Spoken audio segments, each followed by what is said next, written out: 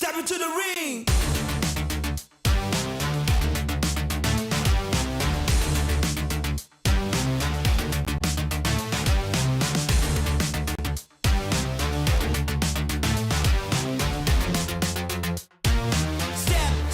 Step into the ring.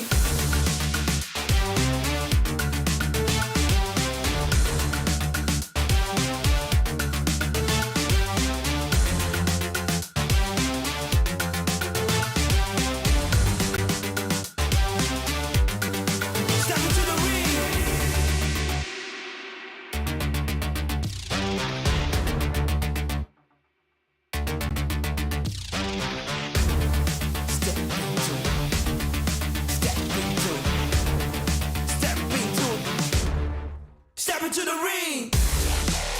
Come on, come on, come on.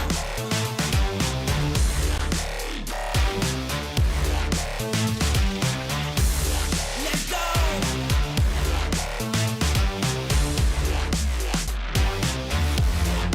Step into the ring.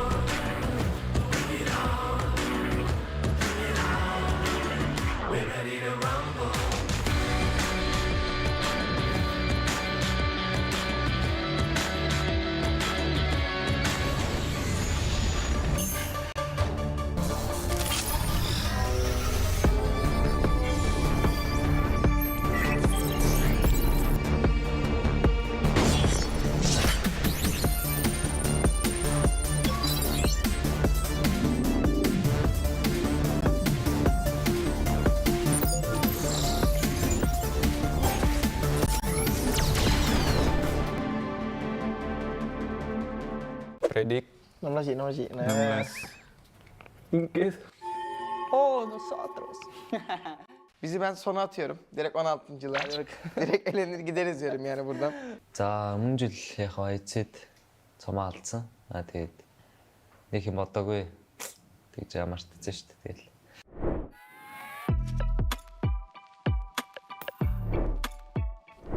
Halo, aku Rosemary. Halo, aku Alfa. За сайн байцгаана уу? Falcons Force багийн тоглогч Top байна. Easton. Merhabalar, ben Wolf. Ben de Frozen Enix. Hola, soy Milo Hola, soy colega. y somos de Team Queso y hoy haremos la predicción del grupo rojo de la PMGC. Mungkin yang pertama dari tim kita predik 16 sih. 16. Karena kita lolos lewat PMGC Race Point. Altrигого орлоо тавьчихлаа. Altrego bizim ilk üçümüze girmiyor. O yüzden 4. sıraya atacağım. Çok sağlam takımlar ama ilk üçe almadık Altrago'yu. Roy мэдгүй баг байна. 14 дээр готлаа. Groy geçiyor. Valla bence kalamazlar diyorum ben. Yani hiç elenirler diyorum, giderler. O yüzden onları da 14'e 15 atalım hadi. 15 attım. Untuk Face Clan mungkin aku taruh di survival stage. Karena dia lumayan bagus di PMSLC. Face, un equipo que vengo viendo un poco en su región. Se me hace un equipo un poco irregular, pero tiene muy buen roster, así que yo le daría un top.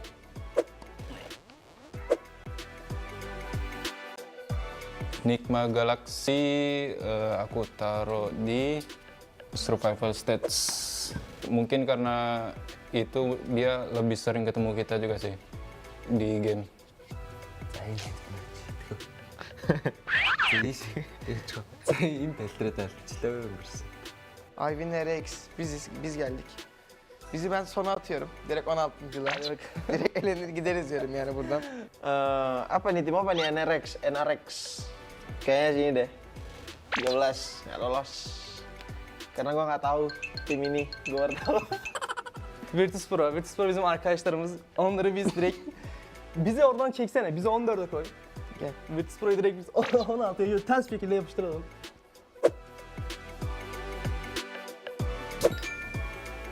Team Falcon Force. Balkan Force. За тэгээд мэдээж өөсөө өөртөө нэг дээр хэлсэн шүү дээ. Falcon aku taruh di Grand Final. Karena mereka punya tim yang power kuat, jadi bisa lolos ke Grand Final. Falcon, muy buen equipo, tiene jugadores de mucho nivel. Yo la verdad le daría un top 4. Ай нэмээд. За Яа, долоо дээр бас. хайлаарай. За долоо дээр бас чи да. Arabistan takımı. Hayır Pakistan. Pakistan mı? Pakistan takımı ama bence iyi değiller. Bence bizi bir yöne daha atalım. Yavaş Hep kaydırıyoruz Allah. Biraz sonra bire kayacağız. Kayaknya sini deh. Mereka sering ketemu kita juga.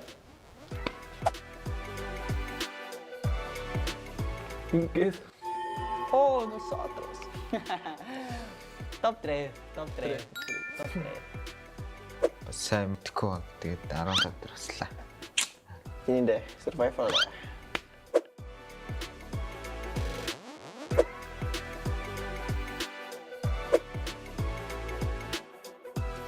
Aduh, ini bisa tukar nggak sih? Dendam gua. Ya, ini yang terakhir, IAC, champion kemarin di PMGC 2023. 2023, kita taruh di 1. Awas gua anjing. Саяцыг хоёр дээр тавьчаа. Монгол хүн байд. Монгол манай улсын бас өмнө жилийн дэлхийн аваргууд отхон дэлхийн аварга. Da bir şey diyeyim mi? Şöyle yapak bekle dur. Bak 10 numarası sıralama yaptık ha. Bende diye HC kaldı buraya. Bence 10 numara oldu. Bence de 10 numara oldu. Vallahi gene kaldılar ha bu arada. Beni normalde eleyecektik ama Ama zorla kaldırdık. kaldılar.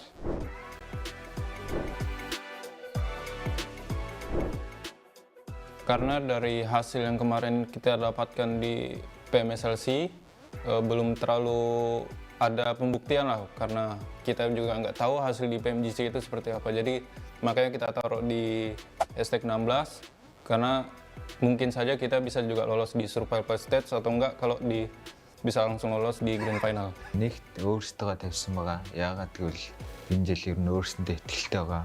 Аварга авна гэсэн зорилгоор орж ирсэн байгаа ер нь. Одоо би бол яг өөрийнхөө бүсийг бол ерөнхийдөө чанга гэж хэлж байна. Одоо тэгээ бусад бүсүүдтэй ч гэсэн ерөнхийдөө үзье бол үзэх бэлэн байна гэж. Aksiri olarak da bizi neden sonunculuktan yukarı çıkarttık? Çünkü Kendimize yakıştıramadık. yani evet bu takımlar arasında da inşallah kalamamazlık olmaz tabii her şey olabilir ama Al final los resultados saldrán y bueno, esperemos que salgan. Oke guys, jadi inilah hasil prediction kita di grup Red. Манайхыг дэмжээрэй. Үзсэнд баярлалаа. Баяртай.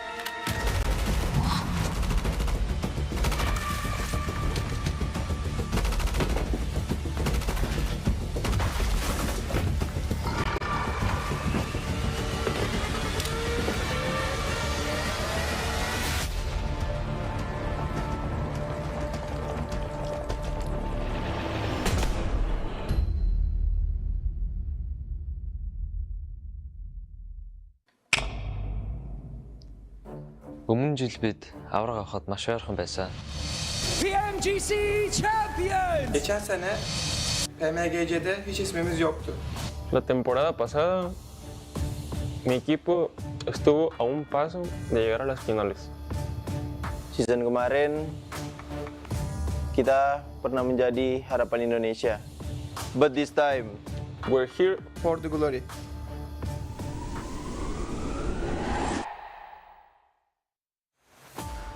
За өмнө жилийн дэлхийн аврагыг гэх юм бол ерөнхийдөө яг авраг авахар хэмжээнд бид бэлтгэлээ хийсэн.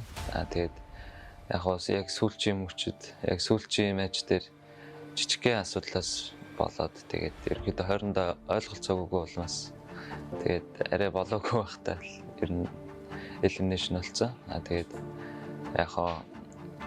тэгээд болох хэвээр юм болдгоор болоод хоёрт орсон баг. Аврагынхаа яг цомыг атгаад алдахад тэгэл санал санагдсан байлээ. Яг тэрэндээ тэгэл очироод байсан баг. kalau mau ditanya titik terendah sih, yang pasti kita waktu gagal lolos ke EWC kemarin. Di situ kita benar-benar sedih banget dengan apa performa kita yang lakuin waktu saat itu benar-benar parah banget. Itu kita udah semua tuh udah nggak bisa ngomong apa-apa lagi sih. Semuanya udah sedih. Intinya itu benar-benar titik terendah kita. Sampai benar-benar kita udah nggak mau main PUBG lagi. За улаан группийнхээ бүх багуудад амжилт хүсье. Тэгээд бид нар юу ч хийж магадгүй шүү. Би ялагдлыг мэдэрч үзсэн. Одоо ялагдлаа ялалт олох гэж энд ирсэн байна. Geçmişte sorunlar yaşasak da biz bu turnuvaya hazırız ve bu turnuvayı domine edeceğiz. Yani bize hazır olsunlar. Görüşmek üzere. Los verdaderos jugadores no se rinden, se adaptan, mejoran y regresan más fuertes. De ganar y pues cuidado con Team Queso. Ke IHC sih. Gua nggak tahu nanti di Sanok dia nabrak atau gimana. Lebih ke arah hati-hati aja sih sama alter ego, bro. Walaupun lu juara PMGC nggak ngaruh kita. Never give up. Together we rise as champions. Don't even try, you are already in my shadow. Stand, fight, in the pride.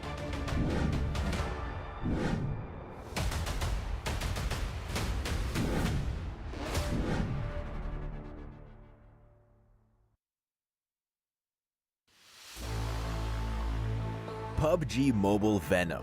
The last dance is here. In this collaboration, you'll get to enjoy a bunch of fun gameplay, including Black Symbiote Clusters, the Black Symbiote Arm, and a Black Symbiote Warhorse. Let's check them out. From October 18th to November 10th, you'll encounter Black Symbiote Clusters in Erangel, Sanhok, Livik, and Miramar. Near them, you have a chance of picking up a Black Symbiote Arm or coming across a Black Symbiote Warhorse. They offer great advantages, giving you more options in matches. Let's start with the Black Symbiote Arm.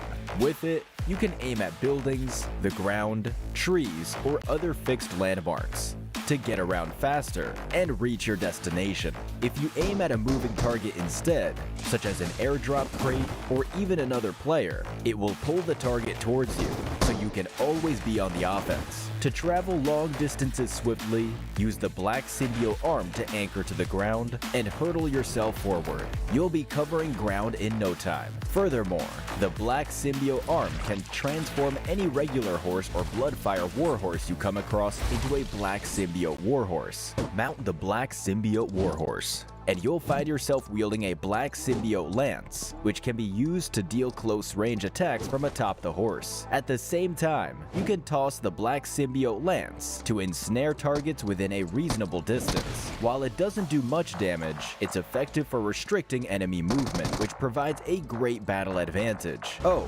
and during the collaboration, Venom himself will appear in-game by showing up prior to jumping. On top of that, follow the in-game collaboration themed event for a chance to get a Venom The Last Dance avatar, avatar frame, parachute, and home items. Join us in PUBG Mobile and check out the Venom The Last Dance collaboration with your teammates. Become the ultimate duo.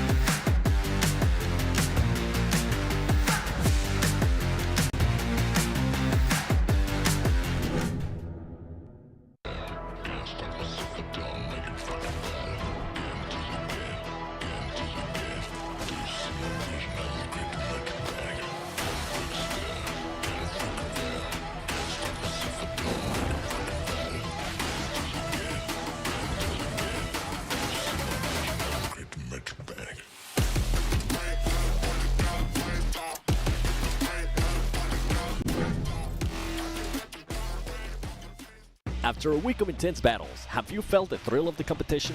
Hope you're still with us, PUBG Mobile fans. The 2024 PMGC Group Stage is heating up as Group Red takes the spotlight on November 7th. They've had moments of glory and times of defeat, but they didn't give up. They regrouped and returned to PMGC stage, ready to make a run for the finals. 16 elite teams are set up to clash in Group Red, each with a legacy, each with a story of resilience and never give up spirit. Only the top 3 will secure their place in the Grand Finals, while those from 4th to 11th must fight on survival stage, and 5 teams will face elimination. They have come too far to turn back now. First up, Falcons Force, a powerhouse 14 heartbreak, runner-up in both the 2024 PMSL CSA Spring and Fall seasons. They faced bitter disappointment when they were eliminated on the PMWC stage, missing advancement by only a few points. Every setback has made this team hungrier, making them relentless and more driven than ever. Falcons Force embodies the essence of never give up. Is this finally their moment to soar? Next, Alter Ego Aries. In 2023, they inspire an entire region, dominating Southeast Asia and bringing hope to their homeland, Indonesia. But their journey in 2023 PMGC was cut short in the fear group of death. Yet their spirit remained unbroken.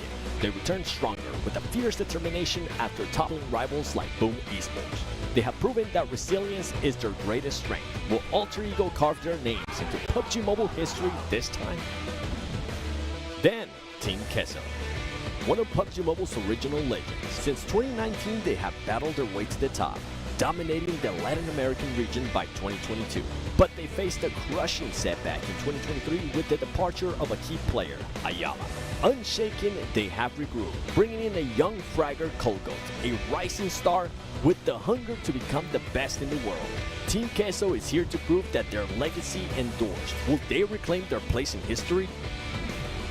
And ASIA Esports, a team hardened by countless battles. They have won title after title in their region, but the global stage has tested them. Every fall only fuels their drive. They bring fresh energy and a tougher spirit. With multiple award holders and the renowned grenade master, Falak, fighting alongside ASI 8, this week is about more than just a spot in the finals. They are fighting for the pride of their regions, their fans, and their legacies. Knowing that defeat is only a stepping stone to greatness. Will they rise above this time? The 2024 PMGC Group Stage will push these teams to the limit. Every moment their journey stands as a testament to grit, resilience, and an undying power to never give up. Catch all the action on the PUBG Mobile Esports channel from November 7th to November 10th at 10:45 UTC. You don't want to miss a single moment.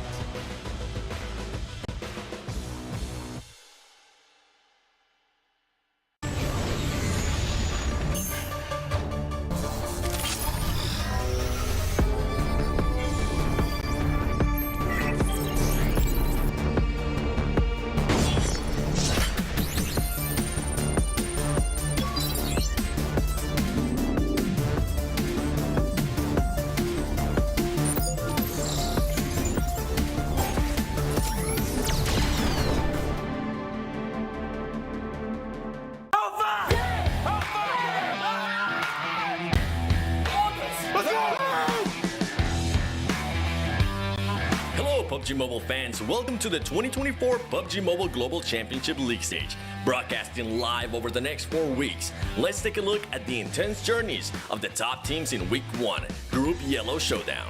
Week 1 kicked off with the highly competitive Group Yellow, where many rising teams made impressive debuts in this group of death. Despite the challenges, the experienced contenders Team Spirit, DRX, and Alpha 7 Esports secured their slots to PMGC London Grand Finals.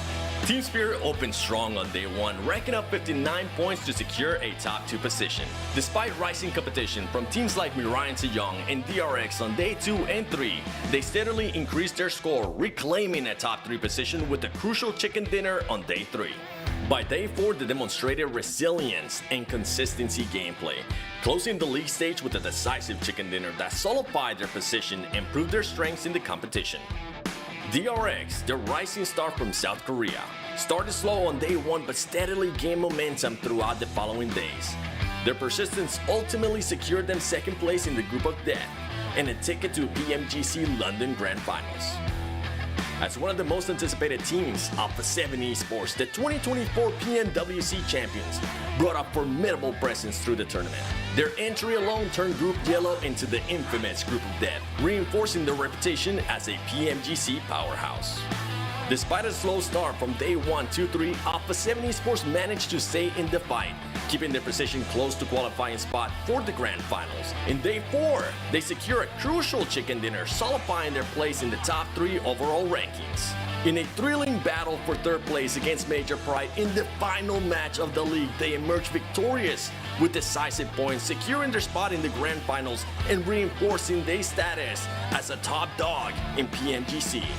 A tough break for Major Pride, who held strong in the top 3 overall rankings from day 1 to day 3, only to fall short on the league's final day. Now they face the challenge of battling for their slot through survival stage. The Indonesian powerhouse Bigatron Knights had a strong start on day 1. However, they struggled to maintain their gameplay in the following matches, placing them dangerously close to elimination.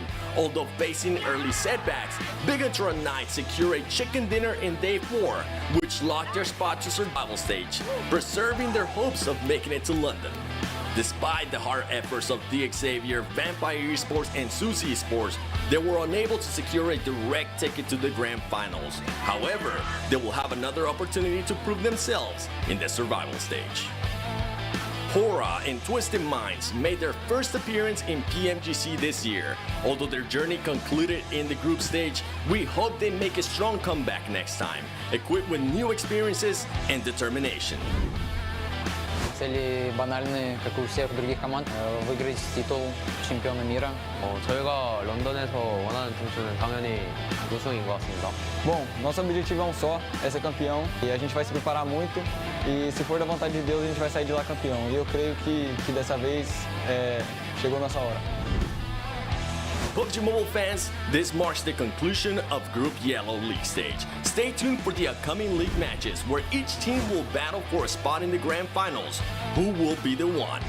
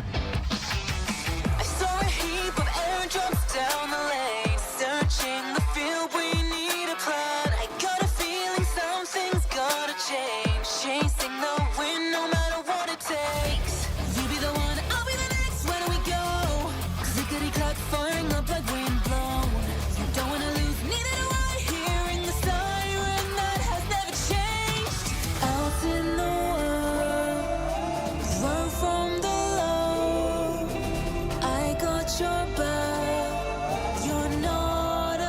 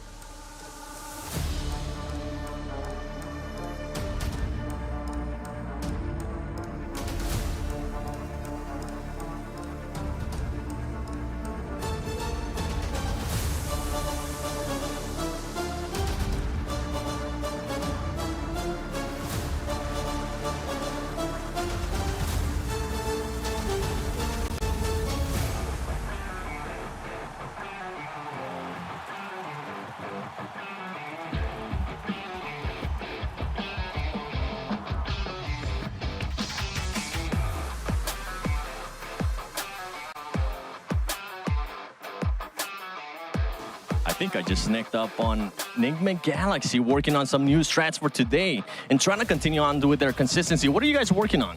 Oh, no camera, no camera. I don't think they want to share the strats that they're currently working on for day 2 of Group Red.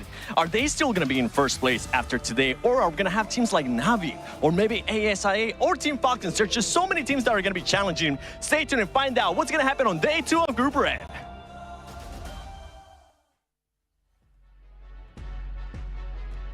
It's like Seven going up to the adults table where he's not tall enough to see what they're doing at the table. I don't think they had to worry at all about cameras, because if you keep the camera at his height, there's no way it's going to be able to see what kind of strats you're working on. But welcome back, everyone, to day 2. We've had a day of surprises yesterday. Some teams that we never would have expected to be in our top 3 have managed to at least get themselves there for now. If they can hold on to that, will be a different story. We'll find out at the end of the day as I join in with Hot Jukes, looking good. And Max, man, I was trying to think of something. My fiance calls you Jukebox because she never remembers to say Hot Jukes, and I was trying to figure out a way to incorporate that, but it didn't work out too well. But hey, how you guys doing, gentlemen? Doing good. Yeah, no camera. Yeah. Oh my gosh, that's how you do the strategies, man. And you know what? They're gonna need to do it. And as a matter of fact, I guarantee you, if there was a circle, right, they're gonna put themselves right on the edge, like they were yesterday, because edge play was working out pretty solid yesterday. Well, I don't know if you guys heard that on stream. I definitely didn't hear what he said, but I just heard it sounded like edge it's gonna be good. Yeah. They're gonna edge, and it worked out for a lot of teams. Max. Yeah, it worked out. That was definitely the best strat throughout all of yesterday, Jason. Edge play is the play going into Group Red, and a lot of teams have been successful in that approach, especially looking at teams such as, your Tiamba has been doing really good in 2 of their matches thanks to the edge play in particular, but realistically, going into today, Hot Jukes, so many teams at the bottom are big names, Alter Ego, Virtus Pro, IHC, that we need to see a comeback from these guys today. And as we know, day 2 is the real day 1, so there's a lot of room for improvement. For sure. I mean, Furia needs to do the same thing. You got Tiamba, TJB, Monster Squad. So today is the day for them to bounce back. I feel like, Group Yellow was all about, like, don't edge. And then Group Red comes in saying, I'm going to edge. And that's pretty much how the entire day 1 played out here with all these teams. Obviously, some underperformers when we look at the likes of Alter Ego, IHC, Furia, I would potentially put in there. But man, Enigma Galaxy leading the table after 1 day of play, as well as seeing I8 in there, Max, in particular. I think it's been a massive surprise. Yeah, if you said before this group that, oh, my top 3 is going to be Enigma Galaxy, Na'Vi, and I8, like those 3 teams in particular, I would say you're a liar. You're a dirty liar. But no, looking at Enigma Galaxy in particular, Jason, when we look at how they play, this is the most aggressive this team has ever looked. And I gotta say, respect to Rauf, I was kind of doubting him as an IGL in the spring season of this year, but they are taking fights so proactively before teams really become an issue when they intend to play edge circle or go for wide rotation. They take care of teams so early now that really, if they keep this game plan until the end of this group, they're going to remain top 3. They are looking so damn consistent, almost always making in top 5. So right now, they're the team to currently beat in this group for sure. Agreed. Yeah. I'm gonna go ahead and add on to that. When it comes to I8 in particular, that's one team I wanted to talk about, because I was watching some of their plays yesterday when I just here at the house, and it was so crazy to just see how their consistency was just not there. I mean, we saw them just pop off the rip at Sandhawk. We heard from Seven, then they said it themselves that was their favorite map. But, when it came to Erangel, we had a really, really low game. Then they popped off again. I want to see them bust out some decent consistency, because if they did, then they would be on top of the leaderboards easily right now. Well, I do have to say, when looking at I in particular, Duke, sure, when it comes to placement points, they're a little bit inconsistent, but they do tend to be consistent in terms of eliminations on the matches. Like I'm seeing right now on the list, 7 elims, 3 elims, 10 elims, 1 elim, 6 elim, 4 elims. So they have a pretty decent ratio of eliminations per match right now. But as we know, Jukes, they're always gonna go to military, even if they get a northern plane, and that, for placement points, is not gonna help you. So I know they're gonna stick to it, but they're not making life easy for themselves, that's for sure. Well, they're making it easy for IW and RX to pick up more eliminations against them if they continue to do that route, which actually is the team currently sitting in 4th place. For you guys, our Sandhawk followed up by Erangel, and of course followed up by the double Miramar. So pretty standard. I think that's the way we're going to have it the entire way through. I believe even rotation last chance as well. there's any other teams out there that you're wanting to kind of focus on here? I think maybe Falcon in particular, because they're going to sit in 7th place. Isn't too bad considering how we saw them play at CSA. I looking at Falcons in particular, I think they're struggling to play edge. Is not really something they have been perfecting too much in CSA. They like to play these more central positions and these really strong scouting spots typically. I think that this is just requiring them to understand, oh wait, the lobby is playing a different playstyle from what we usually intended to prepare for going into this group. So I think that here for Falcons, just start going in those centrals position even earlier, to be honest, because nobody's really taking those spots, and I think that that could help Falcons at least at minimum get more placement points. Ilims, we'll have to wait and see. Okay. Juke, any teams you're looking at in particular that you wanted to see a little bit more out of, that you were maybe wanting to see? Yeah, for me, it's going to be TJB, without a doubt. I mean, they got majority all of their points in just one game, and that was going to be the second to last Miramar yesterday. They ended up with 22 total points out of their total, and that's just unacceptable for a squad like TJB. I know, looking at PEL, they were able to come back right there at the end on the final day to be able to win that whole thing. So I'm still a little bit confident here for them because I still think they have that potential to just kind of adapt to this lobby. But it's got to start a little bit sooner than later here. I mean, this is a very short form tournament. Things can get ahead of you. And we saw in Group Yellow specifically, right? Just how toxic things got towards the end. You do not want to be a squad in need of 10, 15 plus points on the last game of this, because if you need that, you're most likely going to go ahead and have to struggle in the survival stage. I mean, realistically, when we're looking at TJB too, I think that we can both agree, Hodju, to the win we saw yesterday, that win on Miramar with 12 eliminations. It's not quite the game we want to see TJB, be able to jump up the leaderboards with. We want to see a confident, dominant game from them. But right now, that has not really been the case. So hopefully we can see them be a little bit quick on the rotations, because right now that one Miramar, outside of that, there wasn't really much happening for them. We have to rotate into our next segment here while the game is getting ready. We have the Infinix GT20 Pro. You guys can play like a pro by picking one up. That's the official device for PMGC 2024 and also was at PMWC.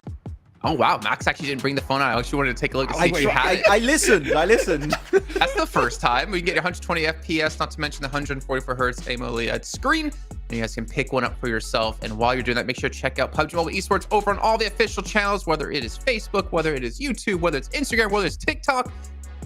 Max, what was that? Max, you good, Max? Nothing. I did. Are you following them everywhere, Max? Yes, I am. Okay, good man. And you know what? While you're following them, Max, you can also pick up a ticket to PMGC, still available right now between December 6th and December 8th. You guys can come see the action live in the UK, experience the culture of the United Kingdom, not to mention the food, and get into some sweet activities that will be happening at the event, and not to mention some free giveaways for you guys at home as well. Well, not at home, at the venue as well, I should say. And potentially we might see Hot Shoots wax his beard live at the venue. I would love to see it. I would love to be one of the people to rip it off his face and then maybe put it on my own face to make me have a nice beard for once. But our teams to focus here today. Let's start with you, Hot Jukes. You have two of the PEL teams with TJB and Tiamba, and then you have IHC in there. Why is that? Yeah, I mean, just looking at them on the rankings right now, they're so far behind, I think, compared to everybody else. So that is just, that's the reason why I picked these three squads, because I think they're a little bit in the hot seat right now, because we've seen in Group Yellow just how dominant performances can just put you so far ahead. It's just tough to even pass up. So if they have a good comeback day today, then yeah, I think that they can definitely be a potential to hopefully make it into top 3. But if they don't, it's going to be probably a little bit too difficult to possibly catch up on. Okay, Max, what about you? Well, what about your teams to focus? I picked like one team in all of the different segments, one in top 3, one in the middle of the pack, and one at the bottom. And the one I really want to focus on here, Jason, is going to be Virtus Pro. I have such high hopes because Tixie is on the team right now, and seeing them in bottom 5, it hurts me a little bit to my core, Jason. So they had one decent game yesterday where they got a second place with 5 eliminations over on Wrangle in particular, but as of right now, when it comes to taking fights head on, they are really struggling, and I feel a little bit of a lack of synergy from time to time. So that's something that I would like to see Virtus Pro maybe try and fix going into today. But yeah, I have hopes for them, but so many teams in the bottom 5 right now, Jason, need to step up significantly. So yeah, it's going to be do or die today for these teams if they want to initiate that climb towards the top 3. I like how you're still clinging along to Tixie. Because I remember asking you, like, at what point will you no longer be a Falcon fanboy? And you said if they underperform here at PMGC, then you're going to start to move away from this team. I feel like if you think back to G Gladiators, Tixie's previous team, like they've kind of been underperforming for a very long time, and yet you didn't give up on him. Why is that? Because Tixi is my first favorite fragger. And first I will love. never, my first PUBG Mobile esports love. So I will never give him up, okay? And I will keep supporting him until the end, Jason. So Tixi will be back. The supremacy will begin once again. But what if Top and Tixi are head to head? Who do you take? Why you gotta, no camera, no camera. And then we get a third party by Rosemary. Bro, what do you want for? Why do you I will say it's a tie. Let's all be friends and shake hands. That would be. That's my approach. I'm a pacifist. Yeah, well, there's gonna be no handshaking here when it comes down to who can get in to the PMGC Grand Finals. All three of these players might meet head to head here. You see I8 on your screen. They're getting ready for everything yet to come their way. Tiamba as well, the best performing team from PL, if I'm not mistaken. And I had my teams to watch as the top three teams currently, because I didn't really expect this to be our top three at the end of day one. And for me, it's about, okay, yeah, you've shown you can be top three in one day of play. What are you going to do from then? What are you going to do after the show's done? What are you going to do before the show starts the next day? Like, what have you been able to do to prepare and prevent, more importantly, from teams of reading into your strategies and countering you? Because we look at Mir and Sejong, they were in the driver's seat in Group Yellow to qualify top three. Last day comes in and they just fall and lose out on that guaranteed slot and have to play through survival stage.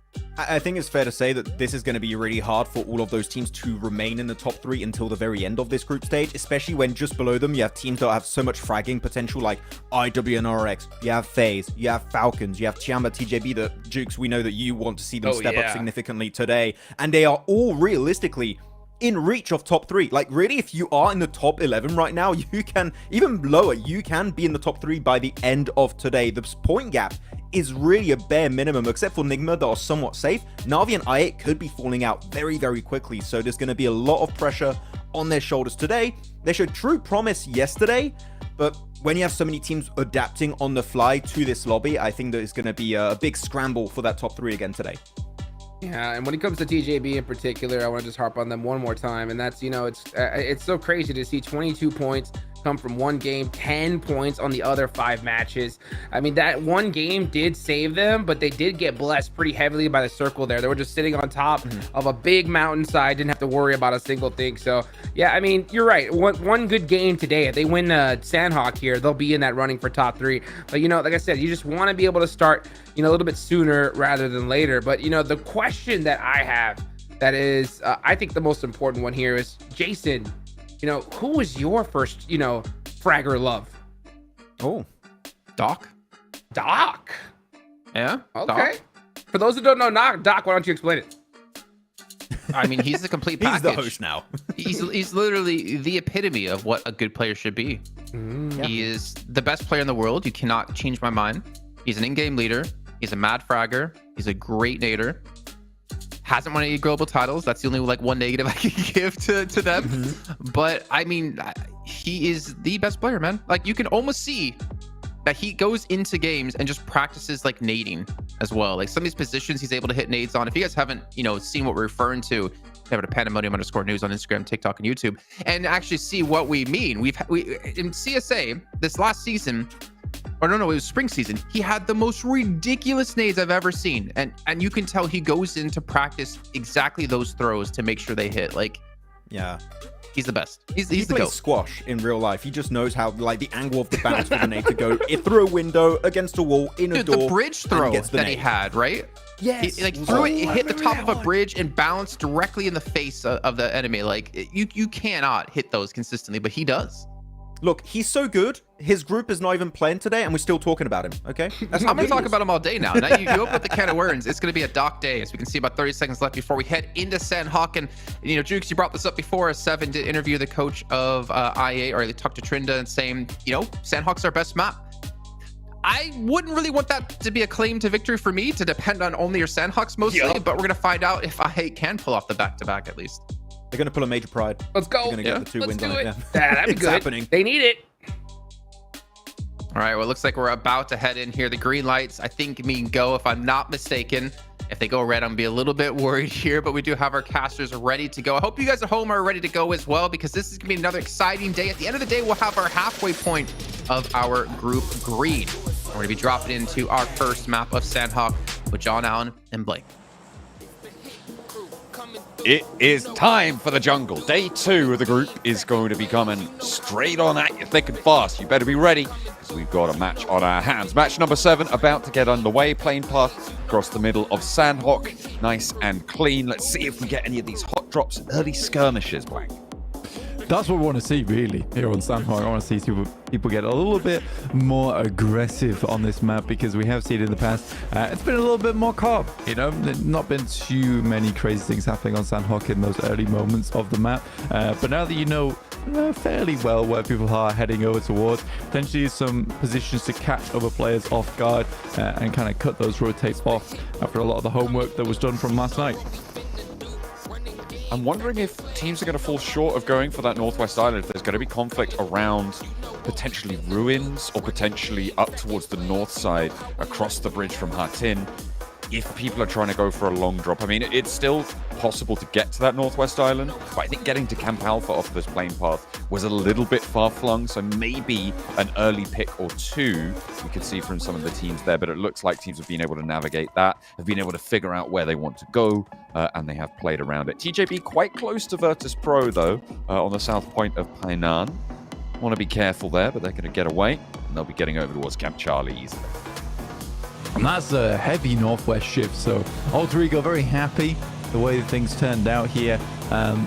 We had a little bit of a talk with the guys from Alter Ego yesterday. Seven was able to sit down with them, and basically the consensus is that we weren't too happy with how yesterday was going, and it had sort of got to them in a way. They were still performing fairly decently towards the end, but I think they did need that big mental reset going into day 2. So this is time for Alter Ego to really show us what they've got, especially with a northwest shift like this one. Typically on a Sandhawk, you are so incredibly buffed up by having a northwest shift on the circle and playing on that northwest island at the same time. IWNRX lost a player. That was an outpoint for them on the northeast side of Quarry, over towards IHC on some ragtag drops there. IHC picked up the point for that. And on this rotate, you definitely need to be trying to go in with 4 players from a position like the north of Quarry and also from Camp Bravo, but luckily IHC were able to win out that fight. A couple of shots also sent over to TJB. I imagine that was earlier when they picked up the vehicle, as they are still down south. But yeah, unfortunate for IWNRX to be losing a player this early. Especially since yesterday they had such a good performance on this map as well, getting 10 eliminations very, very quickly on board. A little replay of what happened there. You see, I mean, it's a good play going through from Demoog, because he just understood that, look, he's going to want to get in the buggy at some point. Knows the exact angle that he needs to position himself on. And to be honest with you, when you play over towards that northeast side, a lot of times you are split up and spread around. And you do have to worry as a team playing on the north side of Quarry of players like that who have sent out a little bit further than Bantai. That's the situation where that might work today. It might be taken advantage of tomorrow by IWNRX. Hopefully they can keep pace in this one. Sandhawk does give you opportunity in the chaos, so we'll see if they can capitalize on it. Falcons hanging around in boot camp. They've already moved east over to the west, rather confusingly, to get over to that northwest island. They go for that water crossing. Having this player out here early is really good for them. It means that they can cover off the crossings, cover off the coastline, stop people camping from the north side of boot camp, trying to stop them go for those rotations, or at least make it harder for that to happen. So we'll see if they can regroup over to the west side, because it's very likely that we're going to that northwest island. Yeah, with this circle, I'd say so. It's a very different approach from yesterday, considering a lot of times around Sandhawk, especially even in Group Yellow, we saw a lot of wraps down towards that south side. Here in Group Red, this is the first time I think we've seen a heavy northern focus for a lot of our squads. You can see it's not brain rot, but definitely a little bit of synchronization going on between the teams of everyone went south. Let's go north. And everyone's had the exact same idea. And you put yourself back in towards another situation where no one wins out. It's one of those interesting phenomena that happens kind of only when you're playing against other really strong players, right? You all go for an idea that in theory is good, but it relies on other players also not playing optimally, which is quite an interesting problem to have, because you have to then try and predict how optimally do you think this lobby is going to play, who's going to try and then subvert that, and it basically ends up with a big game of rock, paper, scissors as to which side you end up on. So it can be very confusing to see this sort of thing happening, and we're wondering, oh, why have they all done that? In reality, they're all kind of making the same decisions for the same reasons and coming to the same conclusions, which is, in fact, an indicator of strength. But then the same thing happens in my lobbies as well. So, there's different reasons for that to happen also when people do have the brain rot, as you so eloquently put it. Yeah, I think you have to sort of smooth brain it sometimes, honestly, in terms of, well, everyone's probably going to go north. That is the right decision to make. But I will remain on the south. And that typically actually will help you out. Redux currently leading with 12 eliminations. We saw him during that interview. He wasn't willing to give away any strats. And like I said, probably one of my favorite players recently is Redux. Such a character, but also backs that up with some very good skill in game 2. Team Queso up against Na'Vi, currently in second place with 47 points. Flip does not want to go down, throws a nade through, doesn't get too much done, but there is a knock, and the rest of Na'Vi's coming in for that backup. They've both had the idea to go to the far northwest compound. There we go. Found it in the end, as Flip is found as well. A spray down around the corner, but Na'Vi still have a little bit of pressure going on. Not quite in the full fight, though, and Team Queso can go for these reses where Na'Vi can't. Team Queso look for that flush. They will find it onto Flip. They'll be able to hold it down, and I don't expect that Na'Vi are really going to be able to do too much about this. Team Queso should have this under control, but Lemon has been able to pull off some pretty crazy things so far. Let's see if he can do it again on the corner of the Team Queso compound. Yeah, I think even Na'Vi is potentially a case of just wrapping back down towards the south side. It's unfortunate for Flip there because he actually gets taken down by one of the players from Alter Ego in Alva on the top side of the hill. So he gets that knock on board. That fight could have gone a very different direction if it wasn't for that. Now Lemon has to make the not so easy evacuation from this locale, and it doesn't work out. So Na'Vi's down to 2 players fairly immediately. I think that not necessarily Na'Vi's fault there with the off angles coming through from Alter Ego. It's just unfortunate on the timing where they both get caught up in that location. Team Case was able to take control of the compound, and yeah, Na'Vi sent away for it. So I don't imagine they'll be getting too many more points in this match, but they can sit pretty over towards the western side for quite a while. Yeah, pulling out maybe a 5-pointer this game for Na'Vi should be okay. In the end, if they can get more than that, great. But just keeping a 5-pointer as their floor in terms of their point scoring will help them immensely keep up with that top set of teams. Enigma Galaxy diverting phase around their position right now on that southwest compound from the top of the mountain on that northwest island. A really powerful position that we've seen have a lot of impact in previous games, in previous tournaments, and phase were thinking about trying to step their toes in, but there was already a team in residence. Yeah, it's an interesting one, the way this is all playing out at the moment. I think that there's been really no contest for the actual mountain itself. I think the Galaxy have sat themselves and settled in over towards the southwest side of it. But it is so central towards that northwest mountain that you imagine teams might want to take up residence where ASI8 are currently playing over down towards the south side of Hatin on that slight high ground that looks over towards the eastern side of the map. Incilio unable to get through. Good shots from ASI8. Currently in third place, 45 points. I think they had a really good run yesterday. Not unfortunate on the roll up there for Incilio, but ASI8, as you say, having a good time of it. However, Falak is knocked, and he was a crucial point for them. However, on the high ground, they do have the backup into the Valley of Death. Tianba will roll on in with Shan. Just the one player for now. Scouting it out, not staying too long. Okay, just a quick tour, a quick visit to get on through. Rotational path, a big scout route for Shan, as the rest of Tianba, they're still on the northeast side of the river right now, Blank. They are allowing Shan to get the full lay of the land here. He's scoped out this compound. He knows that it should be free. And I'm imagining that now's the point where the rest of the team look to... Oh, no, wait, they're down. Unfortunate for Tiamba. They attempted to regroup with the rest of the squad. It's not happening. And now Fury is making their way through. This is the position I wanted ASI to play, and it's only Falak up here. Oh no, he does have a teammate playing that position. So again, I actually am a big fan of how ASI are playing out this lobby at the moment. It's really, really well done. You know, taking control of Hatin, not allowing Incilio to get in whilst also controlling the bridge from this position. Yeah, fantastically set up. IHC in contest now with Getso Roy, who's been a little bit of a surprise over the last day of games, in 6th place right now, getting 3 limbs and taking on IHC. Big nades is looking to try and chase down Ziol, but it's a little bit trickier than that. Have to get up earlier to take down Ziol. Last player standing now, and Zunda looks for the spray, hits the drop shot, and IHC will fall finally, but at the cost of 2. However, Getso Roy already up to 7 eliminations, Blank. As the next circle pops, they are still on the northeast side. Indeed they are. I mean, honestly, for Team Queso, sitting over towards this position, they can quite easily move slightly across over towards the eastern edge.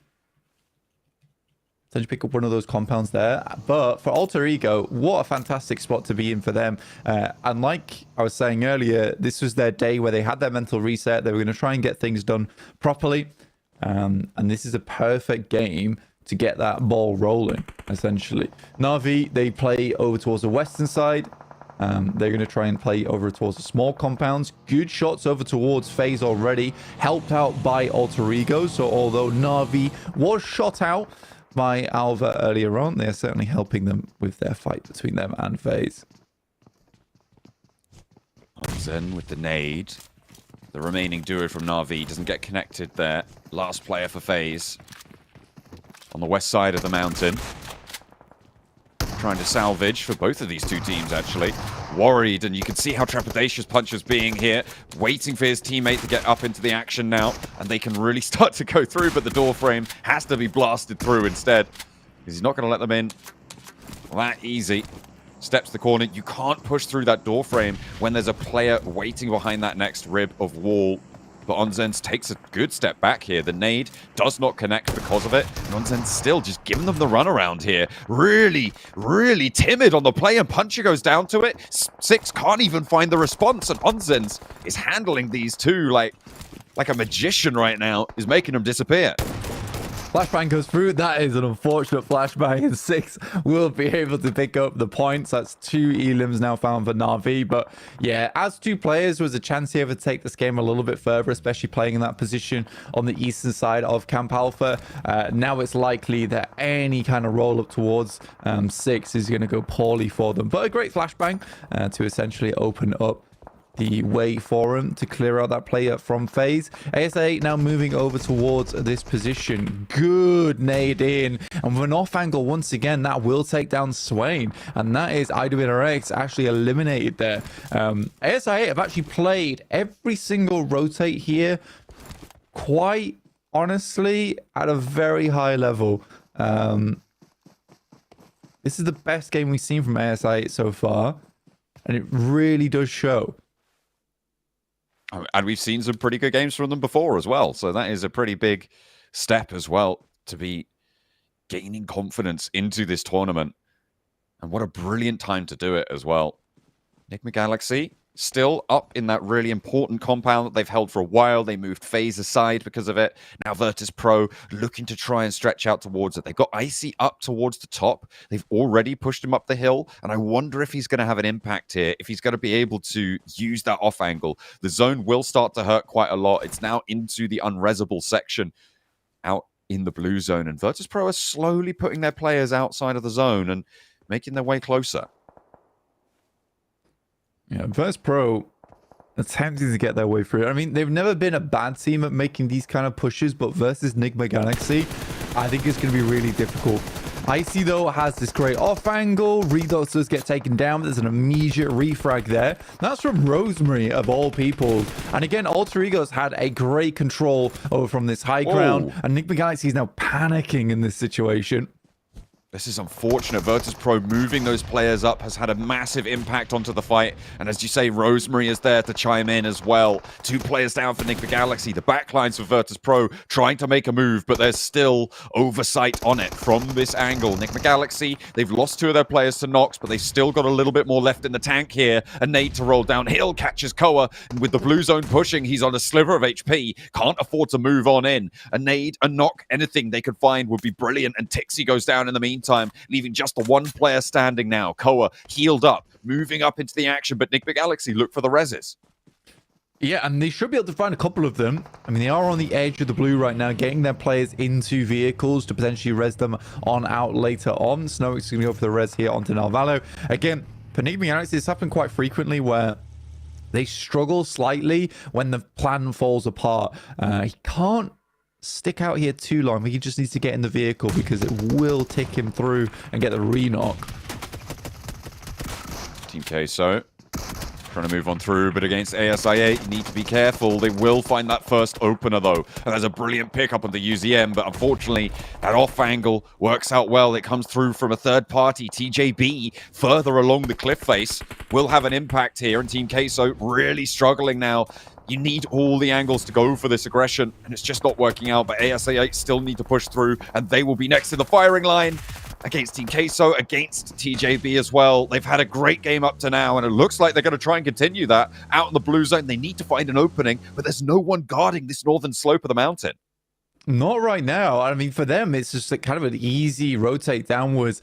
I think Falak is likely to fall here, so they will be down to 2, but 10 elims on the game, multiple fights taken, multiple fights gone successfully for them as well is fantastic news. Falcons getting in from the southeast side, but Alter Ego very much aware and ready for it, picking up the first here. 4 eliminations and on set to pick themselves up a chicken dinner from the high ground.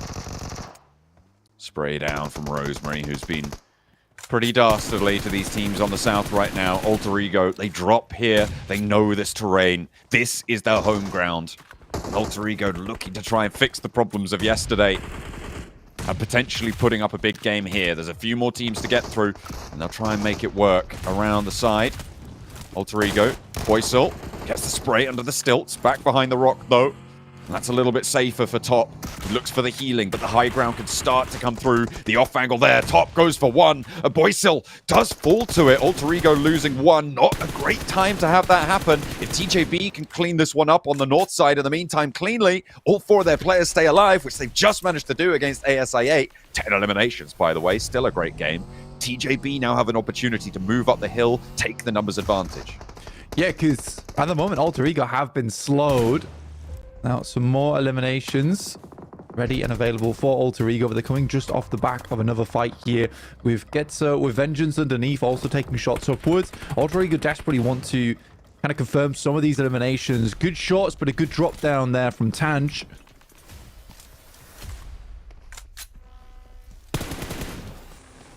Knock for Ralph. Not really too much Snox can do about this position now as Alva gets into position. The healing comes through for Tanch as well. And Alter Ego maintain the south side. Vengeance also making their way up into the middle here. That's something that they need to be careful of. A 2-2 split right now for Vengeance as they've moved 2 of their players up into that forefront. TJB being a little bit slower to do so. They're ready to allow the teams up the top of the mountain. Good pick off there from Tanch. To make it work. Yeah, for Vengeance, this is a good pickup, but TJP waiting in the wings is smart in my opinion. Allowing Vengeance to take a little bit more space, get comfortable with this split, and then potentially come out from the wings late game. All gillied up. We'll see what TJB can get done here, because this does look remarkably better than yesterday.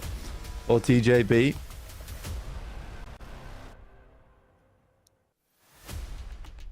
The Galaxy in the toughest spot right now of all of our 4 teams still alive, trying to navigate this one, but they're into a late game again. TJB trying to push up the tables. This is great news for quite a few of these teams still left alive. And Vengeance finding another player from Alter Ego gives them so much more control. All of a sudden, Alter Ego losing momentum. But that's not going to stop Tanch going for the spray. Not going to quite connect fully there. Allowed to crawl back behind the rock on his target, and that is an unfortunate pickup. Means his position is known, means that south duo for Vengeance can come on through. But up go TJB, they think now is the time, and they might just be right. I mean, TJB are just playing this out very slowly over towards that east side. Flower finds Lily to start things off, and with Yamak going down slightly afterwards to Tanch, this is a perfect opportunity. And another elimination stolen away by TJB as they start to get in on this one. And I think Vengeance just didn't do the greatest of jobs in that moment, clearing out that northern side. I think that's what they should have been more preoccupied with, as opposed to trying to third party over towards this fight between Alter Ego and Enigma Galaxy. Getting a res on board to bring the back up to 3. The smoke's blooming, but TJB have gotten ahead of it. Alter Ego's still not out of it either. Ralph taken very, very low. So is Narvalo, and that will be the end of them. Alter Ego picking up the points for that. 2 eliminations found only there, Blank, which for Enigma Galaxy's position, not great. But they still get that 4th place boon. There's up to 10 eliminations Alter Ego find themselves. Yeah, you'll take the 4th place. It's not horrible, honestly. It's still a few points under the belt. And just salvaging a game like that where they were coming up with sightlines going through from Virtus Pro, which could have gone terribly wrong. Tanch almost is able to pick up that elimination. TJB starts to make their way in, so Rosemary has to get off the cliff face, and now it looks like TJB should be set here. Playing this one cautiously, slow, taking the engagements as they come to them. And it's an easy cleanup for TJB. Finding a second chicken dinner. The start of day 1, not so great, but they have managed to find their feet. Closing out the day yesterday with some strong games, with some strong performance. And now today, they open with another. I think when we're looking at the desk as well, like they were asking essentially, look, TJB, it can't all be off the back of one chicken dinner from yesterday. Yes, it was a fantastic chicken dinner they were able to pick up, a little bit circle blessed, but we wanted to see them play the long game, play a bit of a better match here going into day 2. And that's certainly what they provide here over on Sandhawk. It was really, really quite nice, John. Very good way to start their day. The team from China, happy with that one. Let's head over to the desk.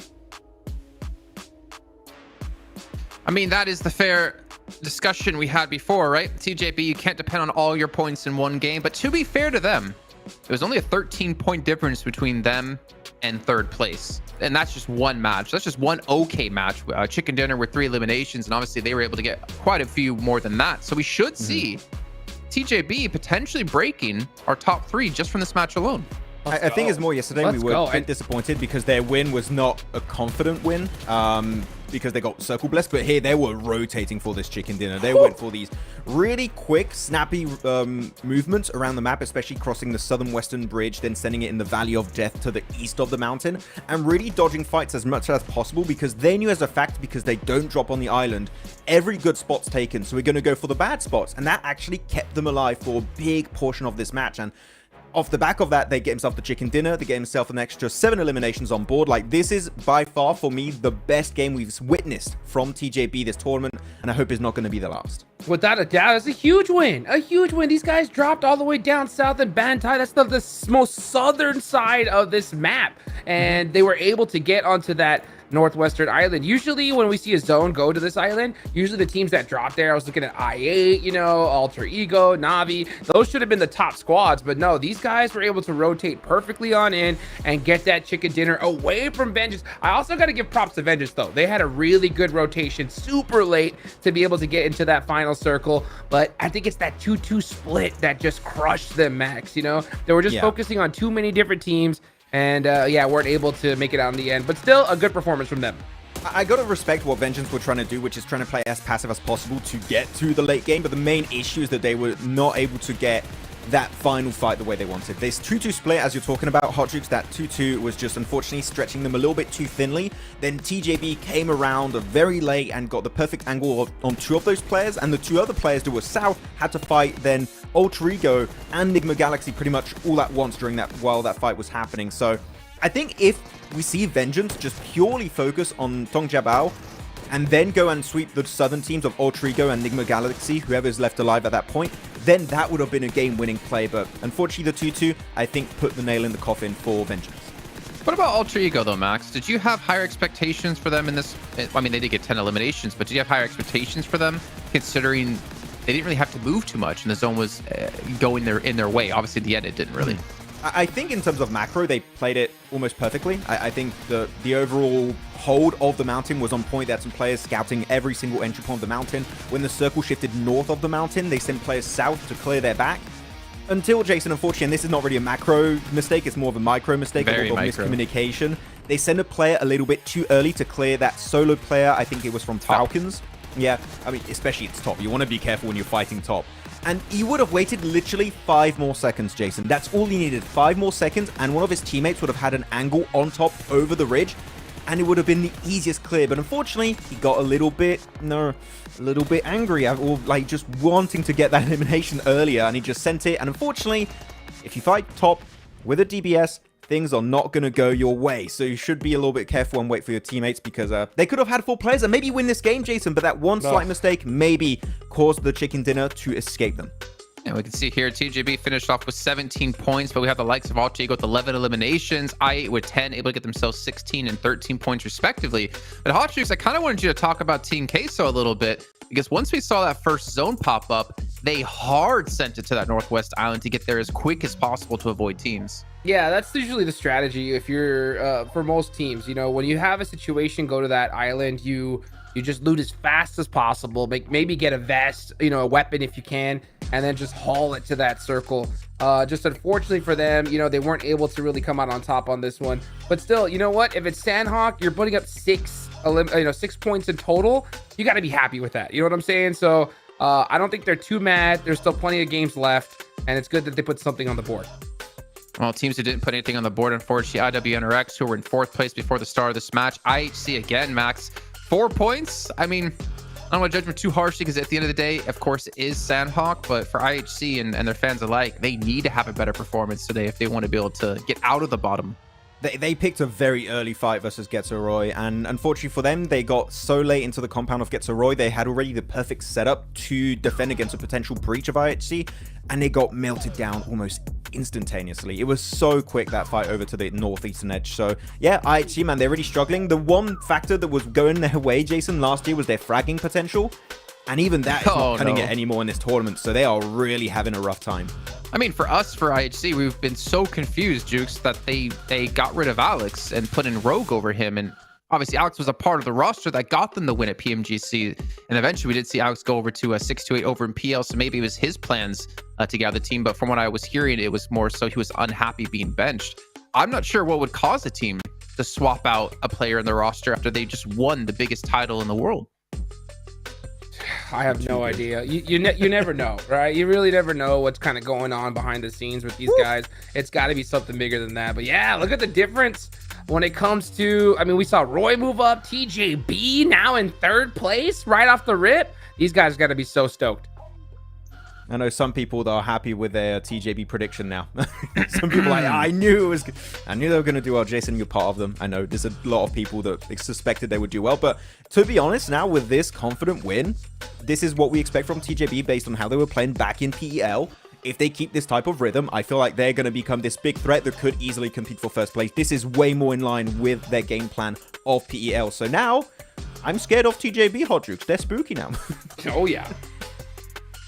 Well, you should be happy, Max, because look, Alter Ego, 11th place. They've moved on up. They are going to be surviving 4 now if we did end things off today. But Team Case, unfortunately, has fallen down even with the performance in that last match. Yeah, it's unfortunate for Team Kesso because I really appreciated the way they were rotating around the map.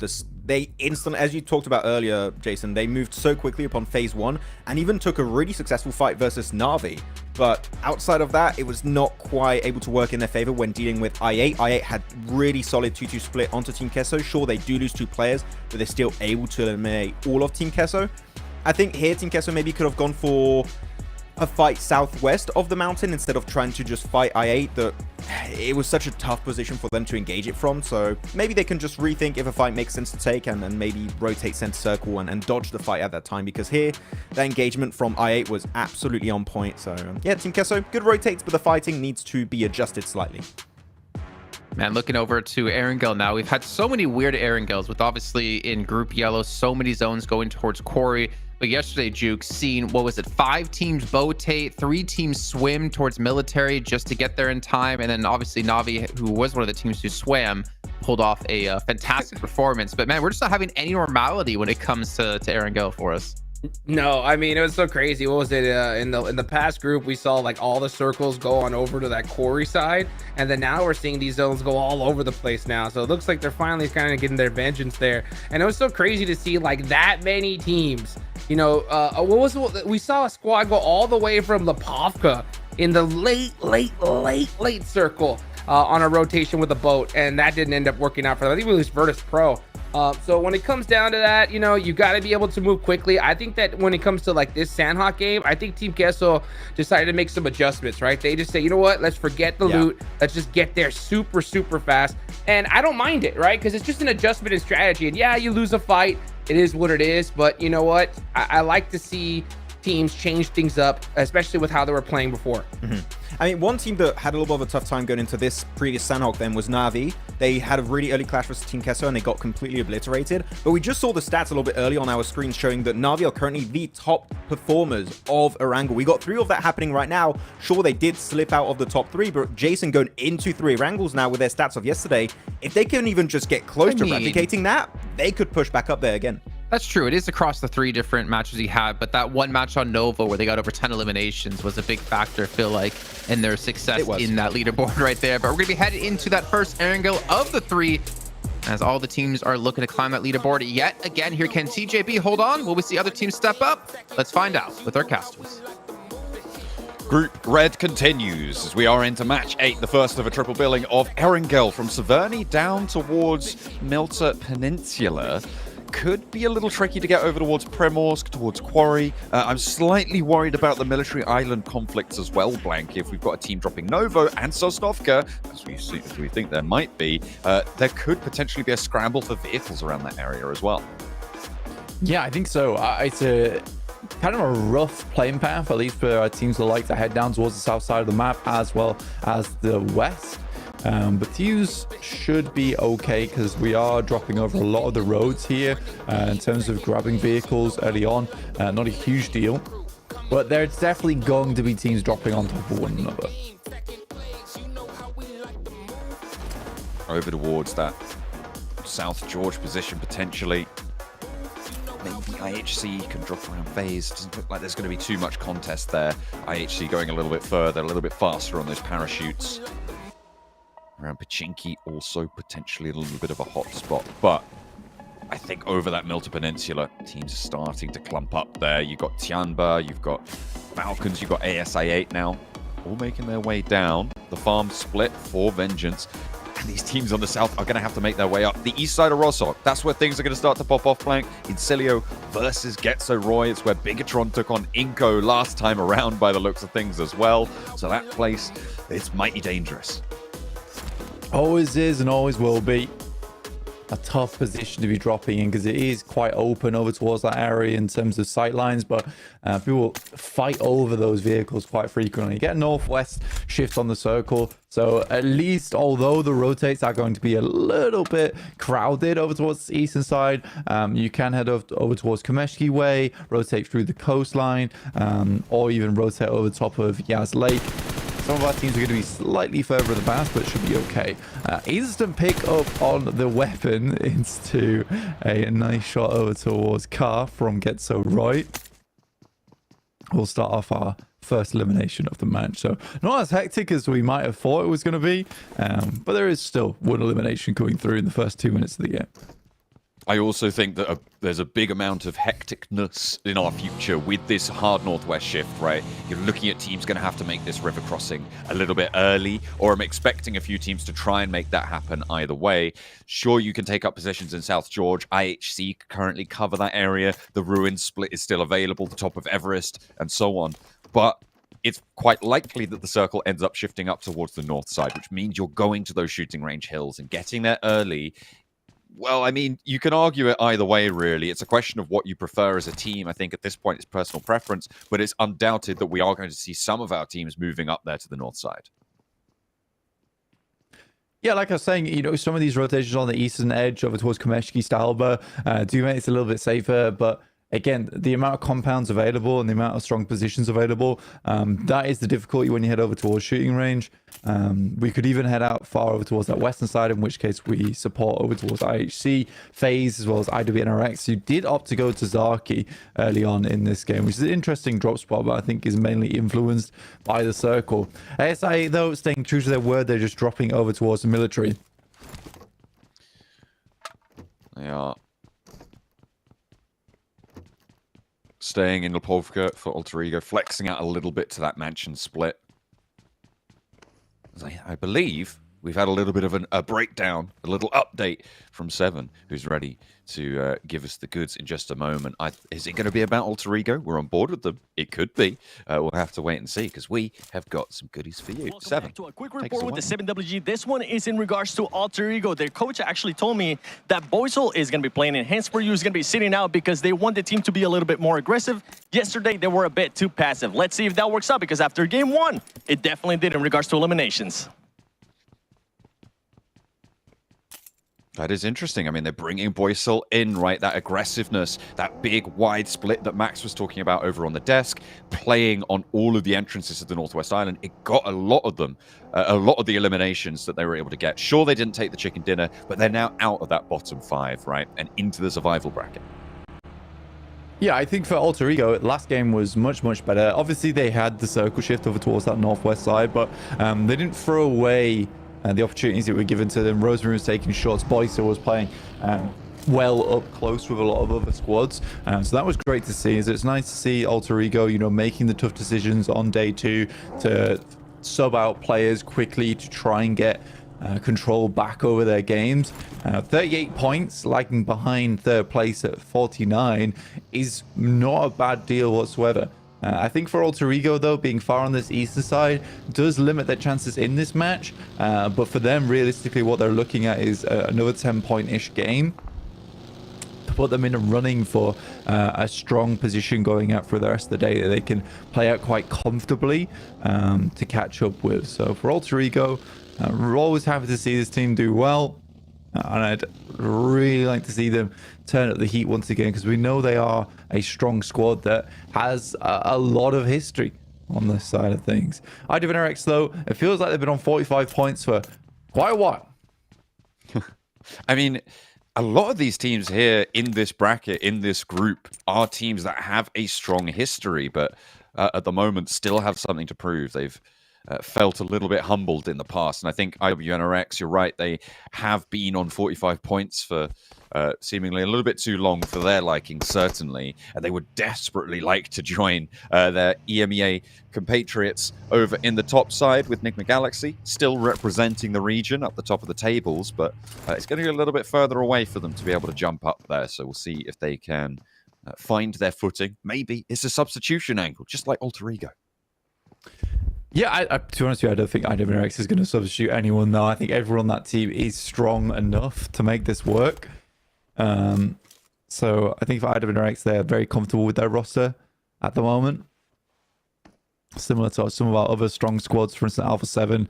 I didn't ever make any kind of subs out on that team. And what they've got there is a leading roster. But IWNRX over towards that northwest side, Zaki. It's not always the greatest of drop spots, but particularly on this circle and that playing path, it works out quite well for them, and they can now move across towards that eastern side. TJB is in their way, who have leapfrogged them now amongst a lot of other teams, from a cool 16th place to now a 3rd. Zed Wolf picking up a shot over towards FaZe early on, though, is a great start down towards North George.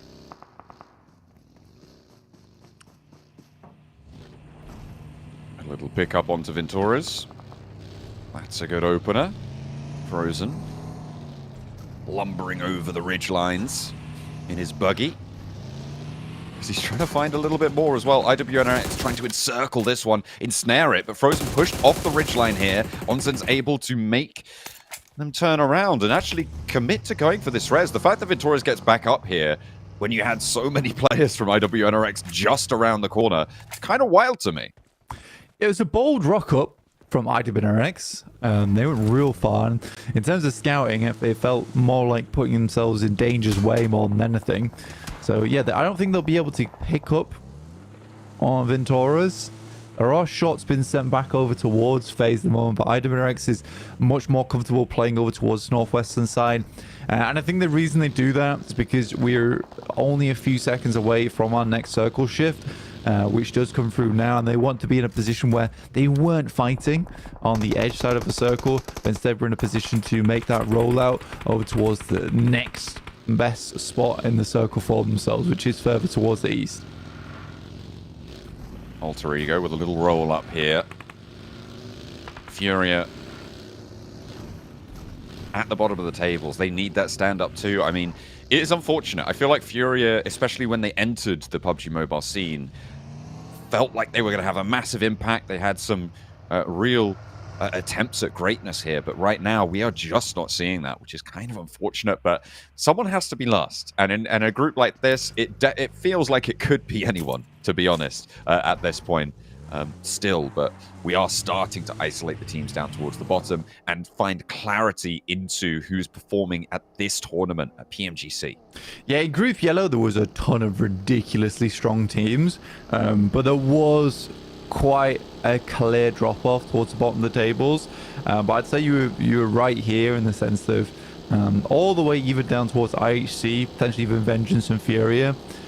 There is this ability to climb into either a survival stage or even a third place if they truly want it to happen. I mean, TJB has proven that it's possible already in the lobby, moving it from 16th place just yesterday. So yeah, this is much more competitive down towards the bottom of the tables as well as the top than Group Yellow. And I think if you were talking about, predicting the bottom five, we talk a lot about predicting the top teams. If you're talking about predicting the bottom 5 teams, this is probably one of the hardest groups to do it in. And I think that 2 teams that stand out to me as teams that you would have definitely included in that conversation is Getso Roy and Incilio. And they have definitely shown much more than we expected from them here, which is really impressive stuff. And I'm really happy that people are finding their footing here. So it's a story of ascension here so far in Group Red, and I'm really loving it. Take stock of the circle real quick, because we have TJB currently playing in the crash site, which is over towards that western side. It's always a slightly dangerous spot, but it's very defensible when you play inside the ditches, but it requires you to have like a lot of viewpoints around the map, because you can get caught off guard, which they do right now versus Vengeance. You need to be quick on the trigger and where teams are coming from, because you are on a slight plateau surrounded by hillsides. So TJB now needs to flex out a little bit over towards Vengeance and prevent them from rotating in, because they have got a player down on one knee. Ooh, TJB. Oh dear, that's not ideal on the western side. The circle shifts keeps Severny in that south side. Virtus Pro in a pretty solid position. Vengeance really causing trouble now for TJB. 3 players alive, and actually Vengeance are going to leave this one. Or at least pretend to. I'm expecting that this is a bid for the middle, but Furia holding off Alter Ego's push as well. I said that they hadn't really stepped up right now, and against Alter Ego to be able to pull 2 of them down. Good start, but 2 of them fall in response, and immediately a third. Oh dear. They tried it with Alter Ego, and they've been clocked back in the jaw squarely. But unfortunately, they might still hit the tech. Oh, that is nasty. In through the window. And out of the game. That is Furia going down to what was basically 2 players from Alter Ego. That's not great. No, for Alter Ego, at least they'll be able to get Rosemary up, or at least they should be able to get Rosemary up. Virtus Pro off in the distance. I think that Malloy is out for them, sadly. So for Virtus Pro, going down to 3 players in what I would call a really strong spot in the circle, being able to hold both those buildings on either side of the road. It could very well be one of the most strong central positions, even though it is slightly off towards that eastern edge. But yeah, a lot of teams opted to head over towards the box compound bridge, cross there, which is why we do have so many teams over towards the western side, all lined up. So a lot of infighting over towards the western side of the circle going to be coming up quite shortly, and over pretty treacherous terrain as well. IHC trying to stop ASI8 from moving further in, but not successfully. Just keeping them over that far hillside and keeping their forward rotation path a little bit more open. Making a bid for that position, but Incilio spotting ASI8 yet again, and actually IHC do catch UZM on the spray down, which is unfortunate. UZM does get flushed. Ziol able to pick up that point, so ASI8 losing a player. They're trying to go for a roll-up onto Getso Roy, but they don't really have the momentum anymore. They've had the wind taken out of their sails by that IHC pickup, and IHC are hot on the trail. That they are, trying to catch them up.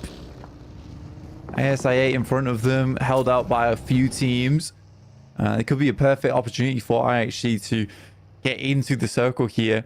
I genuinely agree with Jason on the desk as well, is that it's such a shame that Alex is not playing on this roster, because I think that he was not only one of like the most positive guys on the team, at least on stage, but also one of their strongest players. So it's sad that he's not here anymore. ISA coming up once again versus Team Queso, and the fight is not going well for them.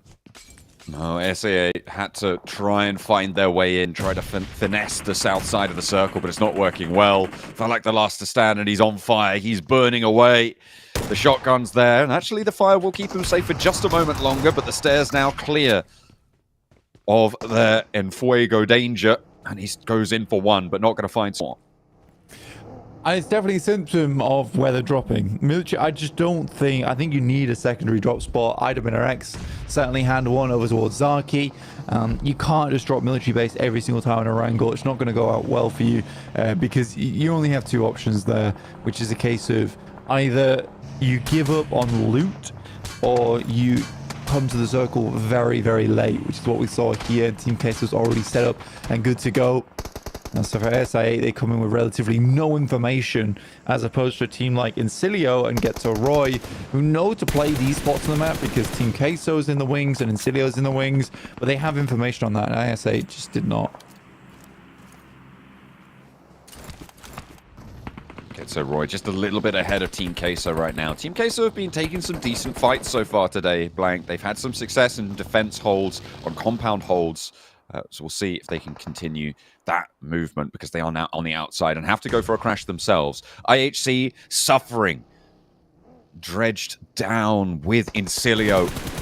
And a flex out from Fash. I like this position. Going for the spray down towards the backlines is great. The nade doesn't connect either. And now Ziol, the last to stand for IHC. He is on the floor there, stands up, tries to stop the bug. He does so successfully, immediately hits the deck again. Ziol on a tear, but the second run around, that's not going to go so well for him. Yeah, Fash has always been this really strong player when it comes to just taking these quick fights and engagements, you know. We've seen him in the past quite a few times, and we praised him quite a few times in the past as well. Yeah, you're not getting out of there. Just put him on the back of the buggy. Or put him in the car. That's the only really thing you could do. For Incilio, it's stage 4. Come on, guys. We talked about this more than enough. I just want to look back on a conversation we were having yesterday about Tiamba and TJB, when Tiamba started off their day well. But look what's happened now. TJB have pushed up. They've muscled their way in towards top 4, looking to try and break Na'Vi on their boundary. 1 point ahead right now in the eliminations. Would be a dead heat otherwise. I think TJB have more chicken dinners, if I'm not mistaken, so they would win on a tiebreaker. Tiamba not having the best of closers to yesterday and openers to today, but they've got 4 players alive. They're on the south side, and we know that this is a team that likes to play coordinated, that likes to play smart. And on the edge here, they might find that opportunity. Yeah, absolutely could do. They make these wide ruts quite frequently towards the end of the stages, which is something I'm noticing more and more. Gets to Roy. Look, defend off versus Team Queso as that crash that we talked about earlier had to come through, but it's a clean fight going through from Team Queso. Setting themselves up to 7 eliminations right now. 8th place. Very, very well done. There are shots coming through, though, from Virtus Pro on the sidelines. Some very long shots as well. I'm not sure even how they're threading those through onto Team Queso. That is impressive. Yeah, they go for a real hostile takeover there on the Roy position.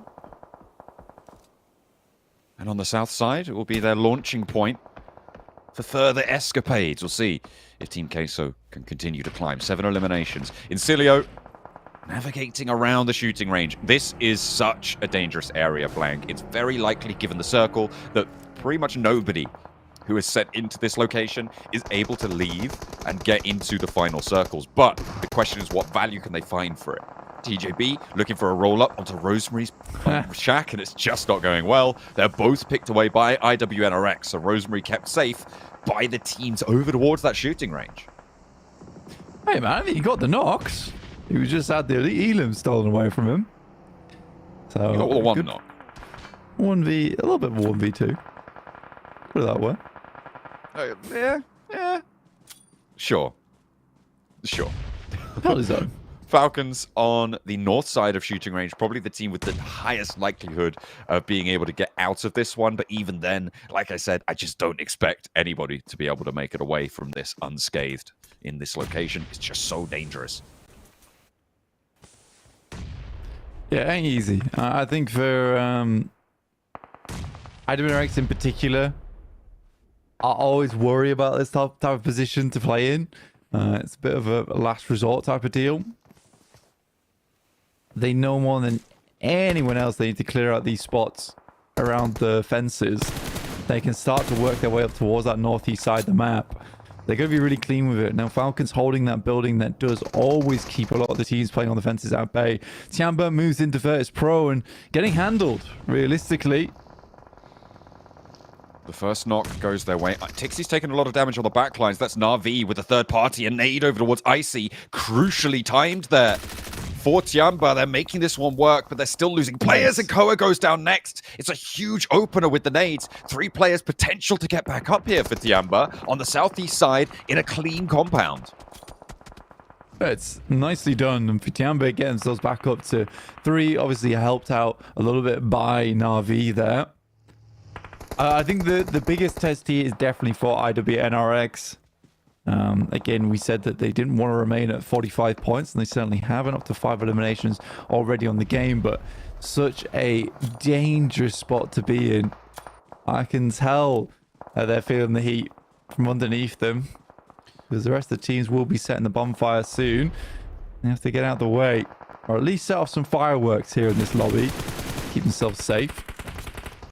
Make some noise. I mean, the point of this position, sure, it's dangerous, it's difficult to leave, it's unlikely that you do so unscathed, but the question is always, how many points can you get from it? And right now, that's what IWRX's mission is. Control all of these teams on the outside, steal these points away, but FaZe want to take some of them for themselves. They flexed out, they've actually rotated into this one, and the Falcons were not prepared for it. FaZe have managed to move on through successfully, finding that first knock and flush over towards the Falcons in the shooting range compound. As the shift comes on through, keeps Rosemary Shack in, but that's not going to be safe for too much longer, I'm sure. A big nade over the top comes through for FaZe, gets a flush and another knock. A nade on high for IWNRX, spots Incilio, moves over towards FaZe, and finally, teams outside are starting to take notice of IWNRX. Team Queso from the high ground start to find that crossfire. Yeah, Team Queso needs to take advantage of this high ground whilst they can. It doesn't look like the future's bright for Team Queso at the moment with them being on the south side of the circle. However, they are really definitely making sure that this bit of hilltop that they have right now, before the circle starts to push them in, is used to every little bit of advantage that they can get. That was a nice nade over the top side. Didn't quite get as much damage as he might have hoped, but there's a potential there for a 3 knocker. I mean, it was right on top of them, right? Just a little bit one way or the other. That might have been disaster for FaZe. They go for the rollout now, and they're repositioned, so a little bit less dangerous against it. The rollout comes through. Kine has to fall back to the wall. FaZe trying to wrap around this one, try and constrict this southwest edge. This is a point farm position on the shooting range. The win likely going towards Na'Vi, but the question is who comes out with the most points, because Tiamba just fell, I think, to Na'Vi on that northeast side. Yeah, got a ton of damage done. I don't know if it was a full knockout just yet for Tiamba. Got a couple of players, or one player in play. Swain takes down Icy. 8 eliminations now for IWNRX. Lovely stuff, taking the lead over Na'Vi, who are currently over on that northeast side. Like you said, looking for that chicken dinner. Need to flex out a little bit. I'm having flashbacks to yesterday on Nova Rep Noya, where they held such a strong position, and then the circle refused to give them any kind of advantage towards that end game. So I think that they need to be concerned with clearing out space over towards this eastern side of the map. Rosemary takes down Onsens from FaZe. The fact that Alter Ego still have this lone survivor here, all of this is being kept safe by the presence of this gun range area from that Team Queso high ground as well. This is going to allow Rosemary to potentially see a top 4 here, which would be a massive result for Alter Ego on what should have been a very scrap game. IWNRX continue to try and frag their way out of this situation, and all 4 of them are alive for the time being. FaZe do fall, and somehow IWNRX pick up 11 eliminations in the best possible scenario from this location. Yeah, it's an incredible amount of elims that IWNRX have been able to get. I think they've been very cautious of where they've been rotating out. So they've been trying to find a couple of angles here and there. If it's gone wrong, they always have proof of exit. So very, very nice to see from IWNRX controlling that fence location. It's not a lot of times you see a team play on the fence and is able to make it all the way towards the end game. A lot of times that they teams will typically use that more of like, well, we're going to lose, let's just play fence and we'll just see what we can get done. And the team typically rolls upon them. So for IWNRX to play such a fantastic game from that spot, it is impressive. It's definitely impressive. I mean, IWNRX don't have too many options other than go for Rosemary's Shack now. I feel like that might be the play from this position on the circle. I mean, you have to wait for this circle if Rosemary's Shack's not in it or it's not super central. But I think now you go for it, right? You move out. IWNRX were a major force suppressing that side of the Shack. You know there's a player in there. You've seen teams roll up, not have the best of times on it. There's going to be a couple of crates around that area as well, so a potential resupply for IWNRX. But the question is when. Na'Vi shimmying their way south as well, with the AWM puncher trying to punch a hole through the south side swivel. Yeah, I think for IWNRX, the shack that Rosemary has is not the greatest to place one. It's more of a survival spot for Rosemary, at least. And they understand that if they try and rotate over towards that shack, they're going to get torn to shreds by Na'Vi on the approach. So likely for IWNRX, it's going to be trying to control down towards the south side and rotating through towards this shelter position that Vengeance currently hold alongside with Team Queso. Rosemary does finally go down. Maybe they make a wrap far over towards the north. It is a question of what they want to do next. Rose is actually able to grab that shack. Interesting. Yeah, he managed to get across early. Na'Vi a little bit preoccupied with Vengeance, taking out the rest of Tianba, who will fall there in 5th place. They can use that little lip on the roadside as well on the north edge for IWNRX to transition into this one. And they are starting to use that terrain. A really nice handle on the west side now for IWNRX. They can keep Vengeance in this bunker, using Na'Vi as that buffer to it. And Team Queso can't get ahead of them either with the 3 players that they found. 9 eliminations for Team Queso, though. And they've defended 2 crashes so far today. 1 successfully this match. And they've gone for a brilliant crash over the top as well on this game. So these 9 eliminations definitely earned for Team Queso. Yeah, it's not been a bad match. Not been a bad match at all. I think that they've been one of the few teams that's had to get as much fighting as possible done in here. Again, I was curious about this rotate over towards the western side. I think they had to go for something a bit more bold over towards the south. I just think that the players are quite exposed from IWNRX here. Already taking 1 knock. I think the issue with trying to go for the wrap onto Team Queso is it's fully linearized, right? Like, you cannot peek around the side of this because Na'Vi have broadside. So you're just forced into all approaching from the same angle, which is so susceptible to nades, to anything that Team Queso throw your way. Vengeance could even have a say if you try and get out of line there. And now IWNRX on this long sloping hill that is around the corner from Na'Vi can keep them down on the ridgeline. They're finding these knocks. Team Queso is still pushed up. And IWNRX controlling this terrain. They have a little dip, a little slope away on that roadside. And when Na'Vi are pushed closer in, that high ground does not have an impact on it. It's a weird one. It's definitely a weird one. I think that where we've seen a lot of the focus coming through from all our teams, it has allowed IWNRX to get in. And I don't think that's a bad or a fortuitous thing for IWNRX. I think they've been very, very aware of what's happening around in the lobby. Kane does get knocked again. Good shots from TPZ. Damn. Team Queso gets absolutely mullered over towards the south side. And a lovely shot from Puncher on the AWM. And IWNRX have taken casualties in the meantime, losing 2 of their players there. 2 knocks, and out comes the roll down for Na'Vi. It was their game to lose here, Blank, and IWNRX, they might have given them a fright, but now they can start to try and close it down. The crawlbacks coming through for IWNRX, and actually Vengeance, if Na'Vi aren't careful, could have a bit of a say here. Flip goes out wide and cannot make that full wraparound. Not making it to the shack that Frozen holds. Vengeance for the rollout. Lemon in danger here, but he's in the smoke. He has the backup from Puncher as well on the off angle. Lemon goes down. Vengeance with 2 players. They've got a little bit of cover, but do they have the time to go for the res? So 2 players now only remaining for Na'Vi. It starts to get a whole lot worse for Na'Vi to get a lot of success out of this game. They had to get the chicken dinner on this one. It's all gone a bit topsy-turvy. Puncher will find Frozen. Still has that AWM in the back pocket. The fact that Vengeance get that roll down, I mean, that's a big mistake for Na'Vi to allow them to escape from what should be an easy spray down location. Sure, you're more preoccupied with IWNRX, but they're not pushing to you yet. And Vengeance cause trouble. They take down Lemon. Flip is already isolated. And now Na'Vi are isolated on the outside. Sure, he has the Orm, but if nobody peeks him, nobody goes down to it. The forward position, the center of the circle, currently belongs to IWNRX. And now Na'Vi with 2 looking to light up Vengeance finally. Noise does go down, and that's a good opener. But what more can they find? Yamak finds Zedwolf on a knock, and now this is one hell of a rollout from 6. He does get up. I think it's 2 players apiece either side. Poncho with a nade forward over towards Kane. It doesn't go far enough. The loot crate just keeping him safe. He's dancing around it, steps out wide, and 6 is already cooking. So he steps out safe on the angle, but finally connects. Now it's all up to Swain. A 1v2 could put 17 elims on the board. Moves back to the tree. Wants the res onto Zedwolf. No. Goes for the fight, but there's 2 angles to worry about. Around the side of the box. Needs to be careful. The blue zone's there, but it's not enough. Na'Vi take the chicken dinner, but IWNRX give them a run for their money.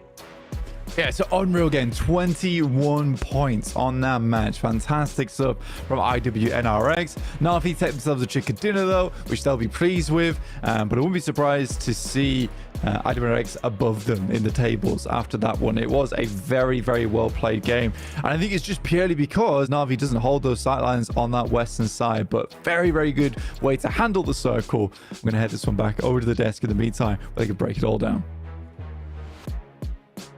Well, now we're seeing why Na'Vi had those stats as we headed into Erangel, the first of the day. A phenomenal performance out of the team who just basically got stuck in Severny and just waited for their moment to pounce here, gentlemen. Hot Jukes and Maxman join me once again. But, you know, IWNRX, even though they didn't win the game, 15 eliminations is a stellar performance of the team trying to maintain or get back into top 3. I think you said it earlier, Jason. It felt like Novo all over again for the side of Na'Vi, the way they were holding it. But a really good game from them. They saw the northern rotations that happened 3-4 times in a row, which is always going to be a tough situation to deal with, Hot Jukes. So they read into it like, oh wait, these circles are horrible for the southern teams. Let's just dodge all of those bad southern fights and just go wide northeast and go into Severny. That normally TJB tend to leave relatively early, so they knew that and took all of Severny for themselves early on.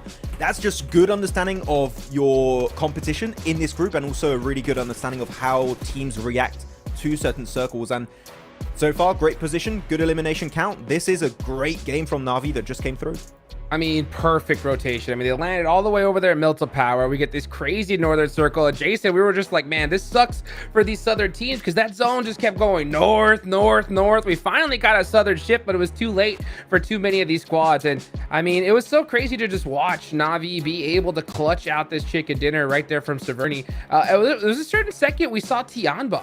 Tianba actually tried to head all the way up through the backside of Severny. I love the fact that Tianba was already driving on that rotation prior to the circle shift, but then once it shifted south, they said, all right, forget it, let's go back down this way. They tried to push VP, didn't work out for them. But yeah, Na'Vi, great chicken dinner, but outshadowed by the performance of IWNRX, and rightfully so. I mean, these guys land so far north that we were expecting a good game from them, but I don't think anybody saw, 15 eliminations, right? 15 elims coming out from them is just absolute madness. But they were just sweeping so many teams from the pretty early stage of this match, I think against Incilio in particular, clearing all of the teams in shooting range that were just trying to survive as long as they possibly could. But no, and the fact especially they survived as 4 players when getting all of those eliminations is a statement how good their team play actually is. I mean, we know that currently, I would have to say globally, IWNRX is the best Turkey team. S2G, unfortunately, we need to have a new top team, and it is going to be them. Okay, Jason, come on. You can't. They were the champions, okay? Can't do that to them. It's true. I mean, that's true. They were the champions at one point. But not anymore. Not in 2024. That's true. But either way, I mean, honestly, one thing we kind of have to kind of mention is Vengeance as well. I don't think we brought them up. We're seeing a slight adaptation in their play, but they kind of get stuck in that little shelter, and they can't do anything. They have to wait and hope that some team takes out Team Queso, which luckily did happen, and then you immediately saw them just barrel out. There's one big issue in this game, and I think that you and me, Hodgix, we're going to agree on this, is that you can't really also get involved in the conversation when you're in that cavernous area or that shelter area. You just can't get involved because the team is just above you. Team Queso is literally camping out the exit point until you leave. So Vengeance, really, the low elimination count is purely because that position is made for a team to be passive. Yeah, I mean, that's for sure. But you know what? I'm starting to question, right? If it's just like, all right, was it just passiveness due to that situation or just because of the way this team's playing, right? Because we saw how they played in that last match, just playing it very, very, very careful, very safe. And honestly, like, I understand that strategy for a certain type of team, but for a team that's currently at the bottom of the leaderboards, it's just not going to cut it. Like, you have to get some eliminations if you're going to, get yourself out of that situation. So maybe Vengeance is kind of waiting for that perfect opportunity to get a crazy pop-off match. 11 points is still nothing to shake your head at for sure. So, I mean, I'm glad they put that on the board, but I still want to see a really confident play style from them to feel a little bit better if they're going to try to make it to the survival stage or even to the top 3. Yeah, as I was saying, while watching the game, it feels like Vengeance are just playing to not be knocked out and to make it into survival stage. Not playing for top 3, playing for survival. Buy them a little bit of extra time because obviously they get an extra week off compared to the teams from Group Green who will be playing next week. But either way, 11 points is not bad. That's going to be enough to get them out of the bottom of the table as well. But speaking of bottom of the table, Furia, IHC, Virtus Pro, it's looking like they're still going to be down here in the elimination zone at the moment. Whereas I8, unfortunately, not a great game for them here with only 0 points max. Yeah, well, you know what that means, Jason? That they had a Northern Circle and they dropped military. And unfortunately, when you keep having especially 3-4 Northern Circles in a row, it ain't going to be easy. Demore A could do it from the other way around. Demore A? Demore A. Oh, you're British now. Going British. Demore A could do it with the bottle of water. What? What is the segment? I love it. Okay, Punch MVP. Let's change the topic, guys. Punch MVP. I mean, he picked up that orm. He was struggling to hit the shots, but he started getting some shots in eventually towards the end. And he was just really peeking that ridgeline the big majority of this game, Jukes, with that orm. He was just making sure if there was a head that was going to peek over the grass, it was going to get blown right off. And he did hit a few sick shots at some point. So really being impactful with the orm. Hey. Buff bolt actions, baby. Come on. I want to see some more of the crazy flick headshots. 903 damage is insane, but that's the only unfortunate side of that bolt action right now. It's really difficult to get those finishes with it, but still, I think that was the perfect time to bust it out. I mean, you got that AWM, you go for that headshot. Regardless if you even get a shot on the board, it's going to put some serious damage. So, I mean, it's good to see that happen right here. But, man, we're starting to see some changes in the leaderboards, boys. Navi on top. IWNRX in second place. And look at Team Queso. Team Queso sitting in 5th. Not too bad. Yeah, not too bad for them. As we've been talking about, able to move up in the leaderboards here up to 5th place. TJB, unfortunately, falling out of top 3. And that's just kind of how volatile things are at the moment because of how close the point leads are. I mean, you're looking at 1st to 4th is 10 points. Thereon is about another 17 in total. Like, we're starting to see a little bit of a gap be created. But it feels nowhere as big, though, as in Group Yellow. Oh, for sure. It even gets a Roy in 8th position. One big game, then top 3. That is a super small point gap currently on the first half of this page, at least. So currently anyone can really make it up there. And really expecting some teams to initiate a big comeback here. I like what Team Kessel are doing in terms of their rotates. I think they're getting themselves in really good spot, but this game in particular, I can kind of forgive it because, again, it kept going north every time, and they were forced in these engages time and time and time again, and made it really rough for them to come out successful at the end of that match. But yeah, bottom of the leaderboard, still, we're not seeing anything from your IHCs, your Furias. Vengeance are playing a bit passive, which... again, yeah, Jason, as you said, they're just trying to survive, but elims are going to be necessary if they want to make sure they can at least go to survival. I thought that would have been enough to get them out of the bottom 12, but unfortunately not really able to. That's not a great sign. They got 11 points. That means they were 19 points before, which means they were in 15th place, right ahead of Furia. Yeah, it's troubling times. I mean, again, it's not that big of a difference for teams like Alter Ego with the 1 point, but you do have to wonder at what point in this group do you start to count out some teams. And I don't want to do it just yet, but honestly, Hot Jukes, the way we've seen like IHC playing, it might happen today. It might in my head count them out. Yeah, IHC is not looking good right now. I mean, they need a few good bounce back games in order to make it happen. There's still plenty of time. If they're able to clutch out like maybe like a chicken dinner here, some double-digit eliminations, they're going to be in the show. But we're starting to see some good, consistent games from these teams at the top, which is going to make things pretty difficult here for IHC. You know, and even more for a team like Furia, man. I don't know what's going on with the squad. They're looking totally different from how they performed during PMSL. It's like they can't win a fight. We saw that fight that they were doing with Alter Ego early in the game. They had a situation where they could have easily 2v1 one of the players from Alter Ego. Didn't happen. Furia got in a 1v1 and lost it. I mean, you got to know at that kind of stage, Max, you can't jump through a window. Yeah, it's odd. I also feel like when I'm looking at Furia, and this is not a positive statement I'm about to make. It kind of reminds me of Twisted Minds in Group Yellow. They are all doing their own thing. And when you look at the 5 Alter Ego, everyone was just so disconnected from one another, and they just got completely overwhelmed. And then, as you said, there's just a player that sends it over the window, just gets completely obliterated by Rosemary at that point.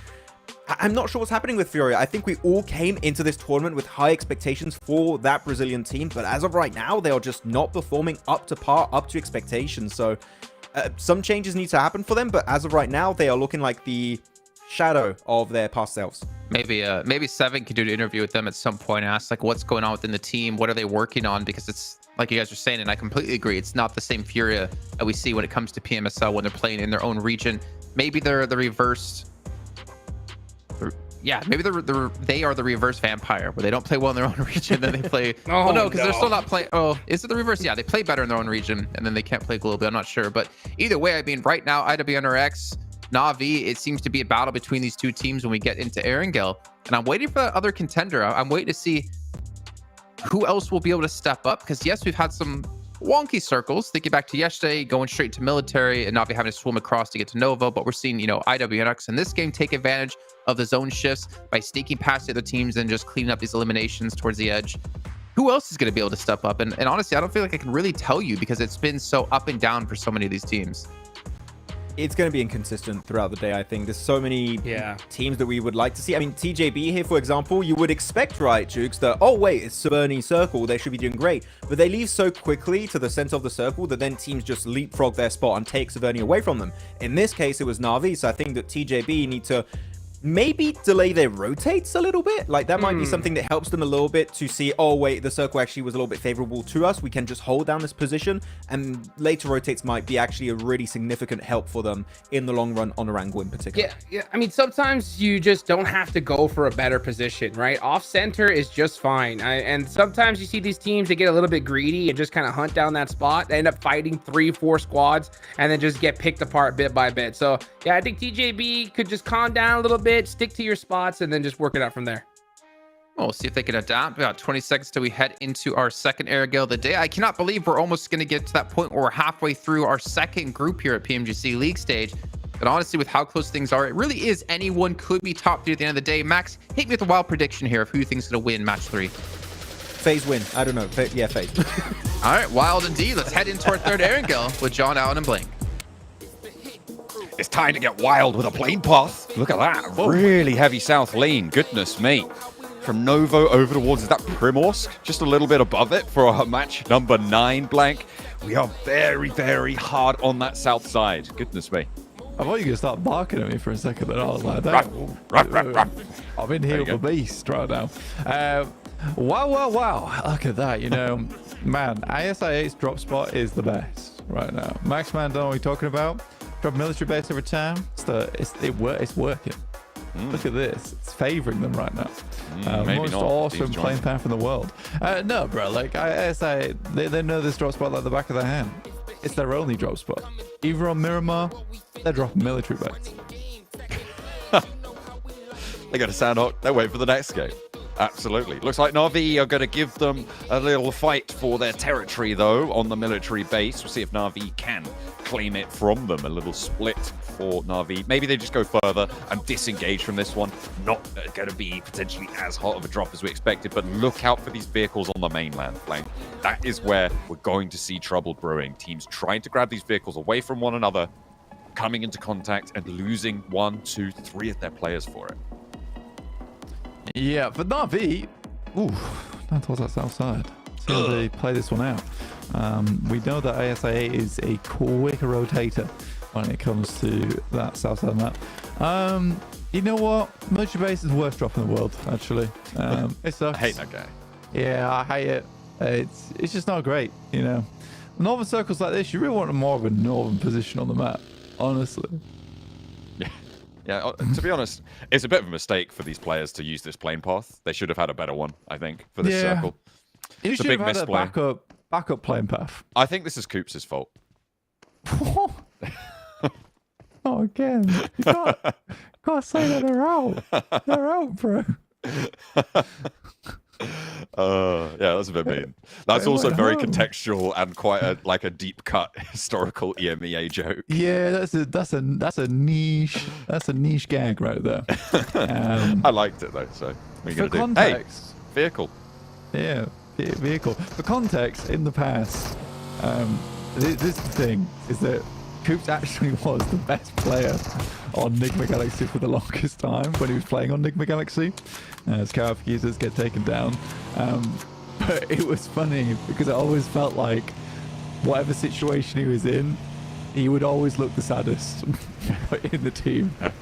But it was not the case. It was not the case. It was just amusing the way they always lined up. So yeah, we're not digging on Coops. So we're actually both big fans of Coops. Absolutely. I mean, we sort of created this headcanon that the whole team would always blame him no matter what went wrong for everything. Even if he was like a 10 elim. I think it was like Ralph. It was like he wasn't even alive, and Ralph was doing something weird, and we were like, "Can't believe Coops made Ralph do that. That's unbelievable."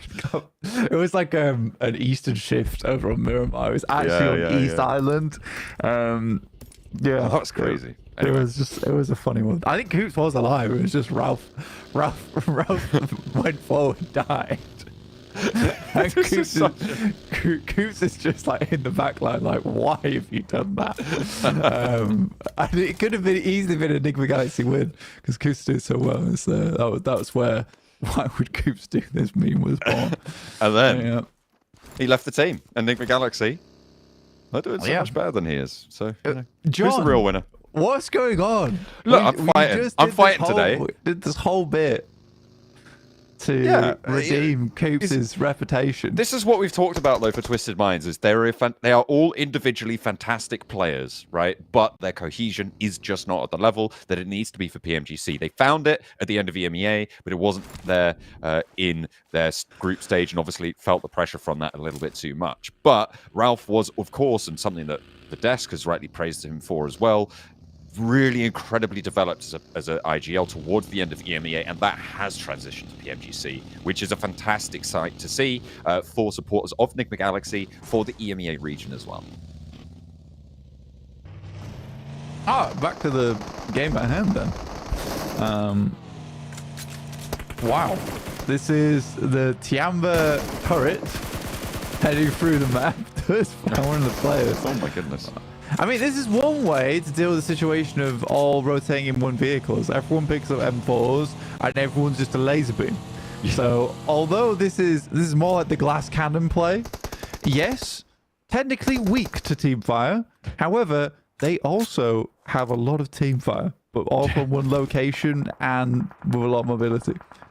Oh dear. I mean, it's kind of like if you see that vehicle rolling up to you, you see 3 heads popping out the windows. You know every choice you've made up until that point is a mistake, right? It's like there's just nothing you can do about it.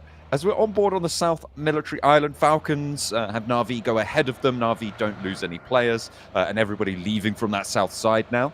The Falcons looking to put up more points than 45. It seems like that's that great barrier for the teams in this lobby right now. Once you get over that, you can start to accelerate away. The crossing over towards Georgia Pole was also pretty dastardly. We saw Furia losing players early on. FaZe as well got caught on this rotate. And finally, Tiamba, they get spotted. They're not all in the same vehicle. That's their mistake. Yeah, they should have maintained the Tiamba turret. I'm a bit upset by that, but they do find Rosemary, who is arguably the most dangerous player there on Alter Ego anyway. Baxters go down. Does he survive? Smokes does go down pretty quickly, so yeah, very well played. Stun grenade also thrown, not sure from who. But yeah, now QZZ's got a big task in front of him, because he absolutely has to be the one guy to essentially hold out all the other players from Alter Ego now. Dress tried to get back in. Here comes the crash, and QZ not quite ready for it yet. Good shots through the window start things off, and it's Boysil as well as Alva, who have been putting up some pretty good performances, at least this morning. Alter Ego nade up through the window, a second to follow it up, and they find the ground floor convincingly. Two players in, a clip of damage over towards QZ as well. Tiamba looking for those reses across the way. A little bit slow into this one as well. Shan rotates, draws some fire from Boysil, gives a little bit of time, but they're expending that, dropping the nade rather than going for the healing on the top floor here. And Alter Ego continue to control this area. 3 players alive. They still have the numbers advantage. Out onto the balcony. Tunch doesn't have that off angle yet, and Shan now can start to take shots through the windows. This is being navigated quite well by Tiamba. And right now, Alter Ego are on the back foot. They have to exfiltrate the ground floor of the building. The healing's there. It's going well, but Shan gets spotted, and that might change things. Yeah, I don't actually know if Shan will be able to hold on this position for much longer either. With him going down like that, that does open up a lot for Alter Ego. They tried to catch Tanch off on the low ground, but he made a quick rotate back up again. And Tiamba has slowly but surely been pulled apart at the seams. It looked like they may have been able to bring it back under control, and by all accounts, it probably is still possible with Boysil going down on the inside. Tanch is split off, but XC caught on the open and goes down. That should be the end for Tiamba now. Just QZ in the middle and trying to keep things under control. All 3 of his teammates are still technically alive, but the blue zone cometh. He does not wait, and the reses for Alter Ego can come through. With 3 players alive, this should be easy to handle, but we've seen some pretty crazy things so far. Yeah, QZ has to make some wild plays now. I think he is just comfortable to leave his teammates out to die. Circle heads over towards that northwest side. FaZe nice and central. Good fight here from Alter Ego, though. Managed to handle it. It didn't start too well with losing Rosemary, but that was a good test for them, right? You lose your player that everyone relies on a lot of times on the team of Alter Ego, and now they're in the situation where they gotta believe in themselves. Staircase. Goes for the spray. One steps up into it. Got a sliver of a peek there. The stunner up the stairs. Not going to do too much either. And Alter Ego is slowing their pace. 25 rounds on the UMP. He does not have a lot left to play with here. He's going to expend a few of them. Jumping around. Goes for the swivel shot. But Boysil is so ready for that. It's not going to get by him.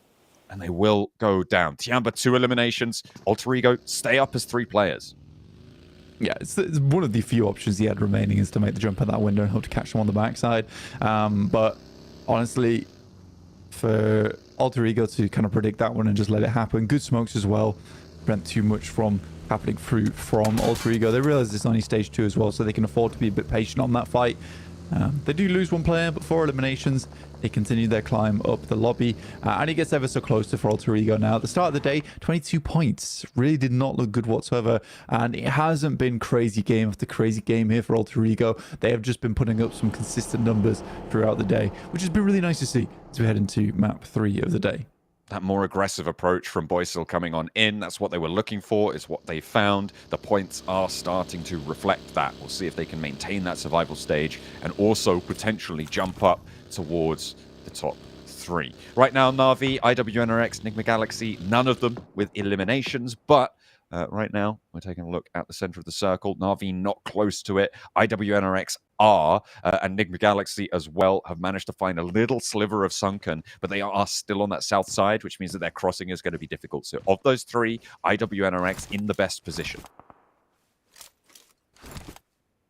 Once again, back in a spot where they can pick up some more points. Na'Vi, I was thinking that IWNRX might be able to pull ahead of them, but they're able to sit 2 points ahead in terms of points totals. These guys are all the way over towards the eastern side, though, so not always the easiest of approaches for Na'Vi right now. Nice to see this team do well, though, because back in PMSL EMEA, their first week over in the group stages were just unbelievably good.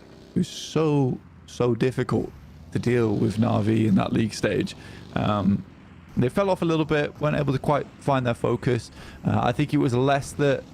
You know what, I'll take that back. I don't think they fell off. I think it was just other teams within that lobby became so much better at the game over the league stage.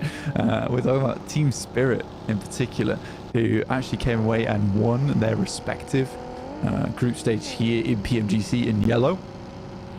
Now Na'Vi has to follow suit.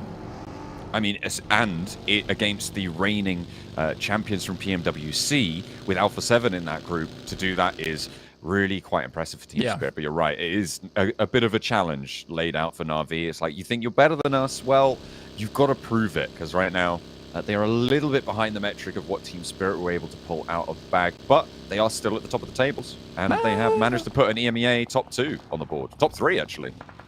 I don't know, because I think you're right. They have to prove it, but the way I'm looking at this is that technically they're not far behind from what Team Spirit was able to do in their group stage in yellow, because honestly, Team Spirit didn't have the most insane start to their day 1 and day 2. Na'Vi still has a little bit of time to work with into day 3 and day 4, but losing Lemon as well, as that's the second knock coming through to Na'Vi. Has been a long rotate. This is very, very difficult. I mean, they were leaving Yasnaya at the start of the circle shift, and it's been a really tough approach. They were right next to Alter Ego, had to diverge up towards Severny, and then ASIA have just been in the way since, so they've been trying to push him from the edge for a long, long time. Virtus Pro counterposed to that. The ridge to the west of Severny is where they're setting their sights. They managed to take control, and TJB don't really have too much ground to play with here. A couple of knocks sent back, a couple of rounds down range, and Tixi may be looking to move forwards here. The east side of this ridge is a lot less safe given that there are players in Severny, but the blue zone pushes everyone south, so they can try to play for that. Yeah, it's for Virtus Pro, it's a bit of a difficult crossing. They did find at least one knock over towards TJB. That was quickly res back up again onto Triple S. Long as literally pulling some matrix maneuvers there. You see the traces whiz past his head. But yeah, well played. It's something that Virtus Pro are good at, though, which is getting up into positions that you don't expect them to be in. They make aggressive plays, and they are good at it. And Koa is one of the most aggressive players in the world right now. Up there with a nade. That's going to find his mark. Triple S hits the dirt there. Easy spray down for Koa. TJB, nothing really they can do about it here. Trying to pitch up for those off angles, but Tixi's there with another nade in hand. It's looking pretty good. Finds one, gets a little bit short on the burst there from Malloy's nade, but in comes Icy to get that off-angle flanker nade over towards the backlines of Virtus Pro, but it's not connecting. Another knock found from these nades. They don't need to peek. In the meantime, ASIA fending off Alter Ego, trying to go for that fight. They've lost a player in the meantime, but they are doing damage in response. It's going back and forth over on the northeast as we keep going with these roll downs. Virtus Pro starting to falter, it feels like, against TJB. Sure, they found another knock, but they haven't really been able to capitalize on it. And now with the blue zone on top of them, they need to speed things up, Blank. Yeah, stage 4, it hurts. It really hurts. They know they can't bet Malloy back up again either. Good shot over towards Flower there, and that will be the end of it. But Koa goes down, takes too much damage there.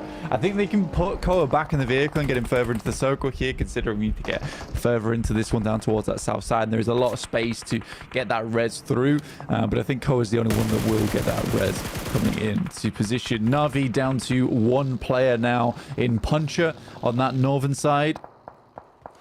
VSA making their lives very difficult. It's cool to see, though, because right now, EMEA kind of good. And we're kind of good right now. Yeah, kind of good right now. And I mean, coming into the next group, I was talking to Jason about this recently on a video. It's a case of wouldn't be surprised to see 77 take first place too. We'll have to wait and see for that, but that would be a treat.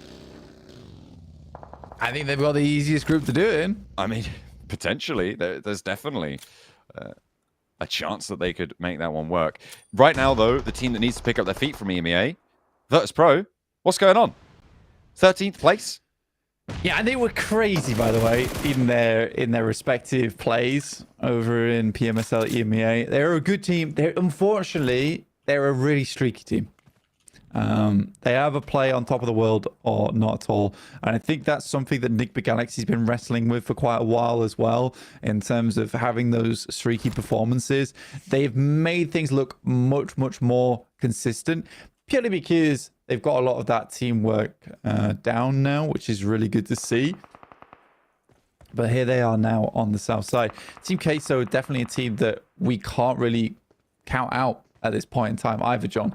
I think they've had a big step in performance coming into day 2 and have been cutting a lot of strong teams out of position.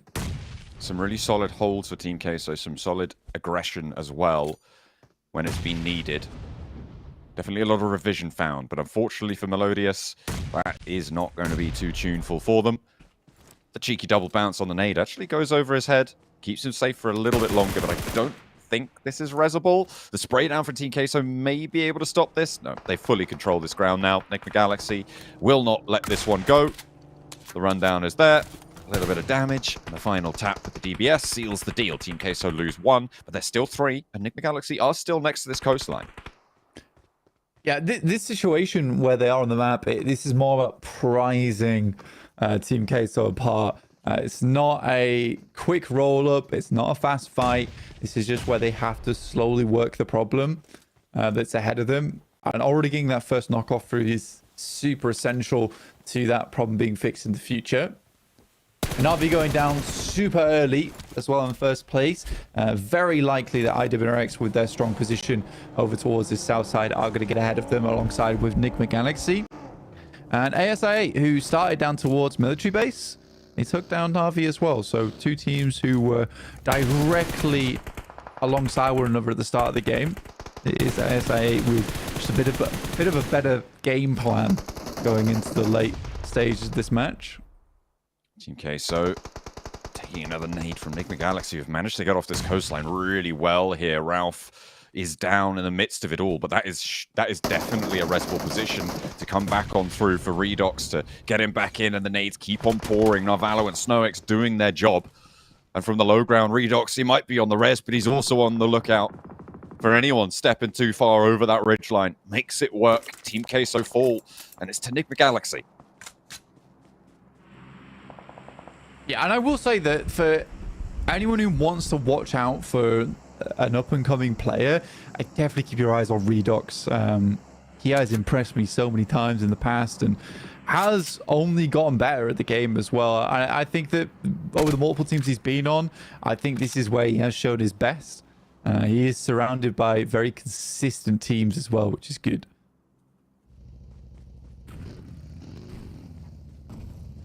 Vengeance on the north side of this circle.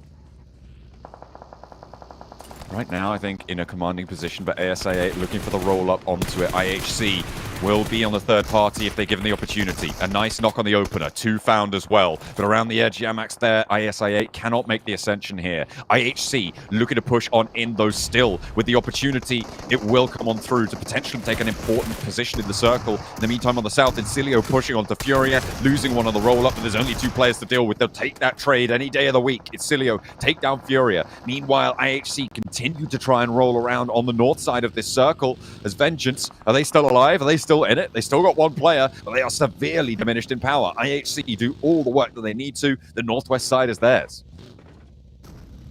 I want to see a good game out of this team. I want to see just 1 good game from this squad. I've been super unimpressed so far by IHC. And it has just felt like time and time again they get towards, you know, a top 8 and then it just gets bottled. Great nades here coming through from Redox once again over towards Incilio, who are suffering at the hands of Enigma Galaxy. Incilio, a team similarly to others in our lobby that have these moments where they blaze very brightly and then fall off a little bit, but those few moments of fire have set themselves up in 6th place with 51 points currently, which is not a bad scoring, all things considered. Now, Enigma Galaxy have set their sights on them. With 5 elims on this game so far, Enigma Galaxy looking for another large game here in our match 3 on our angle. Going into stage 6 very soon as well, with Lily quite literally in the middle of the circle right now, just like a lily pad. But we'll see if any of the teams can bounce off the back of that position to get themselves a strong spot in the circle later on. A couple of froggy nades over the top there, getting fresh with them. 2 players down to it. And they hop, skip, and jump on into the Incilio backstop position. 1 knock found. The circle is going to stop just there. So that's Reservoir on the south side for Enigma Galaxy. They're up to 8 eliminations now, Blank. It's all up to the north side to see who the main contenders for this circle will be. IWNRX have been very quiet in their position. They haven't had to move since about stage 2. But now they'll need to shift west. Falcons, a team now set to be going home if we ended things here, and I think it's a team that a lot of us didn't expect that from. Fantastic nade from Action.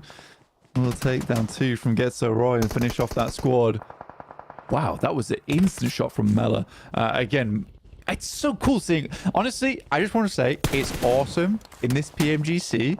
I think it's the first PMGC in the group stages I've seen in a while where there are so many recognizable names, and it's so difficult for you to go through everyone's past. I mean, Mela, as we know, over in the previous PMWIs and group stages before, solo carrying that squad on phase with some ridiculous 1v4s, 2v4s. But he's still as quick on the trigger as we've seen him in the past as well.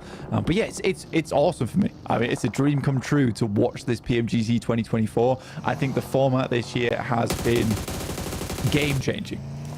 Absolutely love to see the ascension of these teams. What a spray down, just as you laid it for us out there. Brilliantly displayed, an immediate double spray down on the buggy, and that's an easy pickup for Mormon. He just turns around the corner. He's like, "Oh, you do that? Cool. I'll just pick up the flushes for you. Add them to your tally." Mela and Mormon moving out though against IHC. It's a tough rotate, and IWNRX trying to get ahead of it. Godless for 1. Swung around though on the buggy. There's the roll down for Zedwolf, and into the back lines. They'll try and find the rest of it. Zerl goes down, and it's still a fight to be had. Will he be able to get much more done? I don't think so. Finally falling, but IHC are outphased. They're still there, Mela. What is this man made of? Goodness me, IWNRX may also fall to him. I know, this is the thing. It's so funny. We have to like give a little bit of history about Mela and then just see him pop off, because man is a laser beam at the best of times. Enigma Galaxy though will finally put the Terminator down on that north side.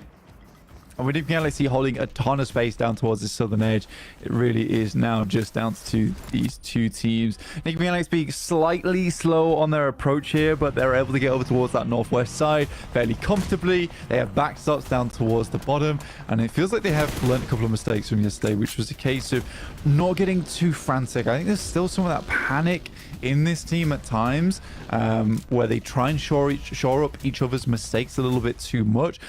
But I think one thing that is certain is that specifically Narvalo, because he's the veteran of the team, needs to start trusting in his squad mates a little bit more. If they make a mistake on that front line, or they start getting a little bit low, you just got to wait and let the magic happen from some of your vanguard. Because I think that if they do that, they will be a formidable squad, even more so than they currently are. WNRX up to 6 eliminations. Enigma Galaxy. They've been doing a lot of fighting on that south side, and they've got a whole chunk of it too. By the way, we're in stage 6, 2 teams. This is, I mean, it's good PUBG Mobile, right? The sweeps coming through from these teams, clearing out the ground early, getting control. This is by-the-book play. It's working out well. Narvala with an open spray on the Frozen. Nice. Ralph's there as well. They trade off that angle. Kine can't control both of them, and Swain wasn't there to pick it up either, unfortunately. Not quite in the right position. Enigma Galaxy, I mean, they just have such a stranglehold on this. With 9 eliminations, they could get up to 12 here on this game. If they pick up all 3, the nade from Ralph should spot Swain. He knows exactly where he is behind the tree, and this should be an easy nade for players at this level. Unfortunately, Swain does dodge the damage, but steps out into the sightlines of SnowX, and that is terminal. Losing their player there, the nade forwards, and this is just such an easy cleanup. They know they're in the smoke. An immediate relock for Narvalo. Kynes does step out into the smoke a little bit there, but he can't even get the one. And that is a close down for Enigma Galaxy. Crossing from the south side. They had a rough time of the crossing as well. They were coming into it late on the North Shore, but they get over, they get into the fight, they get stuck in and take home a chicken dinner. Look, the thing is that I think I can't be... Narvalo's playing really well, SnowX is playing really well, and Redox is honestly killing it here. But I think the player that I'm most proud of here is definitely Ralph, because he's had a rough couple of years, man. He's felt like the weakest link on a fair few teams, but it feels like he has massively improved his performance over this past year, and it's only looking better for Enigma Galaxy. It's all about the up and up here for Enigma Galaxy, as I believe they're going to reclaim that top spot in our leaderboards of Group Red here. And I mean, with the way Enigma Galaxy were playing, it kind of seemed similar to yesterday, Max, where it was very edge play. Yeah. And it was like, we see team, we eliminate team. Sweeping edge play has been definitely the name of the game for today's matches in particular also, but I have to fully agree with Blank's statement at the end there before he threw it to us. Like, Ralph has improved so much as an IGL. I absolutely adore... I think I've never seen such a big step up of an IGL in terms of overall playstyle of a team. Like, from their hyper-passive playstyle in Spring to now how they were playing in full EMEA PMSL and now into PMGC. I am absolutely sold on the overall playstyle of Enigma Galaxy this tournament. They were literally just falling off of first place that last game. They reclaimed it already with this match. Jason, Enigma Galaxy are just gunning, not for top 3, they're gunning for #1 spot right now. They're going the entire way. Look, I'm just going to say it, boys. Coops was the problem. Okay?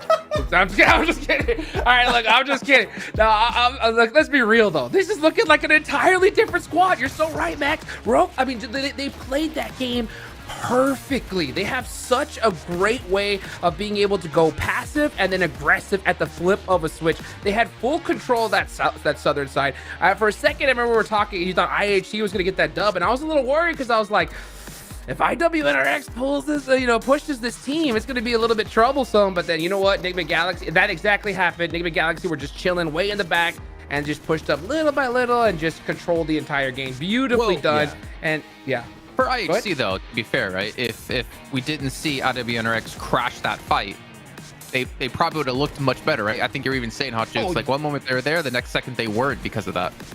Yeah, for sure. So like what I was expecting to happen was that the zone was gonna play out all the way towards the end, and we were gonna see that IWNRX IHC fight happen first anyway. But that did not happen at all. Instead, IWNRX said, no, we gotta take this fight right here and right now if we want to win the game. So I mean, it's a bold play, and it did work out because they got a lot more eliminations. So I think from them, they did the best strategy they could, considering that if it did end up going that route, I mean, we're probably going to see Enigma Galaxy at the end win anyway. But I mean, beautifully done. Hey, looking at IWNRX here, Jukes, I think we were both kind of surprised when it happened that they were so successful upon that breach, because at that point in time, it's not like IHC were deep in a fight versus FaZe and Falcons and like they were losing players. No, they had 4 players alive, super healthy in their positions, and they had the highest ground position in that circle at the time.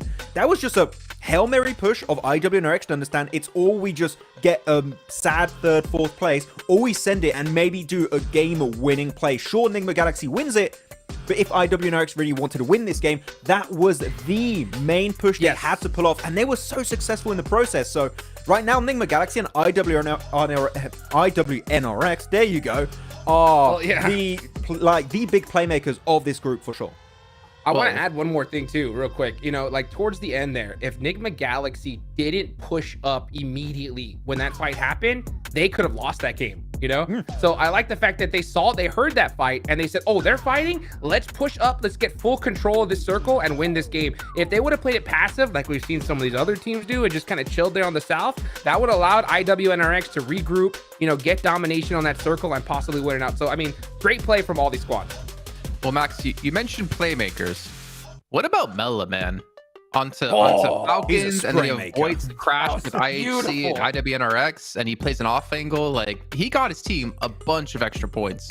He got the Blank buff. Like, Blank was being the Mela historian that game. He was just bringing all the backgrounds like, oh yeah, I am pretty great. And he just hits this sickest double headshot spray while players of Falcons, not any team is Falcons, are trying to exit with a buggy. That is top 3 sprays we've seen so far this tournament, for sure. Absolute madness from Mela. And really the reason why FaZe are in my top 3 is mainly because of Mela. So I'm glad to see he's able to pop off in that way. But Jason, it doesn't matter because the French are here to play. Snowick is an MVP. I'm proud of him. Good job.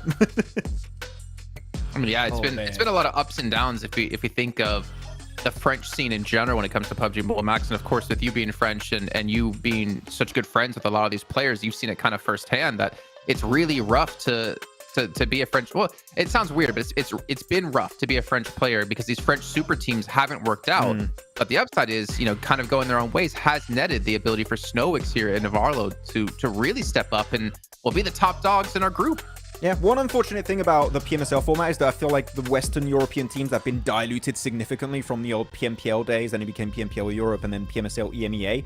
But we always knew that French players of Shockwave, of Game Lord back then, had some really strong individual players. We just had to wait, Jason, for them to get picked up by these really big orgs with great players on their squad. And really, you're looking at Robs, you're looking at Novalo, you're looking at Snowix also. Like, I am so glad they found a good spot, and especially for Nigma Galaxy, it has been so successful on these first 2 days of PMGC. So I just wish them luck for the rest of this tournament, but I am absolutely, I'm over the moon right now when it comes to their performance. Over the moon. I cannot wait to see Max bust out the French flag at some point. But as you look at the rest of our leaderboards here, again, a little bit of a lead starting to grow. I would say somewhere between like our 3rd and 4th place team, potentially a little bit lower on downs. We can see a little bit of a split of 7 points between I8 and of course FaZe Clan. But again, Team Case has been able to get here into the front page at some point, and Cilio here as well, a team we honestly haven't talked too much about. But there also hasn't been necessarily too much to talk about them. They're previously known as AOR when you look at CSA. You know, consistent play. That's all it takes from Incilio right there. You know, they're in the running. I mean, all it takes is just one good zone, one good position, and they could easily win this game. So it's like, I'm not mad at their play style. I haven't seen anything personally that's just making me go, oh my gosh, Incilio, like, what are we, like, this is their time, you know? But at the same time, that moment could still happen. So, I mean, for all you Incilio fans out there, keep cheering on your squad, because I think it's only a matter of time. It's really rough for Incilio because I have the impression, looking back on a few of these games, they're just fighting the best teams when it comes to fragging potential. Like here, they're like, oh, you're in a 4v4 fight versus Nigma Galaxy. There's currently the biggest step up of this PMGC ever since PMSL. And they're just struggling to deal with it. They do have some big names on the team. I think that, Jason, when looking at Incilio, Westron is like one of the big names on the team. But even Westron is just... looks like just your average player in PMGC because you got so many good fraggers in this lobby for Group Red. And unfortunately, sure, your region, you might be good, but global is a completely different matter. And right now, Incilio are just having a really tough time this event. Yeah, completely different matters. Sometimes teams play better, sometimes teams play worse when it comes to globals. It's generally you would think playing worse, but we have seen a couple of teams play better. Speaking of unfortunately worse, even with IHC with that performance in that last game, they still have not moved on the leaderboard, so they're still sitting down there quite a bit. But in the meantime, it looks like we do have to head to a short break while we get things ready to go for the second half of day 2 of Group Red. So we'll see you all in a few.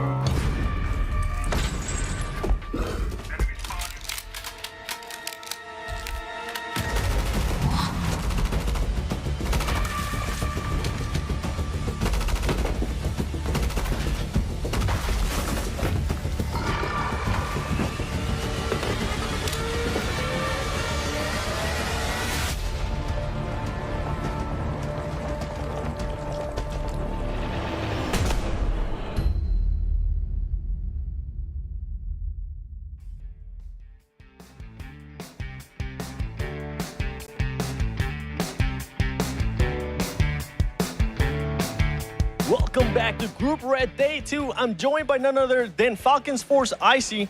And you know what? We're just going to jump straight into it. We're going to be a little bit honest here. You guys have actually started off a little bit slower than people expected you guys to start.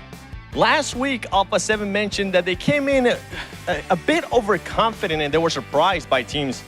Are you guys going through the same thing? Are you guys also feeling confident, or were you guys surprised by anything? Okay, энэ 7 хоногт одоо хэд одоо маш удаан эхэлж байна.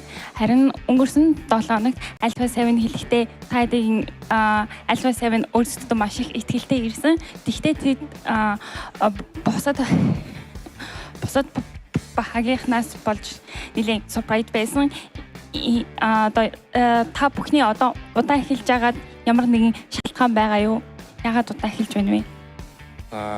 Шалтгаан бол байхгүй. Гэхдээ одоо ямар ч баг муу тоглож эхлэхийг хүсэхгүй байх. Тэгээд алдаан дээрээсээ одоо улам сайжраад алдаагаас дараагийн өдрүүд дээр ажилласан илүү сайн тоглох болно. Жижиг алдаа маш их гаргаж байгаа болохоор жоохон тэрэн дээр айгүй халдаад байна.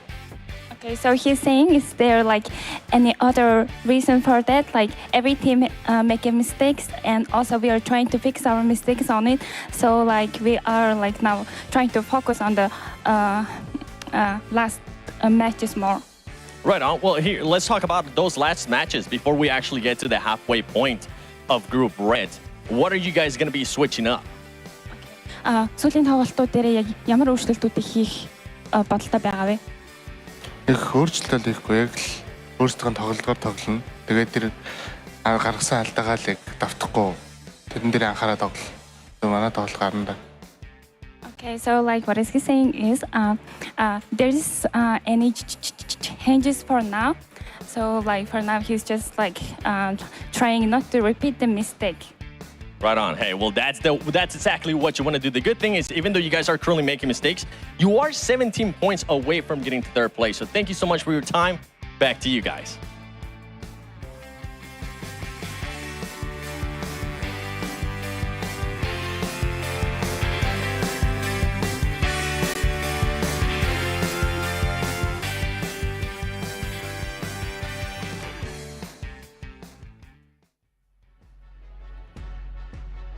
Well, it was great to hear from Icy, but I'm really glad, Seven, you were able to find a baby gap so you could find clothes in your size there over in Malaysia. We are back here with our halfway point of the day as we have one more Erangel to come up and, of course, our double Miramars. But yeah, you hear Icy. I mean, it doesn't look too phased. I feel like they've been in situations like this before, and they've also have come back from situations like this as well. I just went very southern there, kind of. Right on.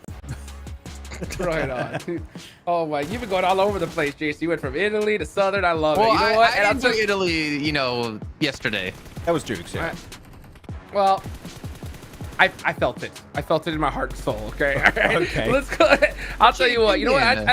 I think Falcons are feeling confident. You know, like yeah, you can see IC on his face. They've been in these situations before, so I don't think they're too worried here. It's just crazy how well some of these teams that we really didn't expect are performing here. I mean, yeah, look at this Alter Ego. I thought that we were gonna see Fudia win this fight 100%, but you know what? Just a couple good plays from Alter Ego shut him down. And one thing I love to see, Max, is we're seeing like how punishable tiny mistakes are in this tournament, right? Like if you do not push together as a squad, you even one misstep, you're knocked thirsted instantly, and that could lose you the game. So teams definitely got to dot their I's and cross their T's here for the rest of the day. Yeah, I think we saw also from Team Kesso fighting Na'Vi on the first game over on Sanok that Na'Vi do this 2-2 split and they just send players solo, and Team Kesso have really solid angles. And that's the thing that happens in PMGC, right? Is that you have all of these insanely good teams coming in from their home region that now going into PMGC, they are the best in their region. They're able to punish all of those feeder teams who do a lot of mistakes, and they'll do it again into a PMGC. So you got to be very careful that your synergy especially is on point. We've seen it a few times, Jukes, already, I feel like today, where sometimes some players just doesn't want to wait for his teammates a little bit longer. He just sends it 5 seconds too early and instantly gets obliterated. So, sometimes those little mistakes can be easily avoidable, but when you are under pressure, sometimes you still make the mistakes and teams will be there to punish it. I mean, I didn't know Alter Ego changed their name to feeder teams. No, I'm just kidding. I'm only saying that for Max. I'm only saying that for Max, not because I dislike them. But as we take a look at a quick head-to-head here between our top teams, or pretty much top teams, you can see a big difference when it comes to chicken dinners, of course. But IWNRX, man, on the Elim game is pretty insane. They're a fragging team. Like, they are, for me right now, in terms of EMEA teams, they're the best hope in terms of fragging potential. Sure, Team Spirit are great. I think the Team Spirit maybe stand out more with how they rotate around the map. But IWNRX, their fragging potential with Z-Wolf in particular is insane. But one thing that needs to be highlighted, right, Jukes, is that even though Z-Wolf that 2 games ago went out early, the entire team can still pop off. So it's not like Z-Wolf is just doing all of that heavy lifting alone. The entire squad is putting up the numbers, playing so well together. And when they pull a rotate like they did in this previous game versus IHC, the synergy's on point, the timing is on point. This is a team that I think is going to do very minor micro mistakes, and that means it's going to be very hard to take them head-to-head in a fight. Okay, well, one thing that's allowing them to be so successful in these head-to-head fights, of course, is their device, the Infinix GT20 Pro, getting that 120 FPS to hit those DBS shots. And you guys at home can play like a pro as well here. And speaking of pros, Max, man, we have an ex-pro with us here in Hot Jukes who can easily talk to us about the difficulty right now of playing at this level and making mistakes. You don't want to see it happen. Actually, you know what? I'm going to change topics instead. I'm going to talk about something a little bit better. What team to you, Hot Jukes, has been overperforming the most? Overperforming? Expected. Yeah, overperforming. I mean, it's got to be Enigma Galaxy, right? I mean, none of us even had them in our top 3. So, I mean, these guys are just crushing it. I mean, they're playing it perfectly. I mean, I want to go back to the point about Max said about IWNRX and their frag potential. I mean, they proved that in that last match by just pushing up on the IHC and trying to take the game into their hands. They realized that if we don't take this fight right here and right now, the chances of us winning are low. So they got those eliminations. They ended up with Enigma Galaxy, but Enigma Galaxy, once that fight happened, they're like, no, we're going to push up. We're not going to stay safe in the South, and we're going to win this game. So they're playing it perfectly. Honestly, if I look at both these teams as coaches, I would be like, hey, you guys both did perfectly. It just, that's just how it turns out sometimes, So I want to see that consistency from these teams. I want to see those perfect plays and to continue on. And if they do, we're going to see both these squads in the top 3 and hopefully in the grand finals. And it's quite interesting right now because when we look at our current top 3 on the leaderboards, you got Enigma Galaxy, you got IWNRX, and you have Na'Vi. If you look at the winning team over for Group Yellow, it was Team Spirit. I mean, we were looking at different regions like South Korea, we were looking at Brazil, right? Japan, of course, but then we didn't have the side of Reject make it to PMGC. Yeah. But EMEA is bringing the heat this PMGC event, and I'm bringing up a serious question with how EMEA teams are currently playing. Is there a realistic option that the trophy goes to EMEA? That's that immersion right there. That's that immersion, baby. Yeah, I'd rather have that than flossing, to be fair. That's better. That's true. But yeah, so my question at the end was, is there a realistic option here that the trophy of this PMGC goes to an EMEA team? Because they have currently been looking the best as a region this tournament. I mean, no doubt. No doubt. I really want to Totally argue possible. against you with that. Oh, yeah? But I can't, You you can't. know? You can't. Yeah. With the numbers of the group stage, you can't. It's like, well, the stats are there. Yep. Well, I will say this, though. It obviously gets exponentially harder going from this league stage where there might be a feeder team or two to the grand finals where there ain't no feeder teams and it's insanely hard, right? And also when you get the clashing of styles potentially happening, like what if IWNRX or Team Spirit were in different groups? What if IWNX was in Group Yellow and Team Spirit in Group Red? The style that they played in those lobbies, would it have worked for them? Or would they have been able to adapt properly to the way the lobby's playing? There, I'm not so quite sure. I'm going to say no. And the reason why is because it didn't happen. You know what I'm saying? I mean, it's so crazy to think about because you look at these different teams, you have to be able to adjust on the fly. One thing that both these teams have been able to do is prove that they can do that, right? So with how they've played, I'm in reality, I'm going to say, yeah, they can because they've performed so well in their groups here. Honestly, I'm so stoked for the rest of this group. I'm hyped for Group Green. Honestly, though, I am really excited for the survival stage because that is going to be make or break for so many squads. And with how this group is going, that survival stage is going to be stacked. Yeah. I mean, you already got teams like D Xavier, Vampire Esport, Bigatron Knights, Loops that are going to be over in that group, right? I'm not saying Enco because Jukes, it's not going to happen. But the group yellow is already looking stacked with the teams going to survival stage. So if you're adding already some teams that are looking to maybe struggle to make in top 3, like you have FaZe, you have your TJBs, your Falcons, Chamba, if they go to survival stage, man, that is going to be a tough week for those teams to make into the grand finals. So we'll see how it goes. But yeah, anyways, you want to be in the top 3. That is the goal for these squads. All right, well, our goal right now is to sit back and relax as we have our final airing of the day underway. John Allen and Blank, take it away. Hey, don't relax too much. You've got to be paying attention because this is going to be our last Erangel of the day, as you say. Match number 10, as we are going to head over the southwest side again, making things a little tricky for our teams on this plane pass, Blank.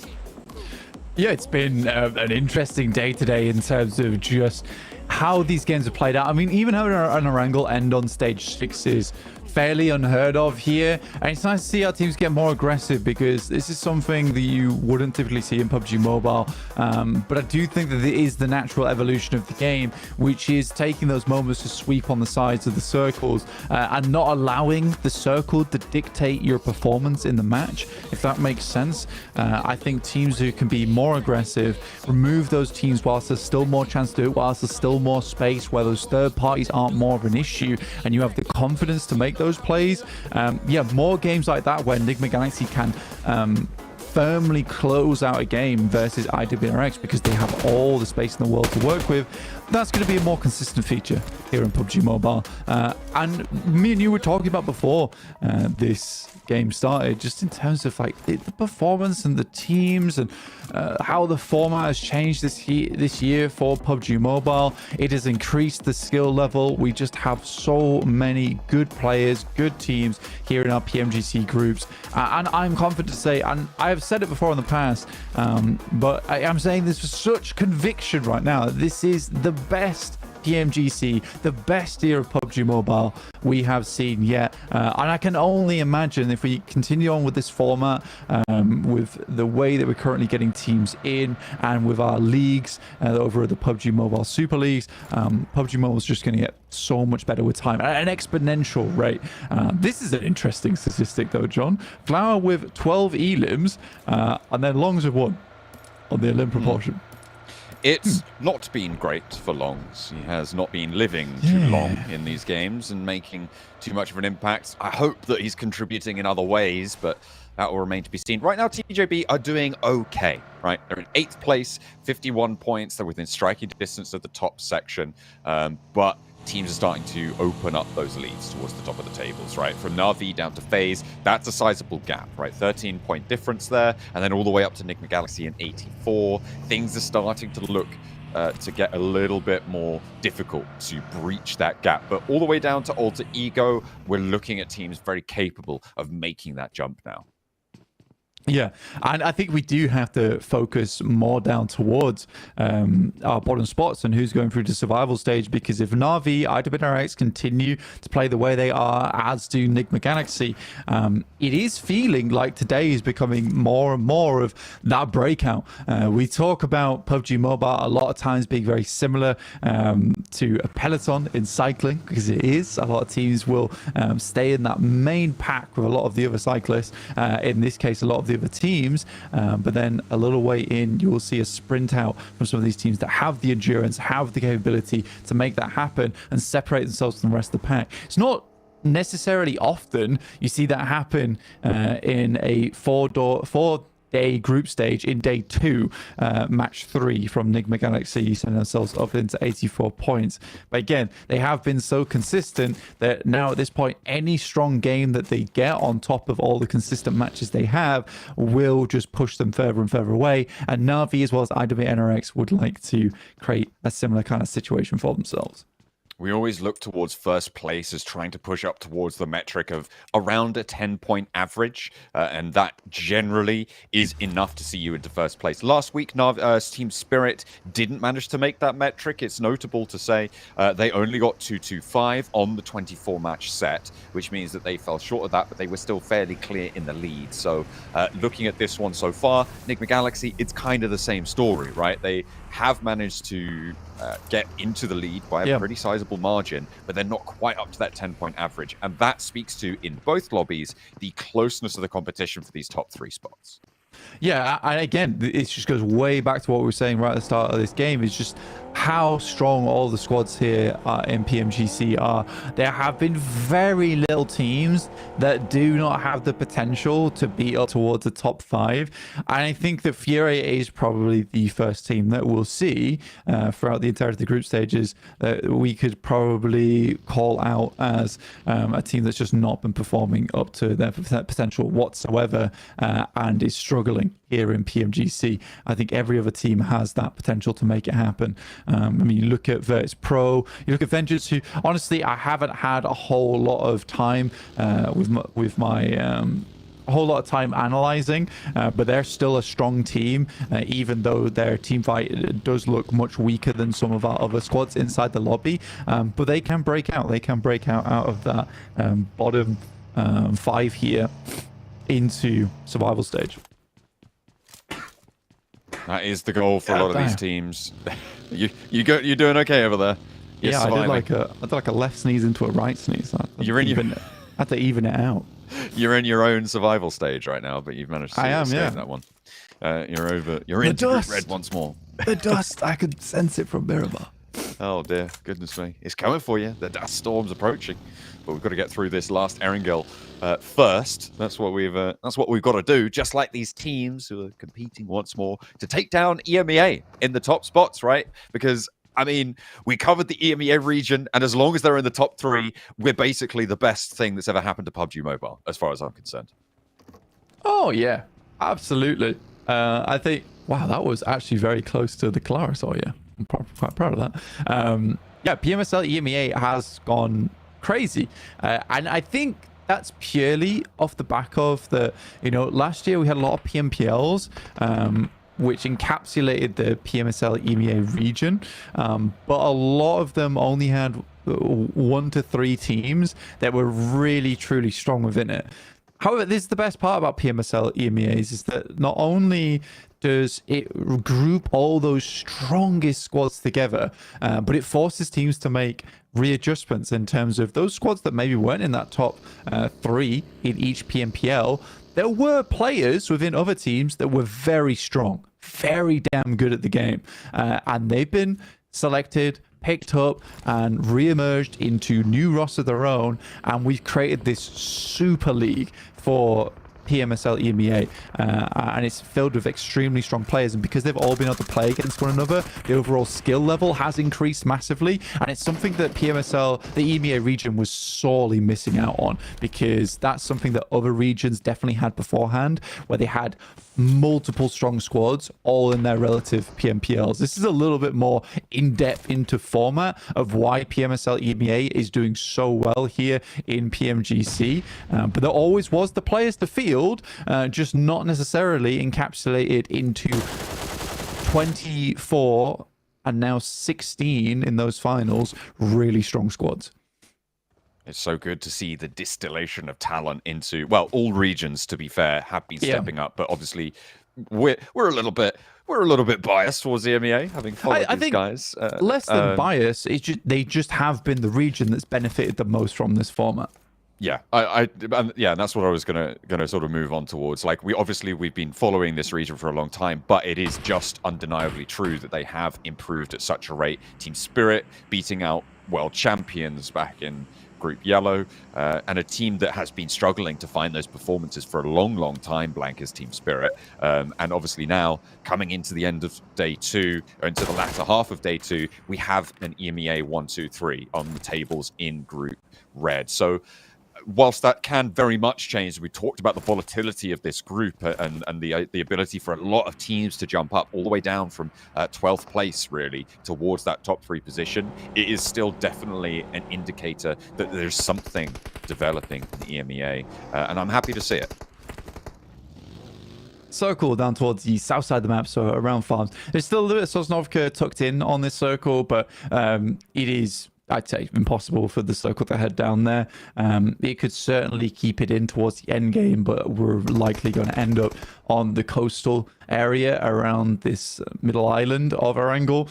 So teams are bunching themselves up alongside that coastal edge. Tiamba heading down on the south side of farm. towards that pier area of the map. ASI8 got out nice and early. They were still very cautious the way they did it, so we saw that earlier. We didn't quite comment on it, but they were very disciplined in the way that they made their rollout from military base. The ASI is a funny team because I absolutely think that they need a backup drop spot, and I would implore them to find one. But they are working off the back of just being very good players on this team. Right now, fending off versus Team Queso, and now over towards FaZe. If we look to the past, Stalwart actually was the team that played over on Nova Apnoia so often. Even that team has now changed a lot. Now here on Falcons, even when Stalwart, they stopped playing Nova Apnoia as often and looked for a secondary drop spot on those playing paths. So it's a team that we already have a case study on.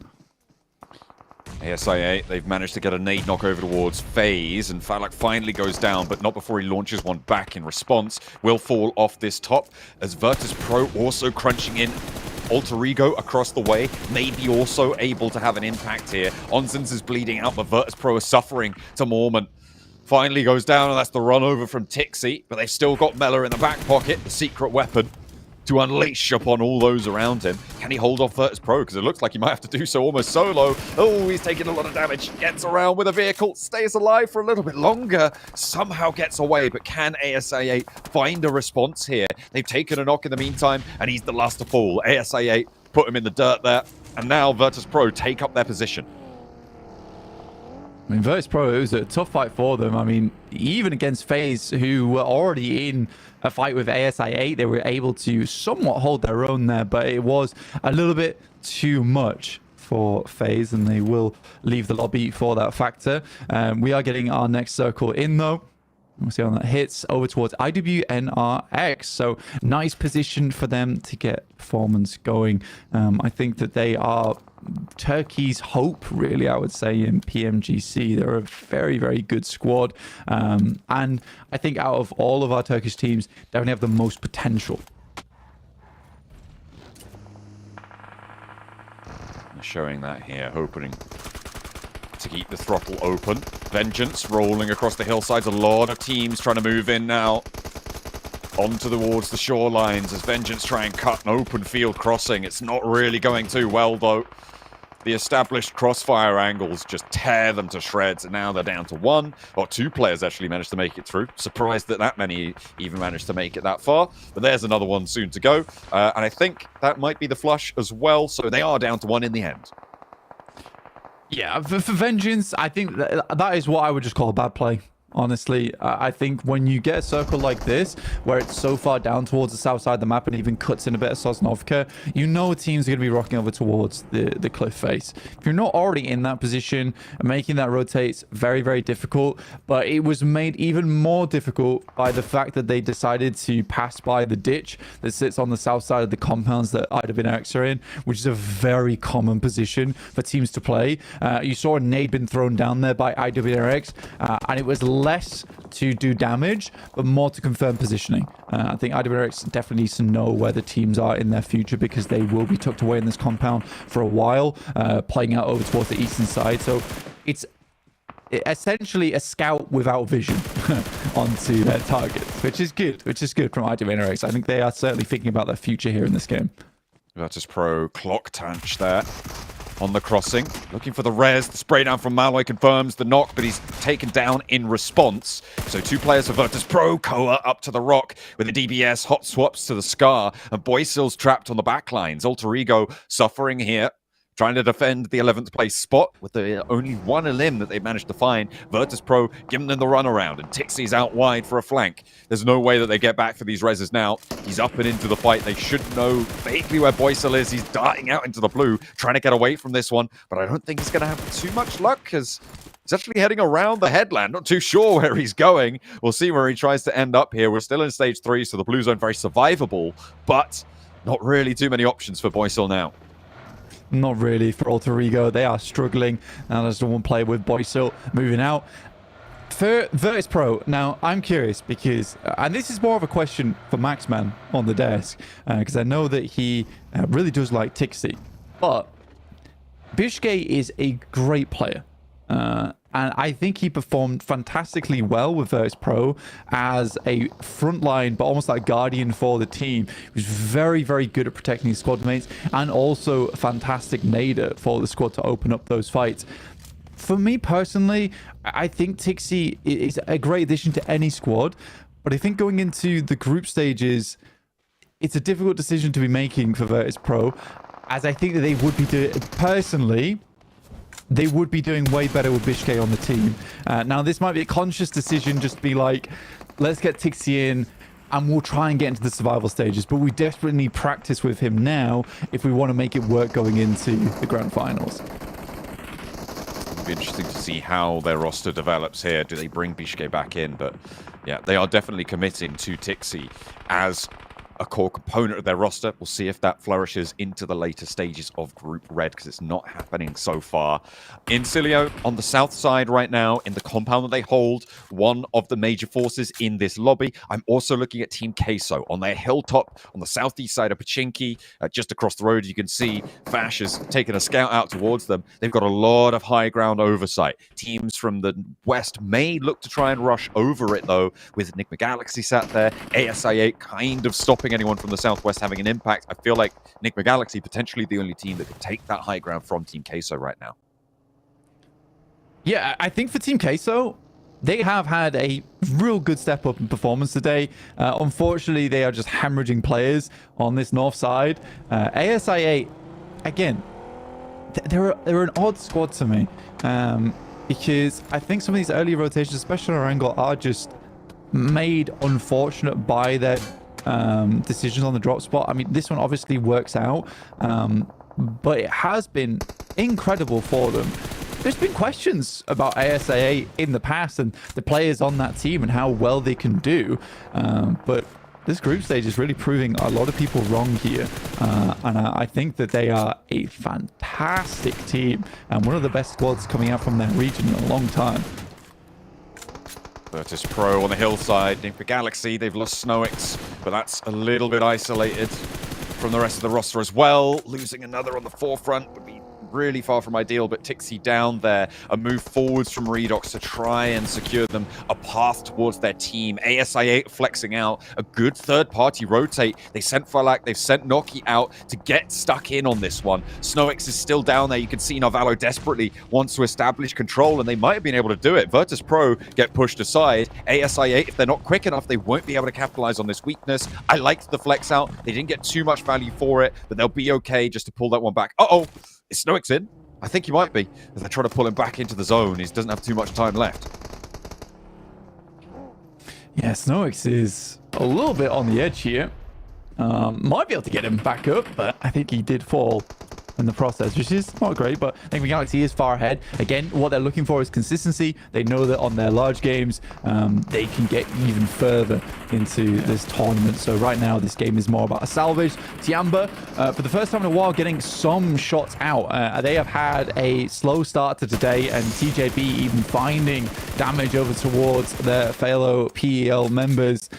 Some great shots their way. They are just absolutely cut off on the hillside here. Do not see them getting too much further into this game. Na'Vi, on the other hand, this is something we haven't talked about, but we have to talk about now, John. This crash from Na'Vi over towards the IWNRX compound. Let's see how this one goes, because I think this will be a testament to Na'Vi's strength here in the lobby. Absolutely. IWNRX currently still on 4 players, but they've taken a knock. Na'Vi also on 4 players. I feel like IWNRX are going to be able to get this res. They have their building, their corner of the compound. Once the nades start to fly, they're both going to have to leave, and I think that's when IHC could potentially strike from the northern side. So a lot of dynamic situation unveiling itself on the northeast side. We'll have to see how they find this way out, because Na'Vi looks like they want to take the initiative. You can see in the picture-in-picture they're starting to move up and into the fight. Lemon gets that first knock, hops in through the window, looks for 2, and Na'Vi descend on it. Kine goes down on that second pump from the DBS. Looking for more as well, turning the corner. 2 knocks over towards IWNRX, sending on in a challenge, but Lemon is more than up to it, and IWNRX are absolutely demolished. Lemon chows down, and he's eaten good tonight. IHC don't even get a chance to third party. Lemon, unbelievable player is this guy. The first to hit 100 eliminations over in PMSL EMEA 2. Really, really fantastic play there from Na'Vi. And this is not a play that I would have expected actually coming into this lobby, because I think the way that Na'Vi's been playing, they have been shut down at some of the worst moments in their matches.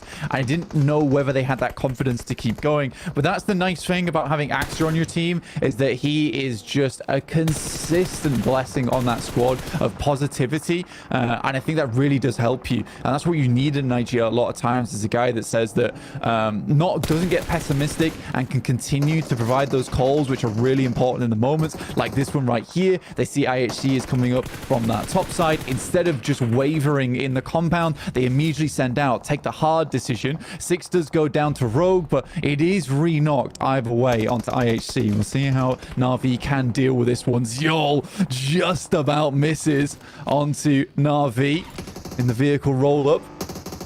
Na'Vi have to move. They haven't had time to get this res either. Lemon moving forwards, getting that stim ready to move on out, trying to confirm this flush. As Six on the back of the buggy needs to be healed, clutching his stomach. He's looking the worst for wear, but the roll down onto Zyol is good. And Na'Vi make one more step. Out to the east side, though, TJB keep the flex going. IHC try to move into their territory, and they step out. They move out wide and look to flank through. TJB down, but can Na'Vi push through?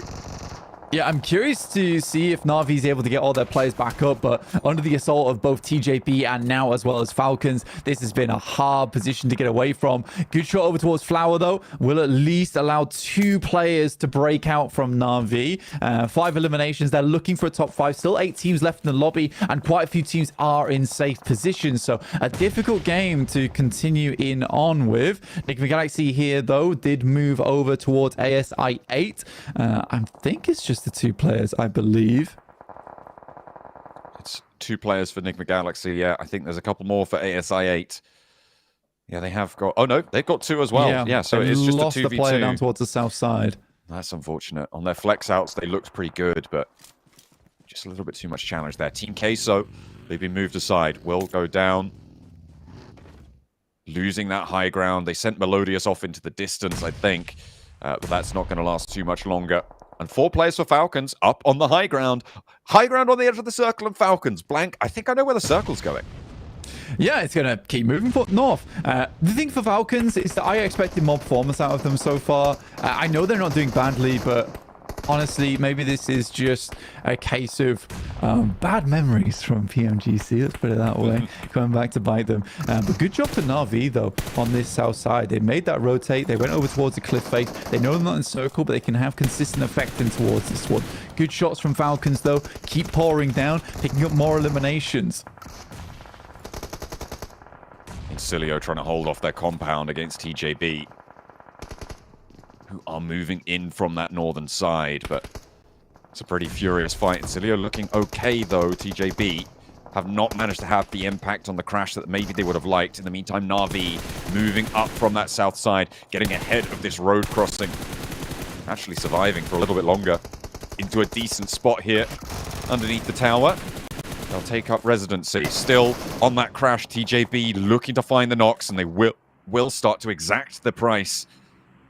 And Incilio are deemed to pay. 1 player left standing. It's just Vash, but TJB are on 2. They've got 10 eliminations here. Some high elimination counts already being displayed. Na'Vi on 6, ASI 8 on 8, TJB on 10. And not too many teams looking so healthy. It's the Falcons on 4. Yeah, we expected this from TJB, though. I think that, you know, they have adapted and adapted much quicker than I expected them to, which is really cool to see for TJB. 10 eliminations on the game is fantastic. The door is still in play, Vash, just so you are aware.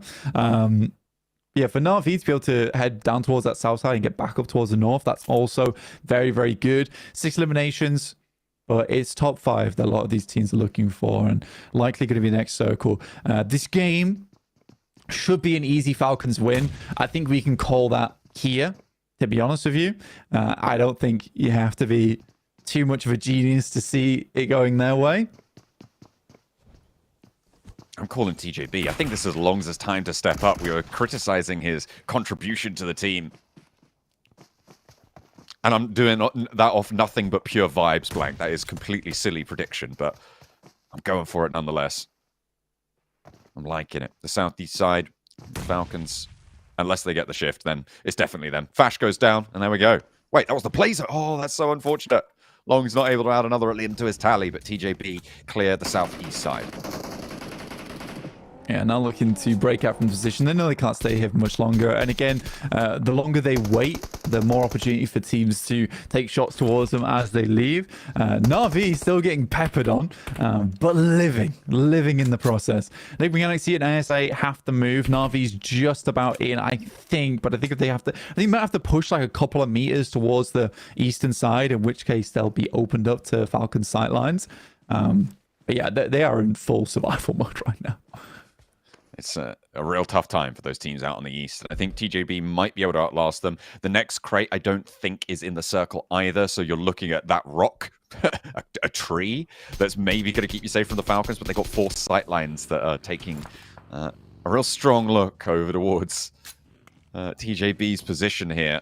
It's going to be a smoke rollout, and I don't think TJB have the vehicles to really go for this one quickly. You can see the smoke starting to bloom. They're making that move now. And the Falcons need to be ready. They're watching that open ground. The smokes are still coming out for TJB. And with the zone putting pressure on, the southwest side is going to get messy. ASI8 playing to the back of their building. They know the safe side of this one. And a shot over towards Icy. Over from Falcons there. Na'Vi find a little opener. ASI8 now with a little bit more freedom because of that to go across, and Narvalo immediately met with the wrong end of a DBS. Noki able to go 1-for-1. IQ's down on the backlines, and a potential trade here for Enigma Galaxy to stay alive on the high ground. Spotted through the window. That's so nasty from Falcons up the top. They're trying to sweep out, move towards Na'Vi. Can TJB use that smoke train now to get into position? Yeah, for TJB, again, I think for Falcons, they are much more preoccupied with this fight on the western side. I think they're trying to pick up as many eliminations as possible and clear out TJB.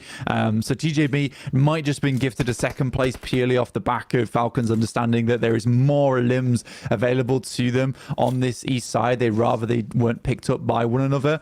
But up to 6 now.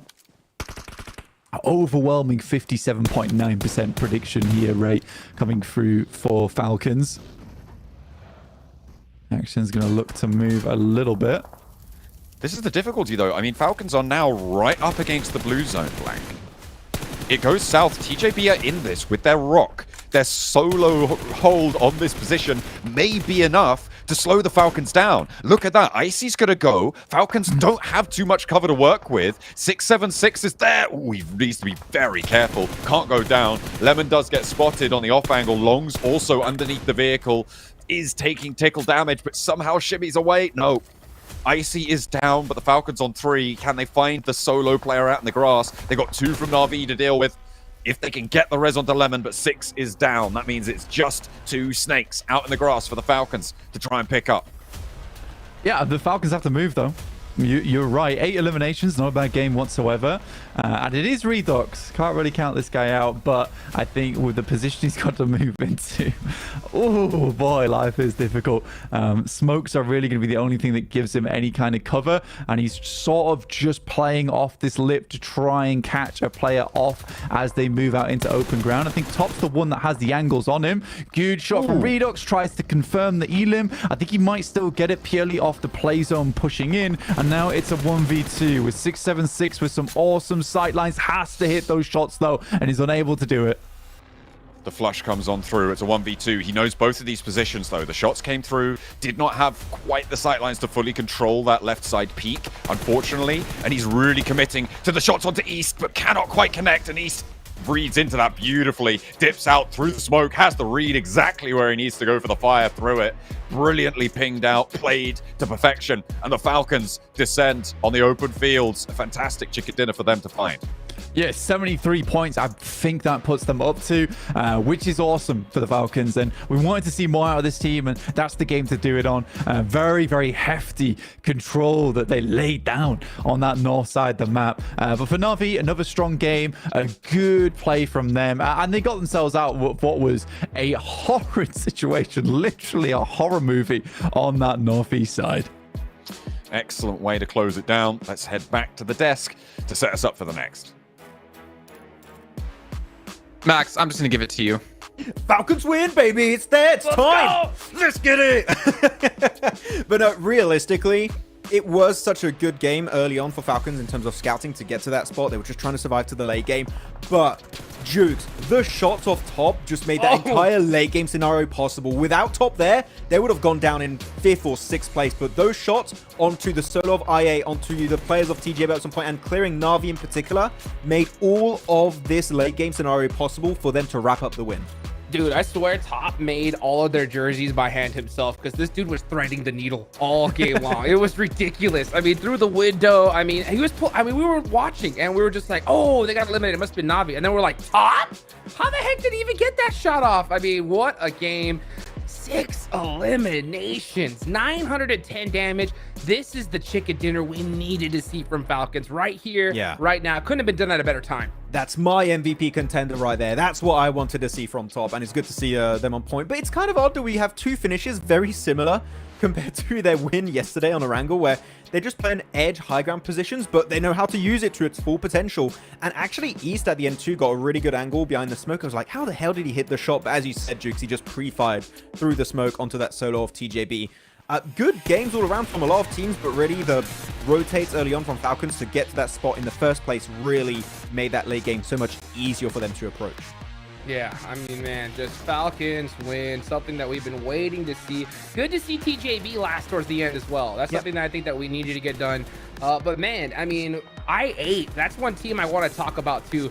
I really like in the squad. They have that kind of all or nothing type play style. They put themselves in really good positions, and when they do, they soak up some serious eliminations. We haven't seen them, at least today, right, get a crazy, you know, chicken dinner or anything like that. I think it's only a matter of time for these guys, though. Even though, I mean, it's a little frustrating for me to watch them, you know, go out with 0 points. That type of play style, when it does work out, man, does it make up for it. I like what they were doing on the Western side. They were trying to third party the fight of Nigma Galaxy. It was Nigma Galaxy and Virtus Pro, and they were making sure they can clear that Western side so they would have full control of that area of the map. But unfortunately for them, then they get crashed by Nigma Galaxy. Then it turns into a 1v1, and then you just get completely lasered down by Top. Then unfortunately no one can really survive that type of encounter. But I would say Jukes analyzed very quickly what are going to be the strong positions in the circle. They saw the Western compound, which of course that's always going to be a strong compound in this type of area, but they also sent IQ for a long period of time south of the water, actually south towards the water bank, because they actually had some really good dips over there for scouting, and IQ really got so much intel off the back of that. So sure, the circle didn't end up going there, but if we had a southern shift, I8 would have been the first team to get in that position to maybe gun for the win. So I appreciate them understanding in this terrain what are going to be good possible spots for the late match. Yeah, you know, Jason, I want to ask you a question though. No answer. I want to talk about TJB a little bit more, Jukes, since you brought it up. And I know you two were like pretty happy with the way they were rotating and obviously taking initiative in some of these fights, like their third party of Gets Away up against Incilio. It was a good fight. I don't know if you want to talk about TJB because you're happy about TJB right now, but there was one time for them to stay relevant in that game, and it was the third party on Incilio and Gets Roy. Yep.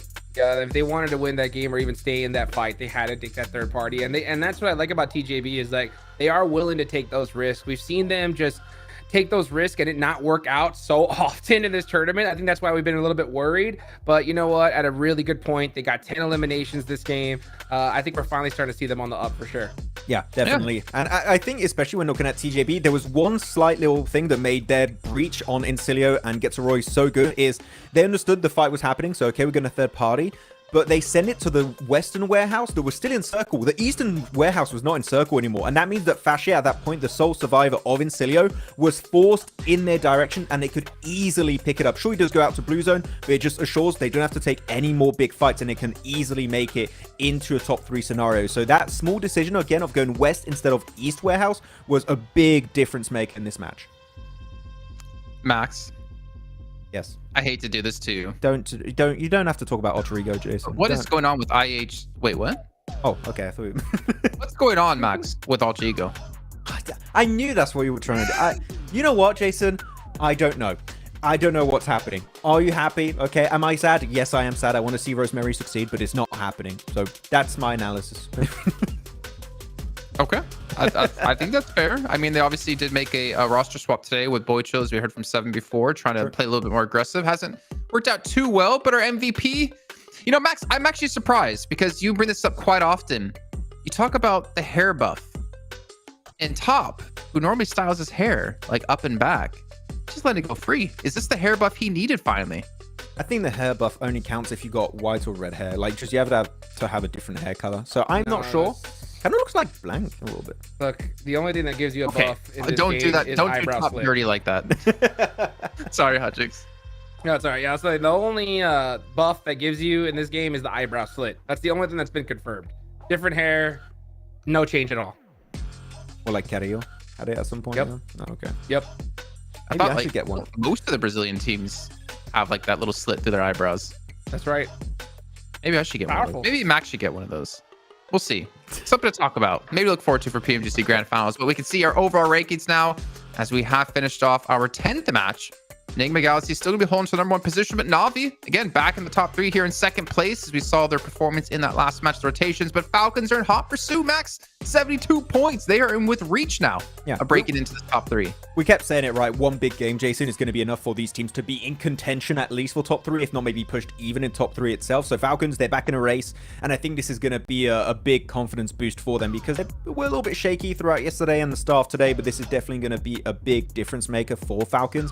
And when it comes to especially their placement point and elimination ratio, like that's a good ratio. 31 placement points, 41 elimination points total. They're looking pretty good on those matches, especially on Orangul.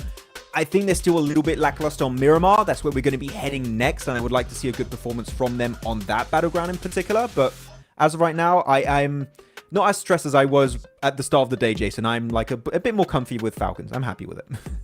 Bit more comfy. Well, Jukes, what about you? Who are you a little bit more comfy about? Falcons. He can't repeat his it. Okay. You could have said TJB, man. Hey, you know what? I mean, yeah, honestly, that is the answer. TJB, I think, are finally performing what has been expected. And it's good to see because it's on trend with their performances we've seen in past tournaments, right? Kind of a slow start, but then they ramp up towards the end here. And I'm glad that they're not waiting all the way to the end because we saw in Group Yellow just how, like, dangerous that is. So they're putting themselves within shooting range of being able to, you know, get themselves into the top 3. One chicken dinner and Miramar here. I mean, we can literally see them in 2nd place easily. I like the fact that Enigma Galaxy, they're not letting off the gas pedal, Max, right? Yeah. They're putting themselves ahead and getting a nice little comfortable point gap where, you know, with this team in particular, I think it's a perfect thing to do because I do not want to see them emulate Mir and Sejong, you know, from Group Yellow at all. They're just being hyper consistent. Mira and Sejong, I think, showed inconsistencies in those big Hail Mary sends in the center of the circle. When those matches would happen, Jukes, they would get 0 points, 1 or 2 points. They would be very, very low, or they would go for the big matches.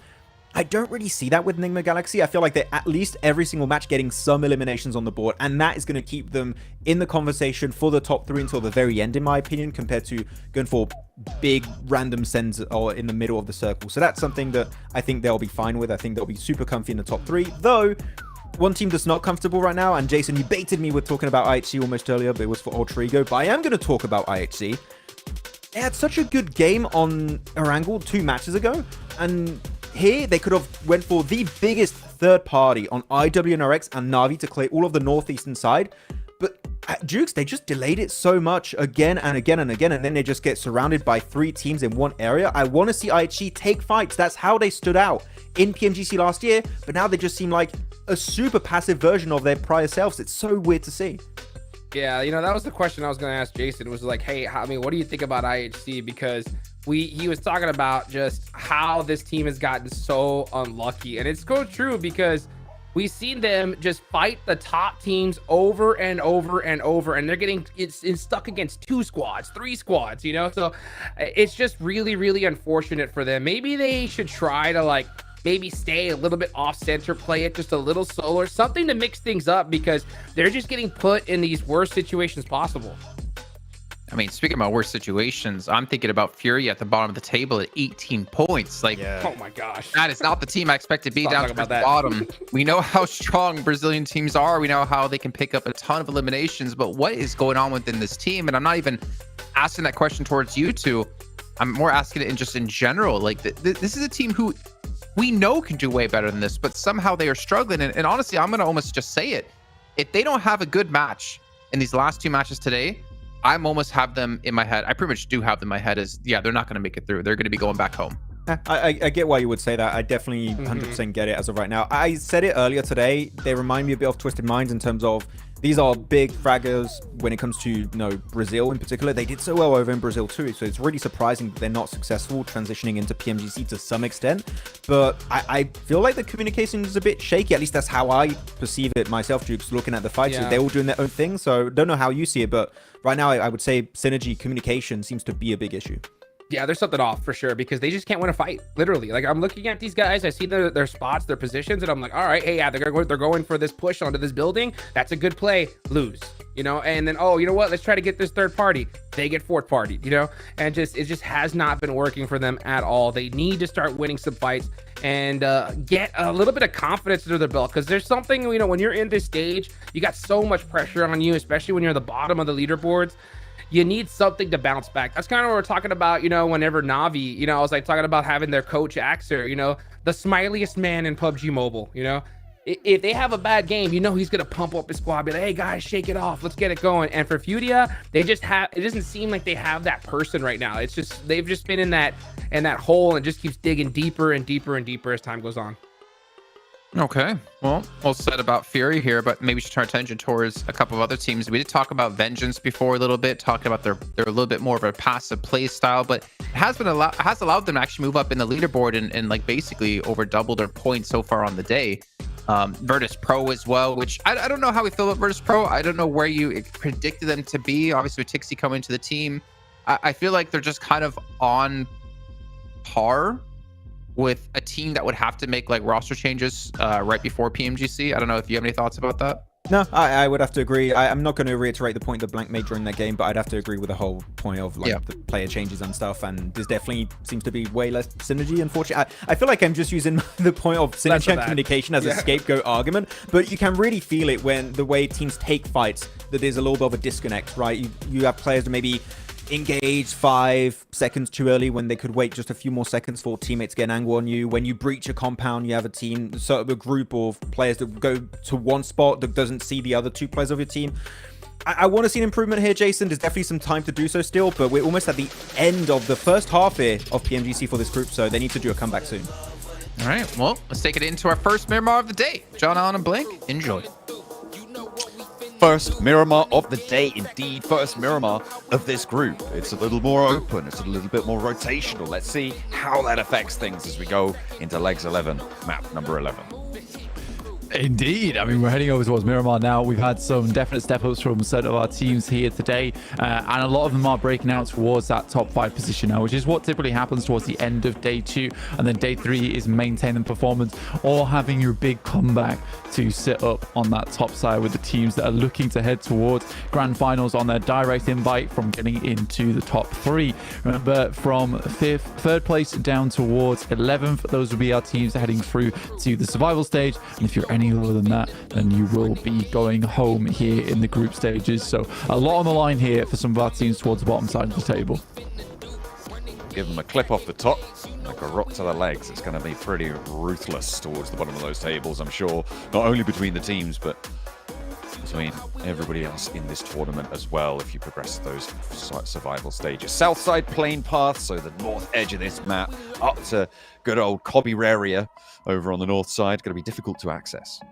Yeah, seriously low playing path here on Miramar, which is going to mean that a lot of those areas on that northern side aren't going to be clear early on in the game. You're going to have to make a big run up, but with a circle like this, it does mean that some of these teams can stop a little bit shorter and potentially loot up around some of these more or less well-known areas inside of the map, and then head back down towards Los Leones. However, ISA start their game off strong once again in a very central position.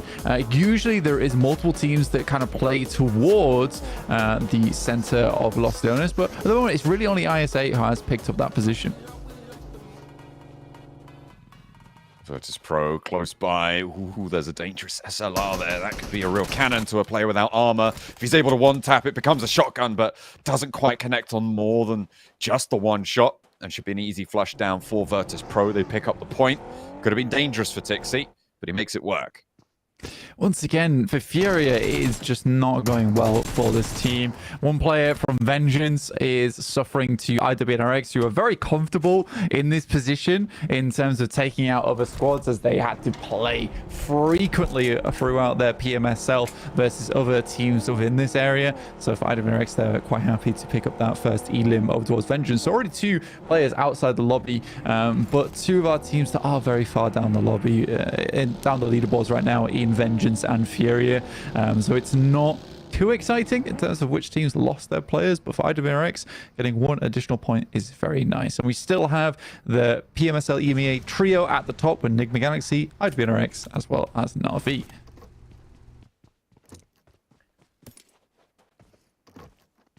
Still definitely something to try and chase towards the top blank. One of those teams trying to make it work for the Americas has been Team Queso. Over these last few matches, they've been really putting in an effort to step up. Welcome back to a quick interview with the 7WG, and I'm joined alongside Colega from Team Queso. This is going to be your second international tournament. How are you feeling so far after almost 2 days done? Este es tu segundo torneo internacional. ¿Cómo te estás sintiendo después de estos 2 días? Pues me siento, no sé, tranquilo, emocionado y pues mentalizado a ganar y pues ojalá se nos dé. I'm feeling calm, focused, and we are really looking forward to winning. That's all. Right on. Hey, well, it's good to be feeling confident. Has any team surprised you guys, or has any team made it a little bit harder for you guys throughout the matches? ¿Algún equipo que les haya sorprendido, que les haya complicado la vida en estos partidos? Pues yo creo que TJB son buenos en teamfights, así que pues yo creo que ese equipo. I think TJB is one that's been getting in our way a little bit, so that's the one that we're keeping an eye on. Hey, well, there you go. We got to hear from the MVP of PMSL America's fall split. Back to you guys, because this man's a unit. Absolutely, been putting in some numbers today. Team Queso have made some impressive plays. Haven't been, haven't been able to find that chicken dinner, but it seems like it's only a matter of time. I will give big W right now to that translator shirt. Big fan, love it. Yeah, I mean, he was a cool dude as well. But yes, so I think for Team Queso, it's been a massive improvement between yesterday and today. They looked really good going into those first 3 games. They've not been able to quite keep up with some of our teams at the top, because I think the way it had worked at the start of the day is that some of our teams that were far towards the top side of the lobby weren't getting as many points as they might have hoped, and that quickly changed. So Team Queso's chase, although impressive, doesn't look as impressive as it might do to you guys at home looking at the leaderboards, just because some of our teams towards the top side have just started to break away now to put up even more points. But yeah, fantastic work from Team Queso, and hopefully that kind of performance can continue throughout these next 2 Miramars and into tomorrow. ASI8 with oversight onto Team Queso. Doesn't matter what you're MVP of, that's a dangerous situation to be in. I like with the oversight for ASI8, but it looks like they're not too keen on going for a straight up fight. The circle likely to keep shifting out this way. IWNRX currently leaving El Azahar from the northeast side. Second place on our tables, with Enigma Galaxy extending their lead quite comfortably there now, but IWNRX leading from the front, just about pipping Na'Vi to the post now to second place with that tie-break factor that they've got, and on a dead heat, 79 points there.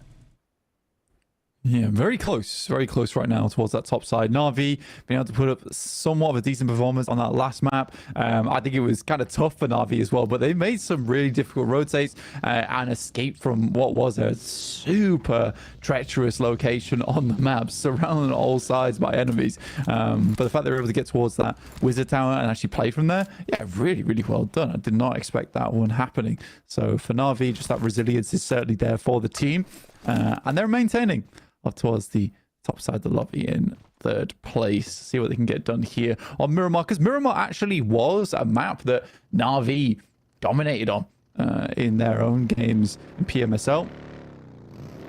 And I'd be excited to see just how much further they can push their scoreline these last 2 games of the day. IHC still trying to get on that road again. Of their fall off this year, this is a continuing tale. Na'Vi right now having a good impact. Currently in the hills near Chumasera and a little bit sequestered to the southwest side of this circle. Behind TJB, behind Alter Ego as well. Maybe a difficult route ahead, but they've got that south rotate option depending on where this next circle goes. I think we're going to see Na'Vi biding their time out in this area to wait for that firm decision to know where you need to take that little bit of a risk to make that next set of rotations. Chiamba, in the meantime, over on the east side, in between Impala and Los Leones, spread a little bit over those fields, controlling quite a lot of ground here. And I mean, this is something that we were praising Tiamba for in day one, right at the start of day one. We haven't really seen that much from them since those strong performances to open it. And I mean, that's reflected in the tables. They're down in 11th now, Blank. Yeah, confidence seems to be knocked from this team. Not making as amazing of movements on that first day as we saw towards the end of it, and now in day 2 as we head into match 5. So for Tiamba, time's running out a little bit to have that breakout towards top 3, but being 11th place is even scarier because you're right on the edge of being knocked out of this tournament as a whole. So again, wow. We do get this Eastern shift, so this is certainly a time for Tiamba to get something done, but I think the main thing that has been causing Tiamba a lot of problems is some of these careless rotates in the early and late game, because their mid-game rotates are typically quite good, and they're very good at finding these areas where they can hit these massive wide wraps and find open space inside the lobby. But yeah, then we head in towards these areas where they're constantly getting caught up with another team and then are unable to finish that fight out. So I do want to see that change from Tiamba, and I think it is a confidence thing. So hopefully they can regain some of that confidence, some of that gumption to be able to plunge headfirst into the bubbling cauldron that is Group Red right now, because it is certainly heating up. Enigma Galaxy currently with the Galaxy Brain, Ralph at the helm, expanding his horizons time and time again. Incilio as well, as I was talking about before. This is one of the 2 teams that has really come out and surprised me so far in Group Red. Incilio and Getso Roy both putting up some decent performances. Again, not like massive end game circle finishes, but still just consistent and solid performances against some really strong teams here. So it just goes to show you anyone can come out of the woodwork at any moment. IWNRX, they move into the middle. We had a hard southeast shift based on that previous circle, and it means that teams are going to crunch in between Los Leones and Impala. I think we're going to have to see a few teams, yeah, we are seeing it now, going in towards Los Leones itself, which is not favorable, and it's just going to prolong their eventual demise, really. Yeah, you don't have much choice at this point in time where the circle is so unbelievably packed with teams and players that you have to take some unfavorable routes in. 6 getting knocked out here for Na'Vi by TJB is somewhat unfortunate for their point scoring. But this is something that TJB has become quite well known for, I would say, in terms of their reputation here in the group stage Red, in terms of being able to take multiple fights at once. Like, they're very aware of what's going on inside the lobby. Long's up in that front line, battling off against Alter Ego, allowing the rest of the team to potentially get some work done elsewhere. But he is doing an awesome job at holding Alter Ego at bay solo. The thing that Alter Ego can't do is move too far forwards here. Sure, you might want to go for longs, you know he's on his own, but you expose yourself on the plateau of ground that sits in front of him to the off angle. As soon as you go for that roll forwards, the rest of TJB step up and spray you down. You are dead. Done for. Dead in the water. And now they turn their attention to Na'Vi instead. They know it's a little bit more of an isolated fight. Not for long, though. Potential for it to be third-party crashed on, and the opener is good for them. Tunch looks for the shots, but the off angle is clipped here. Hans for You tries to sing in through the sidelines with a volley back towards Lemon, but he steps back behind the corner of the building, stays alive for a little bit longer, and gives them a little bit more trouble. Alter Ego, 2 knocks sent their way. Na'Vi still suffering. 2 players alive, but no players to res. Lemon up the stairs. A ground floor nade from Flip on the off angle, and both the players from Alter Ego step into the ground floor as well. Yeah, it's a great nade from Flip, baited in by his teammate. Again, I would say that these 2 players are the best out of Na'Vi, but now just Flip remaining, and there'll be nothing gained off the back of it. And both of these knocks do not get flushed out, so Na'Vi gets 0 points on the game, going out in 16th place. So not where you want to be on a team that's trying to control over in that top 3. So Na'Vi will have to reassess the scenario going into match 6. Yeah, wow, that's rough for Na'Vi. But we'll play to Alter Ego to make that one happen, albeit being a 2v4 that could have gone pretty wrong. I mean, it's a pretty disgusting bit of minutia on this circle as well, right? Like from that southwest side, you have to push around in a single avenue. It's very linearized on your approaches around Los Leones. Where they were, they didn't really have too many options, so kind of a forced engagement there. And Alter Ego do just win out the gunfights on the day, which is not how you want to close down the game. ASI8, Falcons, TJB, with a big opportunity now to jump up towards the top of the tables, and TJB already have 2 elims.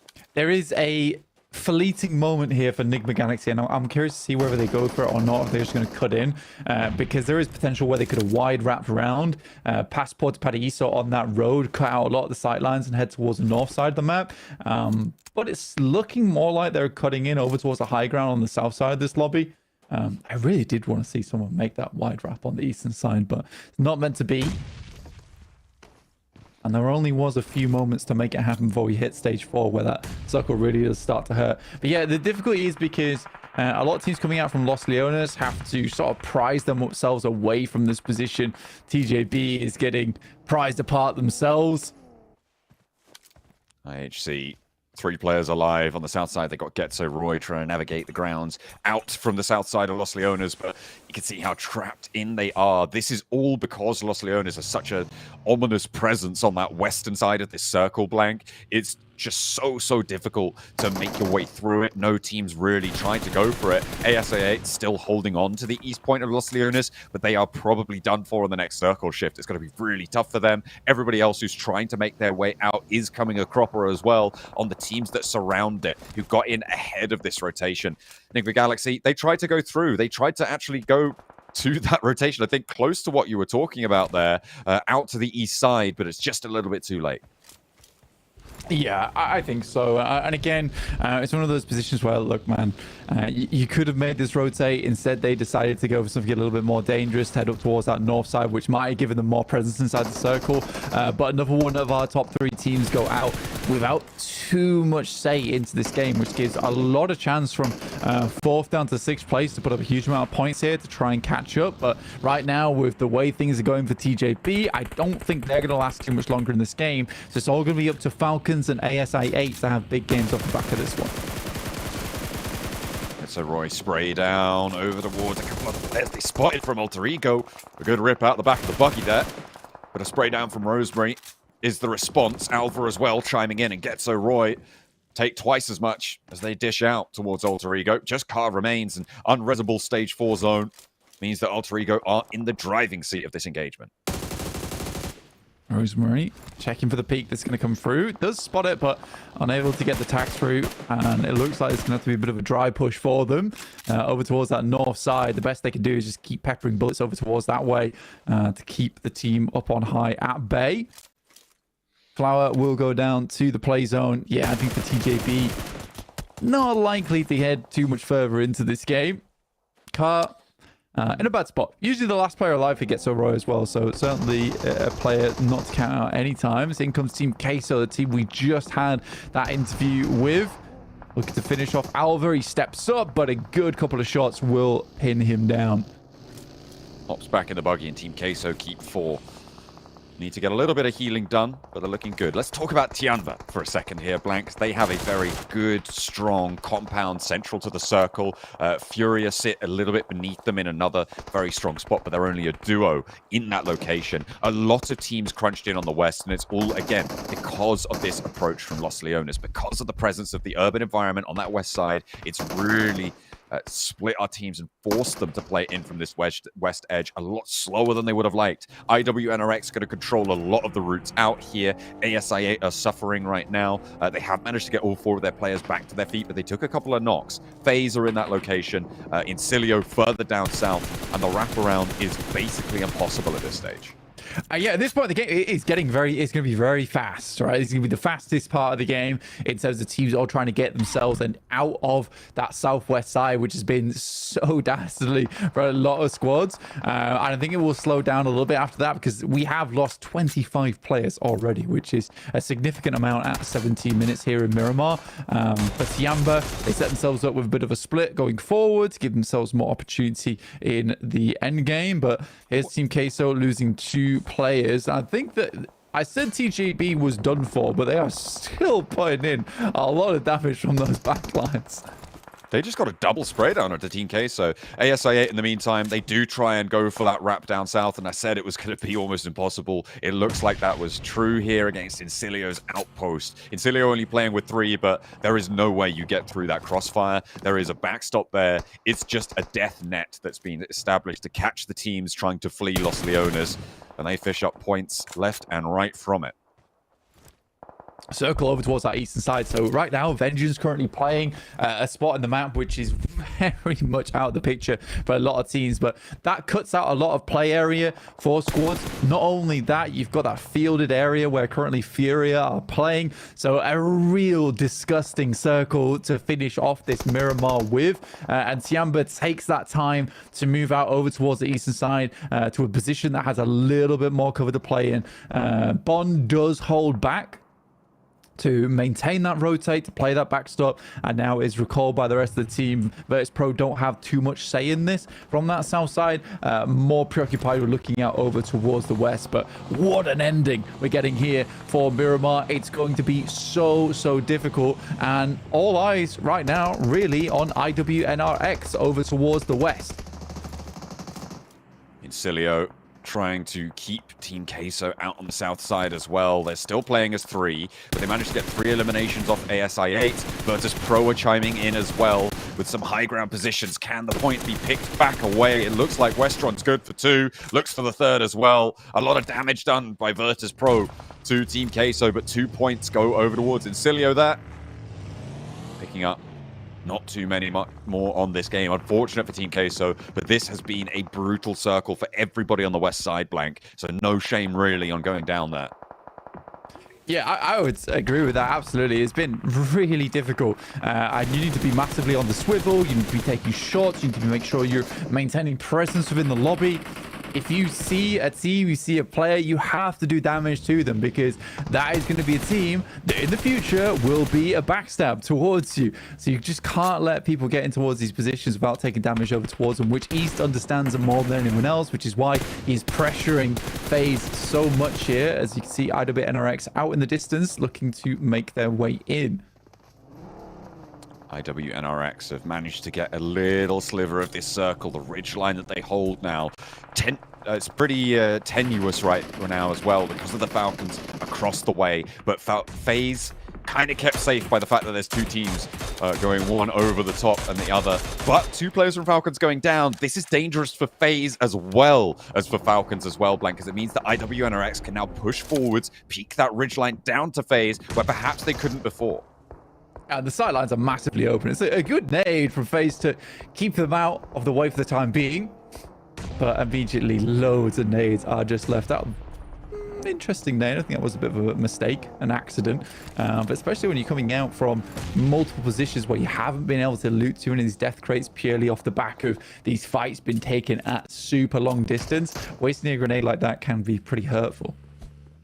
ASI8, they're still here with Falak as well, and pretty powerful player in his own right. They tried to move south from the route out east from Los Leones. It hasn't gone great, but finding a point here would be pretty good news for ASI8. Remember, they are still chasing that 3rd place spot. FaZe holding on for now, and with Frozen going down, IWNRX can no longer put that pressure on. Tiamba on the south side, and Furia in their shack in the middle of nowhere, having a great time with this shift. Meanwhile, on the south side, is Falak still going? Goodness me, okay, ASI8 with one representative taking on the majority of Incilio. They are a 3-player team, and happy Falak's just 1v3 them on the southwest side. What a way to keep ASI8 in this one. Yeah, Falak is kind of like the secret weapon for ASIA. I think he's played most of the most dangerous angles for that team. The fact he's able to 1v3 versus Encilio is just incredible. I mean, I don't know how he got himself out from that situation on that southwest side. But finally, here's IWNRX putting in work over towards the Falcons. Icy's forced to back off behind the building. Some great shots coming through. FaZe, in the meantime, did get taken out, rocked from the lobby. Not only do ASI8 get 3 elims, they stay in this one for more and more placements. They're fairly isolated. Very big potential for them to actually flex out, take a hay bale position, and try and survive for a top 4 on this game. Blank, they're chasing Na'Vi, and Na'Vi are in shambles because of it. What a way for a turnaround to come through. Falak making his dash now, making his approach. We'll see if he can survive it, because IWNRX, they're on the hunt from the north side. Once Falcons go down, they'll turn their attention to Furia. Yeah, great amount of eliminations found. Tiamba, despite having such a strong position, really haven't had too much contest in the lobby. So still sit there at 0 elims. In the meantime, Ghetto Roy did overtake them and been able to put themselves into an 11th place. So right now, Tiamba, sat in 12th, would be going home after these games do conclude. If we were ending here on the point scorings. But yeah, this is an awesome game for Tiamba to put up big points. But at the moment, it really is IWNRX who was stealing away most of them alongside with Virtus Pro. You've got Virtus Pro. You've also got to consider that bid for the top 3. Yeah, Tiamba trying to get out of that 12th place position would be great. And I mean, they do have so much control. It is stage 5s and 6s where we see teams that take these passive holds start to flex out, start to flex their muscles. But I question what the value is that they can get from this one. Virtus Pro not going to have to crash down to the west side here. They can stay out on this eastern side for a little bit longer. It is a ridge that slopes away from Tiamba down to the east side, which means that Virtus Pro on the low ground relatively to that compound. But they can navigate across and look up. So I think the more likely approach for Virtus Pro is control Vengeance on the north side of their position and just keep that ridgeline covered off. Tiamba will take shots if they're given that opportunity, because no one really can crash into them at this stage. Falak, though, he's getting bold with it. Yeah, purely off the back of Falak, I think at the end of this game, they should break into the top 3 and dropping Na'Vi out from 3rd place just off placement points, because right now they're on 78, and we already know that they've got at least more than 2 placement points from a 6th place finish. So well done to Falak to get the team into this position where, despite it all going wrong quite early, being in Los Leones, he's the player that keeps them together. Ridgeside on the east is still kept in, but it's precarious for Tiamba now on that south side. But Virtus Pro can certainly work this angle on the eastern edge. And they'll have to be careful of Vengeance, though, because this is a team that knows of their location. They know that the position is down there, and they're going to be sending shots towards Virtus Pro the entire time. ASI8 putting their hopes on the man himself, the man of the hour. Pakistan is behind him as well on this map. I don't know how much further he can go. The monster truck is smoking. The tires providing very little cover. Relying solely on the body and the downhill slope to make it work for him, which is a little bit of an advantage there. IWNRX now coming into contact with Vengeance, who are opting to go west on their rotate rather than try and move down and contend with Virtus Pro. IWNRX still need to go a little bit further forwards, though. Seems like they've spotted their opening. They see that retreat coming through. They may be able to signal the go time. Maybe crash into Furia, but it's a dangerous set of options they've got. Virtus Pro are flexing out 2 and 2. The backstop for Vengeance is there now, and IWNRX could be the pneumatic press to crunch them down. Yeah, IWNRX, this game means a lot to them. Especially with Enigma Galaxy and Na'Vi being out, it's a fantastic opportunity to get themselves much closer to where Enigma Galaxy currently sit and basically place themselves far and away from a lot of our other squads inside the lobby. There is Falak going down. It was only a matter of time. I mean, he didn't really have anywhere to go, and those crates were essentially the only thing keeping up and alive, but fantastic work from him. TPC does go down to IWNRX. They are just keeping these players on the eastern side at bay, and up to 9 eliminations so far. So fantastic stuff from IWNRX, and IC alongside Virtus Pro is able to easily finish off the final members there from Vengeance. But in comes IWNRX. They're poking their noses in. Virtus.pro don't think that they belong. Tiamba also looking to put pressure on. Virtus.pro actually now kind of caught on the outside here. Tiamba look to establish the perimeter here, and they need these elims blank. They have none so far to show for the game that they found. A really well-orchestrated position that they found themselves in. They have had no pressure over this circle beyond occupying a central spot. And IWNRX continue to drain the points out of this lobby. They're up to double digits now, and the team from Turkey, they're making a bid for the top. It's so close between Tiamba as well as IWNRX. It's difficult to call it. They're both on other sides of the map. Tiamba would love to get some points out of this one, like you say, John. Chicken dinner has to be gotten at the very least for Tiamba for this game to have been worth it. It is somewhat understandable of why they have so little elimination count, purely because of their position in the circle down towards that south side and have a huge amount of sightlines that provided them too many elimination capabilities. But yeah, this is now the time to start flexing out a little bit. They can't rest on their laurels down towards that south side of the map now. Virtus.pro trying to move up from that low ground. Now's the time to strike back.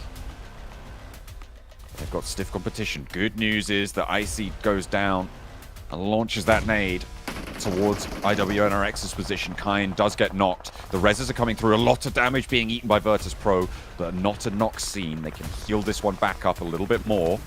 Zed Wolf close by. Tiamba gets spotted. That's Furia. Goodness me. Silence has been quiet for a long, long time, but finally they're starting to poke their heads out above the pulpit here. 3 players alive for Furia, and hadn't really looked too much at them, but they do have an open ground position. IWNRX, though, have other ideas. A response from Kayovsky over towards Swain is there. Can IWNRX get back to their feet in time? Can Tiamba find anything out of this game? Yeah, they're desperately looking, and the more they try to place themselves in a position where they can find these shots over towards these teams, the more they set themselves up into sightlines of Furia. Zone 9 now with 4 teams remaining. It is a race against the clock here for Tiamba. They do find Gusta. There's more nades pour on through, and now this is Tiamba's time to shine. But it is Furia finding most of the eliminations and the knocks over to IWNRX. Goodness me, Zedwolf still alive behind the mound, and it's just Tixie on the back lines. IWNRX, they're going to give up at least one of these players, maybe both of them, as the zone is crunching fully. Furia try and flex out. They're picking up these points. 13 elims for IWNRX. Zedwolf and Kane, 2 incredibly powerful players. There's the knocks they're looking for, but they still don't have it confirmed. They really want this one to try and move on through, and finally they break that 0 barrier. A second knock over towards Furia, and Silence is the last to go. IWNRX cowering behind the tree as Virtus.pro go down fully, and nade falls just over the wrong bouncer for it, and up the top Furia go down immediately. Tiamba, I think they only got the 3 elims, but they'll be okay with a chicken dinner. A 13-point game. It's matched blow for blow by IWNRX's elim count, however, and that is the big story here. Yeah, absolutely insane. And the thing is, I think IWNRX go out in second place there. With that nade being the final elim technically in the game over towards IWNRX, it was a case that Tiamba was able to get that shot off onto Silence, the last player from Furia, and it was IWNRX to fall slightly afterwards to the nade that popped going their way, which is a very amusing scenario. Quickly ends, but for Tiamba, it's not enough, John.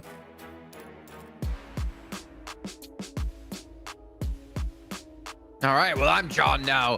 Welcome back. Wait, I can't do his voice. No, I got nothing. Welcome back, everyone. As we're on the desk here, as we see Tiamba take themselves a victory, and for a team who are on the cusp of being forced out and being sent home, i.e. 11th place, they get a win when they desperately need it here, Hot Jukes. Yes, sir, indeed. And that's a win they're definitely going to take. Landing all the way to the end zone. I love to be able to see Tiamba pull it out right when they needed to. So, I mean, when it comes to their play style, they landed just south of La Bendita, which is pretty central to this circle. And honestly, they needed a game like this. They needed a kind of a free circle zone where they didn't have to move too much and be able to put some eliminations on the board. So I'm hoping they kind of utilize this and kind of rocket launch themselves up here, Max. It would be interesting to have the perspective of Tiamba this game, because we know they typically like to play sweeping edge play style, but it's like playing center was kind of easy. we didn't really have to do too much this game. We were just chilling in the center. They did do a little bit of a play that was similar to what Mira and Sejong were doing back in group yellow, which was to have a 3-1 split in the middle of the circle, and when the circle would shift, they would regroup in the better compound, which that resulted in them making it to the late game to then get the chicken dinner. But as you see, it's only 2 eliminations, so it's not like they were gunning down teams in good positions and taking their spots away. No, it was a very straightforward match, and it just gives them a decent 17 points on the board here. So good points, but it's a passive one, so I can overlook this match a little bit. Yeah. Sorry, you're saying Tiamba was 17 points. Yes. 12. They got 12. They got 2 eliminations there. Yes. I bet they wish they got 17. I would buy. Maybe it makes sense. You know what, Jason? To be honest, I thought I was back in 2020 when you would get 15 points. I don't know why I said 15 points in my mind. I went back in time. 3 years ago. What? Yeah, I was like, wait a minute. That's not 15. He's very nostalgic, Max Man. Okay. I thought about Tixie. I was like, and I went back in time, Jason. That's how it goes. Yeah. Well, I mean, for Tixie, for instance, Virtus Pro did get themselves 11 points, and that's probably one of their, not guaranteed to be one of their biggest games they've had so far. So maybe they're starting to get into the mix here and figure some things out. Whereas Furia, I don't want to knock them too hard, to be honest, because they kind of played center for a super long time. They ended up getting 5 placement points, but at least for them, they did get 4 eliminations on top of that. So they got more limbs than the winner of that match of Tiamba. So at least they're showing signs of life. But I still need to see more out of this team if I'm going to, get them out of being knocked out in my head.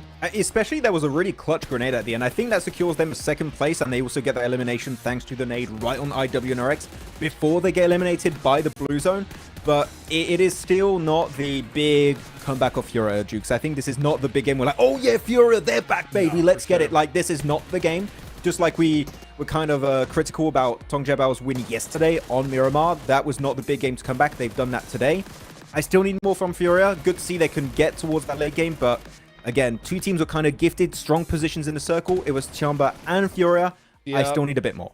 Yeah, that's exactly what I was going to say. Yeah, those are the 2 teams I was kind of hoping would kind of get gifted a bounce back game. And it really is a serious thing. When you're down and out and you're so low on the leaderboards, sometimes you get blessed that circle, you get a good game under your belt, and it just kind of takes a little relief off your shoulders, makes you feel like, you know what, yeah, we could do this, and then you can start playing all out, so I was hoping we would see that from Furia. I mean, yeah, they were dead center for so long, unable to get the chicken dinner, but you know what, 9 points is definitely got to be like, okay, finally we're putting something on the board, you know what I'm saying?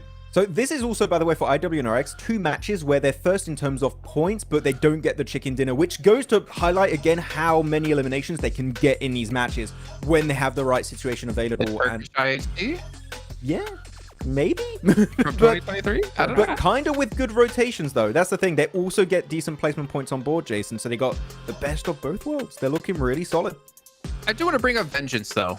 They finished off in 7th place at 5 points in this last match. And I want to bring them up particularly because we were talking about while we were watching this match, they had this really far out split of a 2-1. One player was on the very southern side, the other 2 players on the very northern side. And Max, you're talking about, I was saying, oh yeah, they gathered information. But Max, you brought up a point about that information is only good in one sense. And yeah, I want you to go into that. I mean, information is good if you're going to do something with that information. And unfortunately for them, sure, they had that split. That was a good split, Jason, to be completely honest. By the way, congrats, XC, for being MVP of the game. GG's.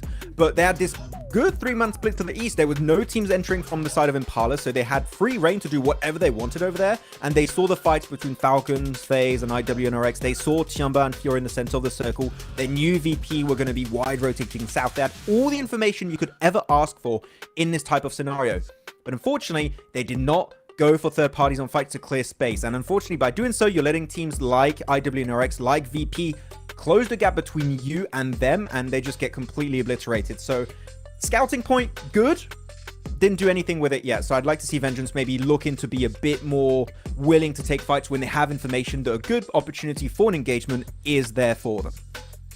Well, we can see here overalls now after match 11 has finished off, and IWNRX have taken the top spot here at 97 points, 66 eliminations. Honestly, a massive start here out of this team from Turkey. And then, of course, Tiamba with their 12 points did manage to go from 11th to 7th. So again, we're still seeing it is extremely close here, and one good game, one chicken dinner can technically boost up the rankings by quite a bit. But for now, it's about that consistency and maintaining this over the course of the next 2 days. And of course, one more match to come today. You know, I try to only spit facts. If I was spitting lies, it would be a little bit weird. But as we look down the list, Ultra Ego, hey, you know, credit to them. 8 points in the last match, Max, able to get themselves up to 10th place. It's still not safe by any means, but at least they're not 11th anymore. And at least they're showing some signs of life in terms of fragging power. I want to praise them, but Jukes, looking at their fight where they got a bunch of those eliminations, it was Na'Vi doing a weird engage. So I can't even say like, oh, Ultra Ego played it well. It was Na'Vi being a bit of an oddball in that engagement, unfortunately for them. But it might give them the push they wanted to start climbing the rankings. Yeah, I mean, Alter Ego were coming all the way from the south side towards that late circle, and they just were not able to even get into it. So, I mean, it's just a tough match for them, and you're going to have those games, right? You're going to have those games where, you know, you're going to get stuck in a position where there's just nothing you can do. You got 3 of the best teams in the world just right in front of you, and you're going to get taken out. So, I mean, you just got to look at that one, shake it off, and then just come back in the next game. You know, one team, though, that I feel could have done better in this one was Falcons. You know, Falcons was a squad that had a really good position on that north side, and this is the second time, Max, I've seen them get taken out early because they're in a dominant position, but they leave outside that spot to go clear their backs outside a circle, and it catches them up so many times because they leave that spot and then it gets taken by somebody else and they get taken out by IWNRX. So I want to see Falcons just maybe be a little bit more patient. I understand the aggression. I understand what they're trying to do. But sometimes when you have that good spot, it is better to just stay there. I fully get the point you're getting to. I was just waiting for Falcons, realistically, this game, Jukes, to leapfrog IWNRX's position and be the gatekeepers of the northwestern edge. If they do that, I think they clear IWNRX, and then who knows, maybe they go the entire way and get the win, not too sure. But they were a little bit too complacent this game, and they were not willing to bake these big rotations. They could have even maybe sent it into Vengeance because they were super split, and that was a great push opportunity. But I think they were a bit too hesitant, and IWNRX, again, we talked about it many times, Jukes, if they see a team show weakness, they will punish you and they will get those 4 points you are worth at that point in time. So yeah, Falcons here, maybe a bit too hesitant, and that did cost their lives in this game. Okay, well, another player or team. Oh, I gotta stare him down. Hold on, I gotta stare him down. Oh, same face, dude. There it is. He smiled. But obviously, Alec from I8, man, we talked about him a ton when it came to CSA, and we saw him there have, again, some pretty good impact. I think he finished off at 3 elims against Concilio, which I believe Virtus Pro was helping assist on too, he said, Max. But, you know, Falec, for me, is I think my big question was, how well is he going to play when he gets to the global stage? And I'm impressed. I'm really happy with his performance so far. Yeah, I would still have to say currently the best fragger in Pakistan, for sure. It's undeniable at this point. Sure, some people might say Crypto, but I got to say Falec plays with his team compared to Crypto, and that's definitely helped him out a lot in the past. But even when he's solo, Jason, you don't want to think you're going to get an easy elimination against him, because if he has nades in particular, I'm telling you, you're in for a really, really bad time. But he's able to just get a few extra placement points for his teams, clear Incilio, as we said, Jason, and again, staying relevant in the conversation. This guy could literally go so far globally, and I'm really excited to see how he's going to continue, but I'm happy he's getting points on board. He's doing great. It's really funny, Hotchix, he was saying, you know, if Falec has nades, you're in for a really, really bad time. And I was thinking, well, if IQ has nades and you're under the banner of I8, you're in for a really bad time. That's true. Team nades we see in the fast, but obviously we're just kidding here. We're not trying to harass IQ at all, because they have been playing fantastic. But it comes down to the last match here. This is the last match of the day. It's the halfway point of the group, Hotchukes, and I think this is the appropriate time for us to start getting worried about some of these teams. Yep, for sure. I mean, that's going to be everybody there at the bottom. I mean, it really is going to get to that do or die point. We saw a lot of teams at the bottom here in Group Yellow at this point, and they were not able to make it back. So I want to see a chicken dinner right here, right now, from these teams at the bottom. Well, let's find out. Head into the final Miramar of the day, the halfway point of the group. Let's go back to our commentators of Johnny A and Blanky B. Thank you very much, Jason. It's me, Jason, over here on the casting desk. Max is bald and Infinix GT20 Pro. That's pretty much the summary of Jason. There you go. That's my impression. What do you think? Yeah, it was pretty good, but yeah, not sure how to proceed. Well, let's proceed with my whole life. Let's go. Yeah. But yeah, we're heading over towards the northwest side. El Pozo, Puerto Vallarta, down towards the southeast side. Yeah, it's a last game of the day, last chance for some of our teams to get themselves into a position where they can be vying for that top spot coming into tomorrow, because I really do think that tomorrow is going to be the game changer. But yeah, for Tiamba, that game was not enough. It was a good chicken dinner, fair enough, great rotate at the start of the game, but kind of a lackluster finish from them. Hopefully looking for more, like they were saying back on the desk. Jukes is saying they want to see a big chicken dinner if you want to make a bid for the survival stages. Even over on the east side, Furia do have a bit of a hot drop. I'm not too sure who that's with, but it looks like Furia, they're eating the dirt right now because they have been put down. I think that's by IWNRX with a bit of knife action over on the east side. We're going out that way with the circle too. IWNRX start with a big chunk of points to kick things off. Yeah, it's the same drop as before, where they found one Elim onto Furia. This time, instead of just sending one player, they send all four. So some mind games happening for the lads over on IWNRX. Just jumping on the bonnet here to see if they can get themselves as far as possible without having to get to, because this vehicle only holds two, but this is one way of doing it. You can fall off like that though, as you did see, but at least you get another player towards another vehicle and they can get moving. An unfortunate first vehicle to find as a 4-man drop, but hey ho, there you go. It's pretty rotten for Furia. They have pretty bad time, but they got Kayovsky. Come on, what can you do as a solo? I believe that he can carry on for at least the next minute, maybe minute and a half.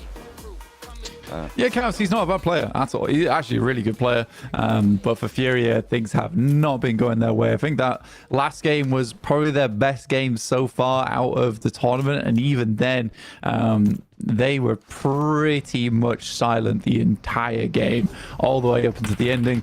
Here's our replay on that fight. It literally was just full-on melee action and then baited into the building to a micro Uzi. So very well played to IWNRX, and that is 3 points, which will set them on the first triple digit of the lobby of 100 points here in Group Red. Excellent stuff. And if you can close out towards that 120 mark at the end of the day, it will be brilliant for them. So if they can rack up a chicken dinner here, that would be a phenomenal day. And I mean, to be fair, with the circle breaking out to the east, they do have a good opportunity to take up a strong spot here. However, the metric that we're looking at over 4 days of gameplay was Team Spirit in first place with 225, which was a record-breaking first place, actually, back in last week. They broke the record from last year, which was 220. And came through with 225, as I said, which would mean that you'd need, what was that, 112 and a half points at the end of today. So if you can get 113, you're ahead of their averages per map performance. Should be great. Be great news for these squads. But again, last match of the day, we head over towards a similar location of the map, over towards that east side, but less dominated by Los Leones, so you won't have as many teams crunching into that horrible spot of the map. And because the playing path wasn't as southern, you can have a lot more rotates that can happen over towards the north side as well and wrap around past El Azhar. So it's much easier for a lot of our squads to get in towards this one. Specifically looking at Navi, who started in La Cobreria up towards the northern edge of the map. That is one of those rotates that I'm talking about, over towards Cruz Davai through to El Azhar, potentially taking up some of these high ground positions. Team Queso, they've got the M249 in the pocket with Melodious, but he's on his own right now. The rest of Team Queso further out to the east. You see them currently with ASA8 kind of bearing down upon them. They're going to give this one up. They don't feel like they're in a favorable spot for it, but this is even less favorable out in the open. And losing a player like that, oh, it's such a rotten time to have it happen. Pretty rubbish, all things considered. And Team Queso cut down to 3. Yeah, unfortunate. But that's the way the cookie crumbles sometimes, and ASA will put themselves at one more point, who, again, in that last match, able to just about shunt themselves into third place there over Na'Vi. All thanks to Falak, who, as Maxman was saying, probably the best player from their respective region currently. Even putting them over Crypto, which is a bit of a statement, honestly, but I think he's right. He definitely plays a lot more with his team, and that's what makes IS8 so strong. But still, in those solo situations, he is a monster to come up against. It is a pretty terrifying sight for sure. Virtus Pro, the team from EMEA, the little brother of the region right now. The rest of them all the way up at the top of the tables, but just can't quite keep pace. He's not got long enough legs. Stop being mean to him. Stop picking on your little brother. But right now, the lobby is certainly picking on them. They have not been able to really have too much momentum gather at all, which is quite unfortunate. I mean, they have had some shine-through moments back in EMEA, but it's just not transferred on over. Alter Ego as well. They have... Today, I mean, they definitely did change up their play style, right? Like, it was definitely a good start to the day, finding really strong results. But it's just not being consistent enough to put them safe right now. They're on 57 points, but they've been flirting with that 11th place bubble for a long time now, and it's somewhere they just don't want to be. Yeah, it's a struggle as well with it's Pro, Gesso Roy, Team Queso, all being within just a few points of Alter Ego right now. Similarly to FaZe, though, being on 58. It's a scary position to be in from 8th place downwards. All these teams are so close to dropping out into those bottom 5. And again, not securing it going into the end of day 2, it just feels bad. It just feels bad with how close it is towards that 11th place bubble. Yeah, Karavsky, he decimates a vehicle, but we'll find another one. I think that was on purpose. I think he saw the new vehicle, maybe low on fuel on the buggy, and then put it into the dump truck because he knew other teams are going to rotate through here and might use the buggy as well. So he's taking it out of action, can't get it out of there, takes a new vehicle. Yeah, it's a fair enough play to go for, especially when you're solo. You don't really want teams tailing you in the future. It's TJB who've had a magnificent comeback over day 2 and the end of day 1.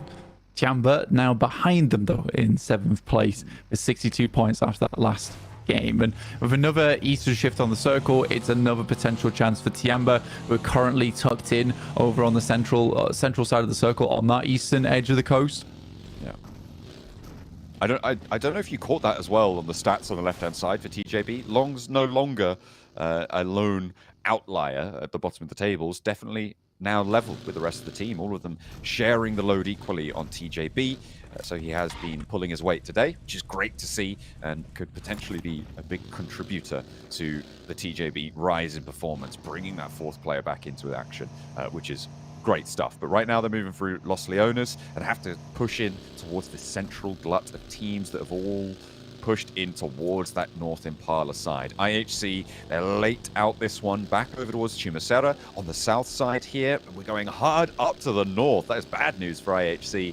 They still have a long, long way to go. This is a pretty mean shift, all things considered. Everybody on the north side of Impala doing okay, but there's a lot of ground that is unoccupied on the north. Yeah, and I'm curious to see where Na'Vi will cut in on this one, because I don't think we even see them on the map right now, but I think they're far on the northern side and will be cutting through back down through El Zahar, which would make a lot of sense to me. You can see them just coming through water treatment now. Enigma Galaxy also on that western side. Both of our teams, Enigma Galaxy and Na'Vi, do struggle on these types of rotates because they do start far on the northwest side, and it's been Eastern shift after Eastern shift. All the way up to that east coast. I mean, keeping El Azhar in this circle is pretty nutty. The teams are slowly being drawn up there by the gravitational field that is the circle. Enigma Galaxy exacting their toll onto Na'Vi as they try and make their way past, which is, I mean, great news for Enigma Galaxy, right? To be able to take down Na'Vi, stop them from getting towards the top 3 a little bit. Unless they want that EMEA 1-2-3, it could be a nice little trophy to take with them in those confirmed spots to the Grand Finals. That would put, I think, 4 of our confirmed spots into the EMEA region, which would be quite something. I would certainly be bragging about that, at least for the next week until they get decimated over in our last group. Yeah, I mean, Na'Vi losing one player there is somewhat unfortunate, and I don't think Enigma Galaxy is comfortable with letting them get too further into this one as they take a little bit more damage. Team Queso, though, Gesso Roy taking some damn good damage over towards them here, and Queso did lose a player early on, so now down to just 2 players. They know they're not behind that crate now, so they should be on either side. So that's a good position where Roy can start to isolate those positions. Alter Ego again losing a player. I was glad to see Tiamba move up because I was sort of curious of why they weren't moving as fast as I might have liked there, but they do take it slow. They grab the longhouse over on the northeast side. I don't think it's a bad position whatsoever. You can control the coastline very well from that spot. The start of Team Queso's day looked like it was going pretty well, but they've moved a little bit from sharp cheddar down to soft brie right now on the cheese rankings, and it's not been super healthy. Unfortunately for Getso Roy, they have missed one. They need to pick up the rest of the cheese board to take it down. Steps out for one, but they know he's in there now. And that should be an easy pickup for Carp. They can res protected in the container, and only one of Team Queso remains. Yeah, it gets to send away and try and maintain some of that point scoring, because right now they are in 12th place.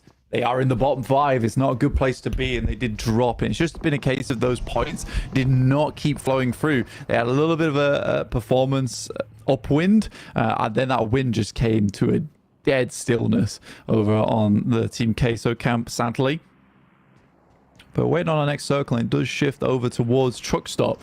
So again, giving a lot of that high ground where Getso Roy is currently playing in play alongside IWNRX, who is slightly further down towards their southeast side.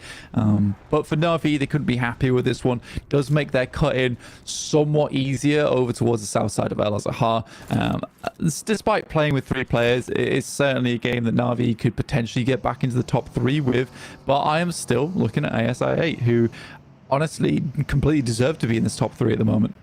Yeah, they have had some really quite strong performances. I mean, you said it right at the start of the day. This felt like one of the best ASI8 performances in general. And I think they're just continually making smart decisions, even in difficult spots, right? That route out east from Los Leones, I think they took the best option out of a bunch of really bad options and couldn't quite make it through, which is unfortunate. But then Falak was able to piece together a pretty miraculous game out of the crumbs that were left. So great news to be able to salvage something like that. And it's continually part of that conversation is ASI8 are just there with some decent entries from that edge of the circle. Take a look at Falcons at the moment in Truck Stop. It's slightly lower ground than anything else, but it's going to keep them safe. It's going to keep that team safe. And a team that's chasing in 5th place right now up towards that top 3. And it would be a shame to see Falcons not head towards that top 3 and be part of the PMGC Grand Finals if they go down in survival stage, because they have been, as a team, synonymous with PMGC for such a long time now. So I'd be sad to not see them in that top 3, but I'm sure they could perform in survival stage just fine. There are limited spots over there for squads to get in with. IHC looking over towards Virtus Pro as they attempt to make their way in. They do lose one player and another goes down very low to 20%, and there is more targets to be dealt with in the future as Tiamba moves further down towards that south side. IWNRX as well chiming in over onto Virtus Pro, so having a handle on this fight from the east side of Truck Stop. Currently IWNRX with the high ground oversight onto all of it as well. So that southeast edge is very, very dangerous to move through, especially almost doubly so because it's IWNRX on that high ground. Very dangerous team to come into contact with here, seemingly in Group Red. TJB nades over towards ASI8, and they're trying to carve out more presence in towards the top 3 here. For ASI8 and TJB want to continue their run up the tables to pivotally positioned teams. Another precipice of failure here against one another. Maybe just to disengage, get closer into this one. The next circle comes. As over towards the northwest, it's a really hard shift, and Venge's quite happy with this one, though there is the Enigma Galaxy encampment on this side, and that is a dangerous team to be close to. You could spike out at any time, because I'm sure they would like to take control of where Lily is currently playing from Vengeance all the way over on that eastern side of this hilltop. In the meantime, it's ASI8 looking over towards TJB. Long's already down, somewhat out of the picture here, and ISA are doing a good job at keeping them at bay, but nice backstab here coming through from Triple S, and it's going from bad to worse here for ASI8. Oh dear, 3 players down on the hillside, and now it's just Flower. on the low ground here, but still looking for more. Challenge sent back up. It's 1v1 on this situation. IQ with the high ground with the nades as well. The inside track, and it's a pickup for TJB. This is the correct decision to make. Picks up 3 points just like that, and IQ cannot get his teammates back on up. This is very unfortunate stuff, and Flower, I mean, he's taken one hell of a peppering to the shack, but it's not going to land the damage. IQ burns the roof, but it's going to heat nothing but the metal. Flower stays alive for the time being into the buggy. IQ wants to disengage, and both of these two teams take one another down. It's Na'Vi's chance to try and push through. IQ steps back out of the vehicle. He really wants this fight, stays out in the blue. Flower with the spray, with the Vector, can't get past it, and IQ's on for another lone game for ASI8. Yeah, almost had it for TJB. I mean, it was a good backstab from them there. And it looked like ASA had it completely under control. But 5 elims for them, I think they'll be okay with that one. IQ being able to make it further into this game too is good news for them. Kayovsky in the wings for Na'Vi on that north side. Don't know if they know where he is right now. Here's FaZe up against Alter Ego. Again, a team that wants to put more points up. But right now with 0 elims and only 1 player left. Hans for you, nade over the top towards Noise, caught with a little flurry of bullets there. Noise makes his approach, but the blue zone's pushing in again, and Hans for you stays alive. Incilio across the way. They want to try and suppress it, but no luck there. ASI8 with their lone player as well, still off in the distance, but he's not going to risk peeking over here when he knows there's sightlines from Mella off in the distance. Incilio taking looks out this way as well. Much too dangerous for a solo to try and take that fight. Tiamba, in the meantime, on the northeast side, trying to push on in, but IHC trying to stop it. 2 players alive of theirs in IWNRX further south, not really going to have the time to flex out this way. Tiamba up against IHC. QZ behind the rock, finds the first pick off and then looks for the second. There is this little bit of backup here, but 1 player down for Tiamba, and Shan likely to fall shortly. For Tiamba, I think that might be somewhat of the close of the day here for them. I think that was a small tag they got off that nade, so they know he's roughly in this area. I think a lot of teams are going to go down on the southwest, so if Tiamba can hold out, they can rack up a couple of placement points here. They've gotten 3 elims already. Getting this res, they can stay as 2. They're just about on the edge of this circle.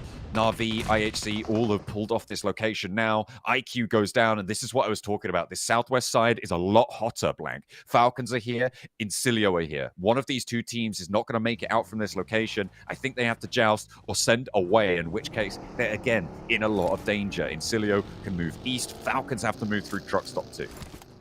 It's a rough circle down towards the south side. Not a fun position to be playing in, especially with that roadside that cuts through on the northwest, which is practically a valley here. But it's awkward high ground to play around with, even towards the central side of the map. Getzo Roy currently have a great chance to put up quite a few points here, looking over towards the northeast side and picking off teams as they come through. Na'Vi scouts out over towards Tiamba and will lose a player because of that, in fact, to Bond. So now both teams down to 2. Falcons moving through the buildings now in the truck stop. Playing the east side of it, does have a foothold into the circle, but crossing across the road to the high ground will be tricky. Nickby Galaxy trying to leave. Vengeance have other ideas. Yamak finds the shot down to Snowix. Ralph is low, the blue zone's pushing. Does get that first aid off just in time, but the crossing's covered and Yamak's too quick for it. Not going to be able to get away with that. Ralph flushed away. 2 players for Nick Galaxy pretty quickly on this engagement. Vengeance able to drag them down and looking for more as well. Noise gets the reload. The spray down to the back is harrying. It's deadly as Redox down out of the vehicle. Just the 1 player now left standing. Yeah, again, for Vengeance, they actually play this quite well because it's not an easy compound to remove yourself from. So Vengeance set themselves up on all corners of it, so they have all the sightlines available and just play it very slowly. So I do really like the way the Vengeance went about that versus Nick Galaxy, who are now in a very tough scenario coming into tomorrow, where they could have massively increased their lead, but these last 2 games just have not really provided them with the value that they might have liked. In the meantime, IWNRX, though, still up and kicking. 5 eliminations so far, 102 points for them, and can play quite comfortably from the eastern side of the map. Chamber with now 1 player left standing as 8 teams remain. We're getting close to starting to ladder up those placement points. 4 elims for Tiamba, but they are really bunched in now. Getzo Roy on top. If Getzo Roy take down Na'Vi, they may not suspect that there's another player here unless too much noise is made in this location. I mean, they heard some nades further downhill, so they should know that there's 2 presences there. Or be aware of the possibility of it, and may be a little bit more wary of that. So, are they going to have the wherewithal to make this one work? Kayovski's been solo for Furia for a very long time. In fact, right since the start of the match blank. He was a solo when IWNRX dropped on them and got 3 knife eliminations. Yeah, basically Na'Vi was just never aware of Kayovski's position, and that's typically how it goes when you get a solo who went down to a solo very early in the game. There's no indication of a third party that happened nearby through either hearing the fight or seeing the fight. So for Kayovski to get towards this position, there's no indicators.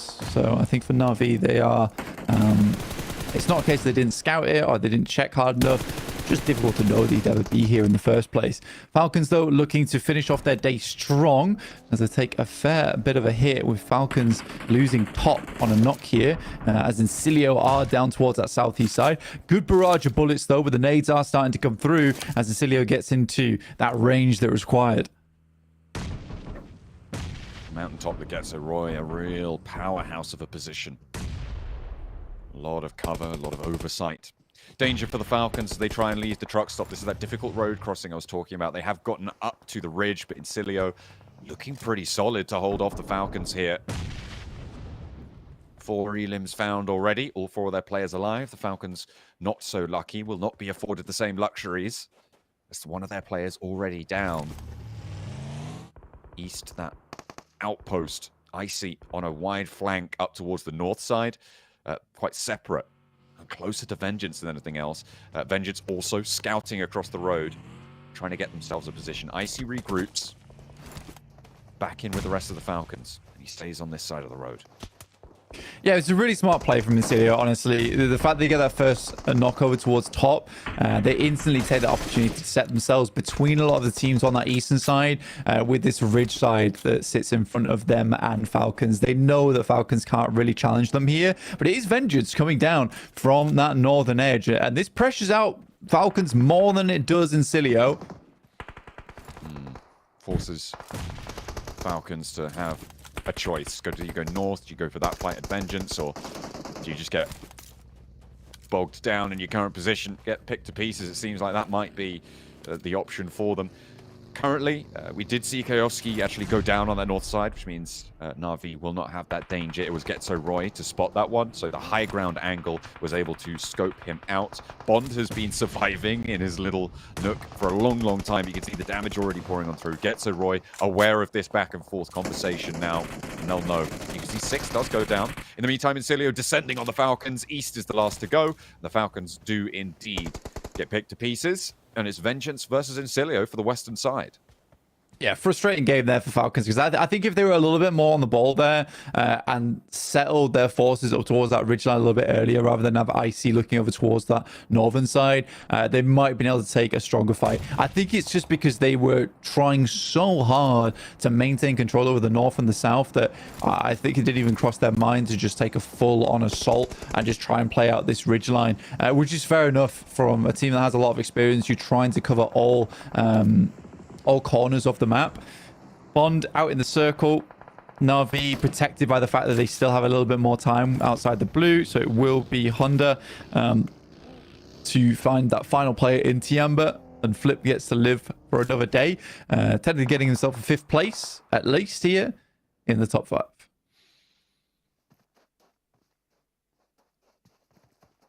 Vengeance spreading out, currently on a 3-1. With Lily taking sightlines over towards Getzo Roy. I mean, this high ground position for them has done very, very well. The question is, can they transition back down south? Because IWNRX, that danger, that threat. A lot of strong teams. I'm liking the dynamics of this one. Flip, very low. Not down just yet fully. A scrap between 4 full squads will be quite a way to close down the halfway point of this group. I mean, it's kind of It feels kind of thematic for what's been happening so far in this group. Everybody's in this fight. Yeah, we got a lot of teams trying to get this one done. And it's nice to see that it's Vengeance in 14th, then our 9th place team, 7th place team, 4th place team, and 1st place team. So this is somewhat of an equalizer game towards the end of the day, especially because so many of our strong squads did go out quite early in both our last 2 matches.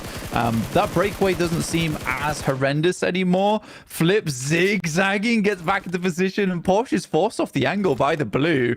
So Flip lives to tell the tale. I've got to see Porsche versus Lamborghini 1v1, right? That has to be in our future somewhere. It's only a matter of time, surely, before we see that one pop off. We'll have to wait, though. Just that little bit longer. Na'Vi, last player to stand. 1 Elim. Trying to push ASI8 out of the way, but they're on 85. A little bit off in the distance. But top 5, the placement points are going to help with that. 1 more Elim.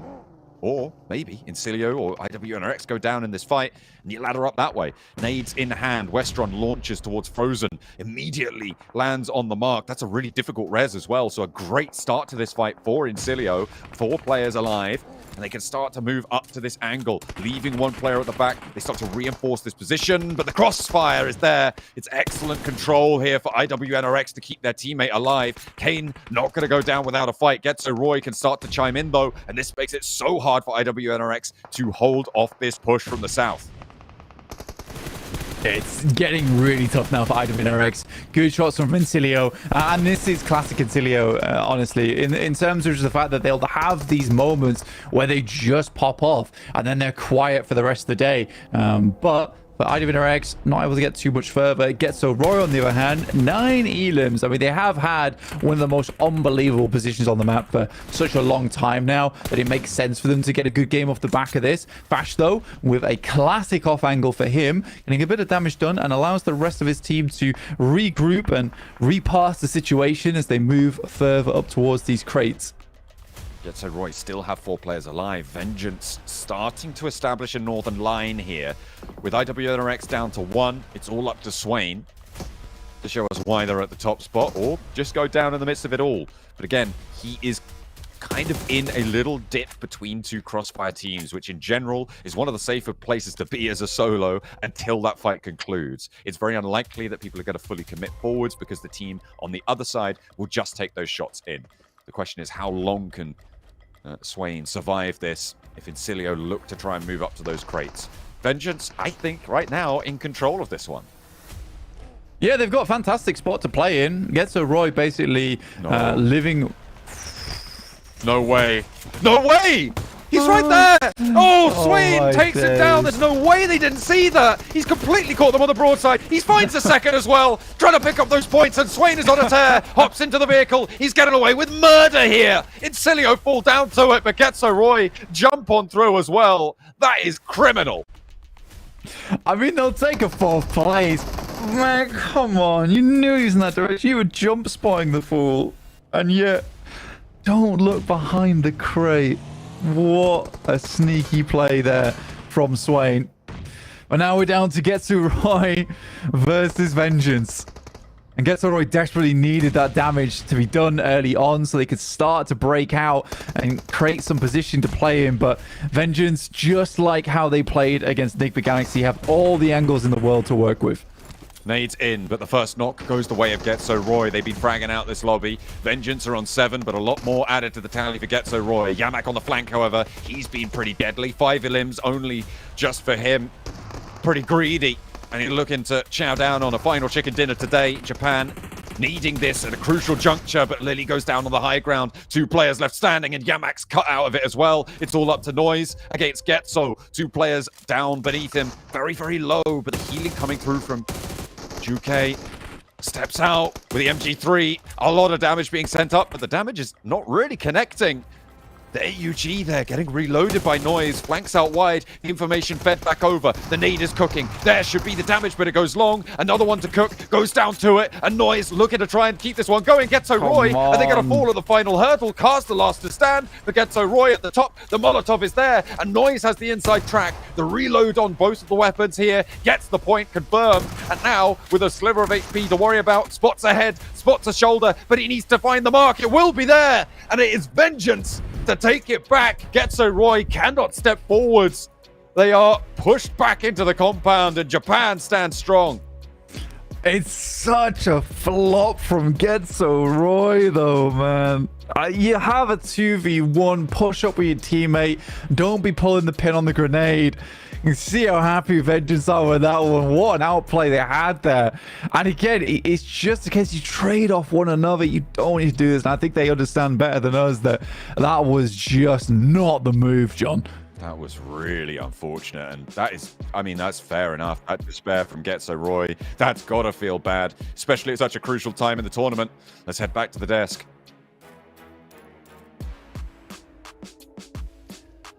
I don't know what I can say that doesn't tell that tells a better story than the faces of Getso Roy right now. 2-on-1 that they fluff and mess up, and Vengeance capitalizing off of that, win out in the 1v2 to save his team and to put a big, massive chicken dinner on this game for them, considering they were so low on the leaderboards. Max, I know you're angry. Let it out. Let's hear it. I don't even know where to start on this one. Vengeance should not have lost 3 players, in my opinion, that fight. There were some angles that were taken that were way too risky in the first place. And then you guys highlighted it during this game too, Jason, which is the 2v1 onto Noise, and they just send it one by one, and they just fumble what could have been an easy wrap-up to get that chicken dinner. I don't know, but this is the first game I feel like of this PMGC. I'm just like, I'm a little bit frustrated because there was a lot of mistakes for the wrap-up. But you know what? Vengeance at least get himself their first chicken dinner, so GG in that front. Oh, I mean, you did predict them to win. Goodness. I mean, I just felt there was like something weird in the ether, just saying, it's Vengeance time. It's going to be the win coming up. I didn't want to, but I felt like they were going to. And actually, before this game-winning play, Jason, they even got eliminations on Nigma Galaxy, which, if we're looking at right now, currently one of the top fragging teams alongside IWNRX. So maybe Vengeance are like, we are going to be aggressive now, and it's working out. Go ahead, Jukes. I interrupted you. Oh, dude. I mean, oh my gosh. Thank goodness he switched to the AUG right there at that last second, because he got busted with that DBS, and he's so lucky because we've seen more times than not. Oh, let's look at this real quick though. Look at that. IWNRX always putting points on the board no matter what the situation was. But man, that was so close to the end. I wish you guys could have heard Max's reaction because he was like, Vengeance, what are you doing? Well, Jukes, it was so... If we were going to hear Max's reactions, we needed a lot of these. That's correct. That's correct. Highly correct here. This last game was crazy, man. It was really slow at the start. I think teams have definitely recognized the position they're in when it comes to the leaderboards, because we're seeing a lot of patience from these squads, just trying to get to end game, put some points on the board, and then boom, right towards the end, it was just chaos, which is what I love to see. I can't wait for these next 2 days. Yeah, I'm just waiting for the replays to show the play of Swain onto Encilio. That was madness. They don't spot him out. The big crate behind the crate, and he's just looking up. He was clearly like putting the focus on Getso Roy onto approaching that warehouse, and then just playing a little bit of a game of hide and seek, and you just have Swain waiting in the wings to. I'm waiting. It's gonna come up on the replays here, and it was just madness. He was not spotted out, Jukes. How the hell did that happen? I don't know. It's Swain, you know, popped out that box. That was so crazy. It's beautifully done for him, you know, like he was just playing it very patient, that was actually what I thought Vengeance strategy was, because we saw a couple of games ago they like to go towards that center. This was on Erangel. They like to go to the center of the map, and they stay. Oh, here it is. Dude, what a play. Is that the sound he made? So crazy. Weird. I looted a Swain out of that crate. Yeah. I didn't know you could do that. Oh my goodness. It's that Paraboy dropping it onto the map. Oh, I just looted Paraboy, a 5th player on our team. We can see 21 points though for Getso Roy at the end of it, even though they did lose out on the chicken dinner. But Vengeance, 20 points, man. You know what? I'm gonna check the overalls from before. Did that double their points pretty much? Yeah, they're at 44. So like almost 50% of their points they just got on that match. They're gonna be up to 64 now, which from what I can see, is going to be top 11 unless some things have changed. Yeah. This is what I wanted to see. I had screamed it. I was like, I want to see one of the teams at the bottom, you know, really pop off. And they did. Vengeance, you know, 10 elimination chicken dinner. These guys got to be so excited, Max, going into the next 2 days. Yeah. I mean, we're talking about Vengeance also gets a Roy, right? They were at the bottom of the leaderboard for a big portion of time here, and they're able to push it with this second place. 15 elimination game, 15 eliminations. Ooh. Doing really so much work on all the teams who are trying to exit El Azhar. I think you had Furia, you had Na'Vi, you had Tiamba. And actually, one thing I really have to give respect to Get to Roy for was their mid-game 2-2 split. They had 2 players holding down the warehouse to negate a possible breach happening and sending 2 players to the northeastern cliffside of that warehouse, making sure they're keeping tabs on all of the teams that were trying to exit that city. And because of that play alone, Hot Jukes, it got so many eliminations before the final fight, realistically. So 2-2 split, that was absolutely on point for Getsoroy. Can we talk about Incilio though? Because I feel like they played a position super well that we were discussing while watching the match. The fact that you had Falcons coming in from truck stop near the little taco shop there, and Incilio decided to actually push onto the high ground or take the high ground away from Falcons and then just play that high ground to their advantage perfectly against them. Do you want to take it, Jukes, or I take it? No, you go ahead. Go ahead. No, the approach of Incilio was really good because they understood, oh, we got some really good dips we can play around. So we can just outplay Falcons in terms of how long we can stay in this kind of terrain. And Falcons, they had a good angle, right? Initially, I think, Jukes, that with Icy far northwest of Truck Stop, and he was trying to give some assist, but unfortunately, Incilio was so stacked in terms of utility, grenades in particular, that Falcons knew we can't play this ridge anymore. We have to go back into the city. And then 3TN, really, Jukes just gets the perfect angle to just dismantle all of Falcons. Yeah, and you know what? I mean, that's what I think there's been like Falcons' weakness here is, like I said, they're just doing a little bit too much. They'll be in a really good dominant position, but then they'll send somebody out to go scout, get some info, or they'll head back outside of the blue zone to try and take out a team. And they got caught off guard. Cilio just full sent it, which is what they needed to do, right? They needed to secure this position. And because Falcons did have Icy on that off angle, they were down a player and got taken out. So, I mean, great plays from Cilio to recognize that, hey, you know what? We got to make this decision, and it's a push they needed to do. For sure. It was that decision, then the decision to push into IWNRX as well, to pincer them between Incilio and Getso Roy too. So it's a really smart play overall. I really like to see that, and it gives me some hopes for them going forward, as they're going to see them in 8th place. For IWNRX to be holding the #1 spot, the first team to break 100 points with 0 chicken dinners as well. Where Enigma Galaxy have 2 below them, I8 has 1 below that, and we have seen Getso Roy move in from, I believe it was 12th place up to 5th from 1 match. Wow. Yeah, there's a big point sponge, I feel like, at the top. Yeah, sorry. Look how close it is for 5th all the way down to 8th. Yeah. 3-point difference, dude. I mean, this is going to get weird. And it's not even that far away from 3rd place. So this is going to be, I think, one of the closest groups we see, especially if this trend like continues into tomorrow. We keep talking about tiebreakers. It could be an issue here. We had DRX Alpha 7 tied for 2nd and 3rd place. We might have a tiebreaker again here for the top teams. It's insane. I don't like this. I don't like knowing that Vlad, the only one to say he thinks Group Red is a group of death, might be right, because it's hard to lose. It's true in this one. We can see Ventus though did be able to move out of the bottom teams into the safe place of survival stage in 10th with a good result for them. I'm hoping for them in particular that was also like a little bit of a breather, like the mental breakthrough of like, okay, we can win games, we can get eliminations, and if they can use that tomorrow and continue this momentum, I mean, we're really going to see the power of South Korea and Japan and what they can bring to PUBG Mobile. It's very important to say when looking at Vengeance, a lot of the players, this is their very first international event, right? And I think that they going from the Japanese scene to global is a big shift, even bigger than some PMSLs into PMGC, and it takes time to adapt. It really does take that much time to adapt for them, so they're going to try and make it work out, and hopefully this last game, this win, is going to help them a lot. But here you go, MVP of the day is Z-Wolf again. Back to back MVP for day 1 and day 2. Red, this guy is a menace, and who's going to stop him? As of right now, no one, really. Yeah. Well, I got nothing else to say. Yeah, I mean, yeah. I feel like Z-Wolf, he should just add MVP to his tag in game, because why not? Like this guy seems to get MVPs every time he plays in any of these events. 2.7 average limbs is insane, by the way. You're getting close to 3 in a PMGC. That is crazy stats. I mean, what else to say? I mean, Z-Wolf has been crushing it. I mean, he has. Him and the rest of his team. I mean, look at this right here. 1, 2, 3, back to back to back. these guys, and this is all just assists alone. So when it comes to IWNRX, they're definitely proving that they're a cut above the rest of these guys. And with 2 days left, they're looking really, really strong. I mean, them, NRG as well. It's going to be an absolute battle here for the rest of the 2 days. Yeah, so many IWNRX players here, by the way. Just saying. They're just going to be dominating. And then Phallic is there chilling also. But with that said, don't forget that the PUBG Mobile X Venom The Last Dance collaboration is available now in-game. You can experience a unique gameplay adventure, discover Black Symbiote clusters in Erangel, Sanok, Miramar, and Livik to obtain the Black Symbiote arm and encounter Black Symbiote warhorses. Equip the Black Symbiote arm to move rapidly by aiming and fixed targets, pull in mobile targets like players and even airdrops, and launch yourself with slingshot-like movements. Gear up and harness Venom's power in PUBG Mobile today. You can bond with the symbiote and become the ultimate duo in PUBG Mobile now. So play the game and watch the movie at this very moment. With that said, we're going to head on over to the stage with 7 Watts Gaming very soon for a quick interview to wrap up the day. Let's go.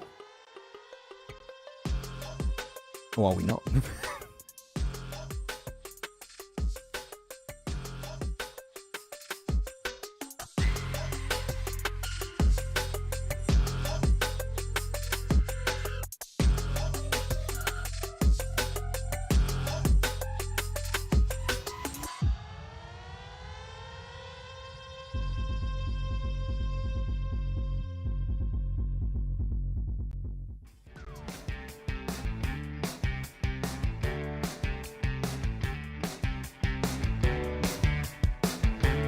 Welcome back as we are ending day 2 of Group Red. I'm joined by none other than one of the players of the team that's currently in first place, Frozen from IWNRX. You guys have been so consistent in regards to being able to get those second place finishes. How important is it for the team to finally get a win? Bu maç bugün maçlara dengeli olarak ikinci oldunuz. Bu win'i almak için en önemli şey ne sizin için? Öncelikle takım arkadaşlarıma teşekkür ediyorum. Çok güzel performans sergilediler. Sorunun cevabı ise neydi abi soru ya unuttum. Soru win'i almak sizin için ne kadar önemli? Yani win almak bizim için önemli değil. Önemli olan daha fazla puan çekebilmek. Yani win'i alamayıp 5 kill alıp da ölebiliriz yani. Ama önemli olan fazla puan çekmek. Biz bunu iyi yapıyoruz. Win alamadık ama ikinci olup bol kill'li maçlar çıkarıyoruz. Yani önemli olan bunlar bizim için bu. Gerisi diğer maçlara kalmış yani. He's saying that he's thankful for his teammates that they did a really good performance. Actually, trying to get win is not important. Our main goal is to collect a lot of points through kills to get through all the matches. All right, well, I mean, if it is a matter of collecting points, you guys are currently doing that really, really well, as you are 13 points ahead of second place going into the last 2 days of Group Red. Is there anything you guys feel like you need to be able to change? Şimdi son 2 gün kaldı bu maçın bitmesine. Takımınızın bir değişiklik yapması gerekiyor mu? Top 3'ü korumak için. Yani şu anda oynadığımız oyun güzel. Önemli olan tabii ki de güzel puanlar çıkarabilmek ama oyunumuzdan yana bir sıkıntımız olduğunu düşünmüyorum. Yani aksine gittiğimizi düşünüyorum. İnşallah bozmayız ve son 2 günde çok iyi maçlar çıkarıp inşallah İngiltere'deki PMGC finaline katılırız. Teşekkür ederim yani. Well, there's not much more to change. Actually, we're doing good right now. But our focus to get a lot of points and then make it to PMGC in London for Grand Final. All right, well, hey, it's looking promising. Before I let you go, is there anything you want to tell your fans? Fanlara istediğin bir şey söylemek ister misin? Yani bizi desteklemeye devam etsinler. Desteklerine çok ihtiyacımız var. Yorumlarda okuyoruz sağ olsunlar. Desteklerini esirgemiyorlar. Bundan sonra desteklemeye devam etsinler. Ekstra olarak da buradan aileme, takım sahibimiz Ayhan abiye, Mesut abi ve Ferhat abiye çok selamlarımı iletiyorum. Onlar da desteklerini hiçbir zaman esirgemiyorlar. Diyeceklerim bu kadar. İnşallah sonraki günde de çok iyi bir şekilde geçirip burayı birincilikle tamamlarız. Teşekkür ederim. Okay, I'm really thankful to every fans that keep supporting us. I want them to keep supporting us. Thank you for the good comments that you guys giving to us. I'm gonna especially thanks to our team owner, my parents and my friends, and keep supporting us. We will make it to the grand final. Right on. Hey, well, you're starting to get a supporter here. I know you guys got a bunch of supporters, even from our desk too. I see you, Maxman, out there.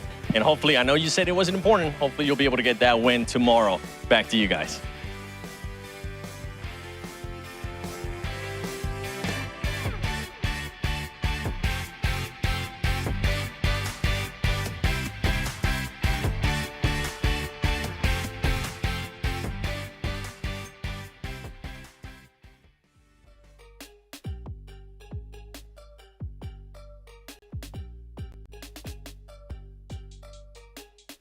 Vincent Kaplan for supporting him his entire career and talking about him as being a standout player. So, you know, just a little critique there.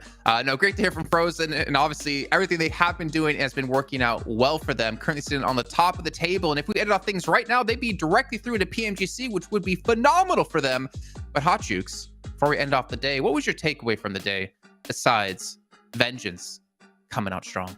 Oh man, there's so many different takeaways. I mean, you got IWNRX crushing it, obviously. Looking at the leaderboards, it's so close. That's my favorite thing about this, is that this group is like this. I mean, every single day, I think we're going to be biting our nails to figure out who's going to be in the top 3. It's a heart? It's like this. Like this. It's like a heart. It's like There this, we go. but crushed into a heart. You know what I'm saying? Because my passion for this game is too strong. Well, hearts are going to be crushed, right? If you're not 11th or higher, you're not going to be advancing through to at least the survival stage. You're going to be going home, and that's going to be a little bit of a longer trip for some teams than others. But what about you, Max? Like this, Jason. Also, no. For the bottom teams, it's good to see some resurgence from some squads. I mean, Vengeance is going to be the standout, of course, to wrap up the day here. But we're halfway done through this group right now, Jason. So there's still a lot of room for teams to make a comeback. But when you start getting towards the end of tomorrow, then you're really going to struggle. So the earlier the better. And I'd like to see, you know what? I'd like to see Virtus Pro, Jason, with my boy Tixie, get some good games in. That's my hope. Yeah, hope or cope. I don't know. It's going to be up to how the results go in the next 2 days. For you guys at home, remind you guys once again, the official device here at PMGC is the Infinix GT20 Pro, the 120 FPS and 144 Hertz AMOLED screen. It has been the official smartphone of not only here the Grand Finals, but also thinking back to PMWC and also a lot of the PMSLs as well. So really happy to see, you know, one sponsor throughout the entire year so people can really get used to the device and take it to its brink and really show what they can do. And also for you guys who are interested, we still have tickets available for the Grand Finals in the UK on the 6th through 8th of December. You can go there, you can participate in some activities, get some free rewards, and potentially see some talent there in person as well. Not to mention the teams and players, but we know you want to see us more importantly. But gentlemen, that's going to wrap up our second day of Group Red. That is the halfway point. We have 2 days left to go before we can determine which 3 teams will be going through the Grand Finals and which teams will be going to the survival stage. And then, of course, after that, Group Green before we head into our survival stage. Hope you guys have a great night. We'll see you tomorrow for some more PUBG Mobile action.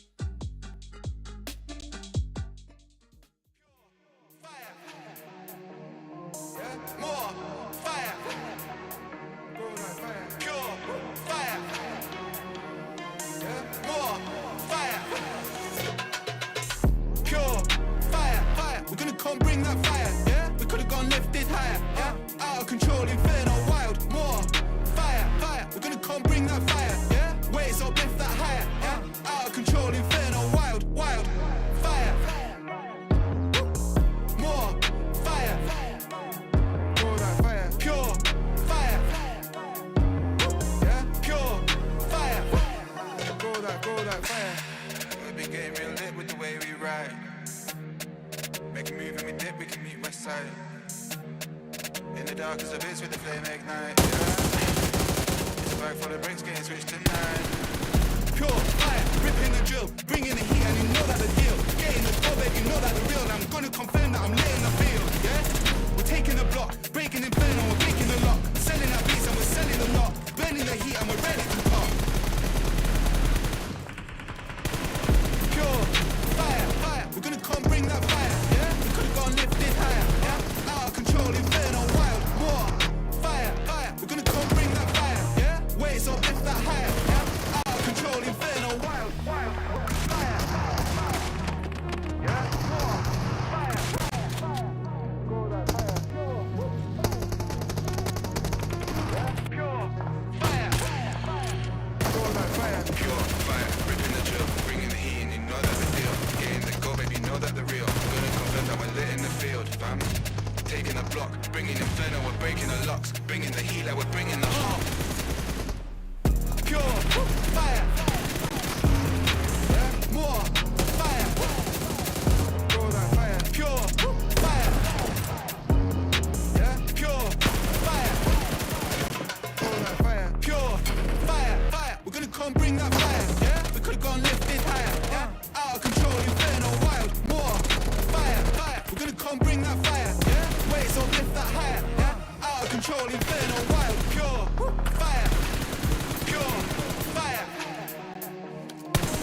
more fire, pure fire.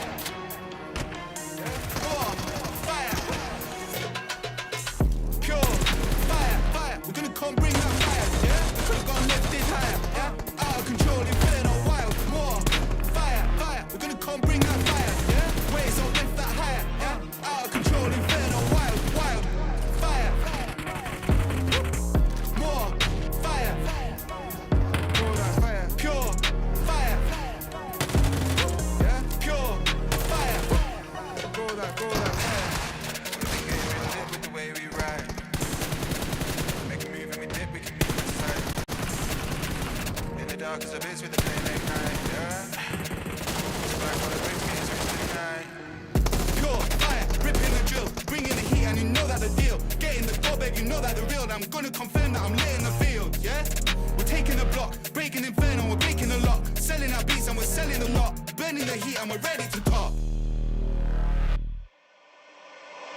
Pure fire, fire, we're gonna come bring that fire, yeah. We could've gone lifted higher, yeah. Out of control, inferno, wild, more fire, fire, we're gonna come bring that fire, yeah. Waves up, lift that higher, yeah. Out of control, inferno, wild, fire, fire, yeah. More fire, go that fire,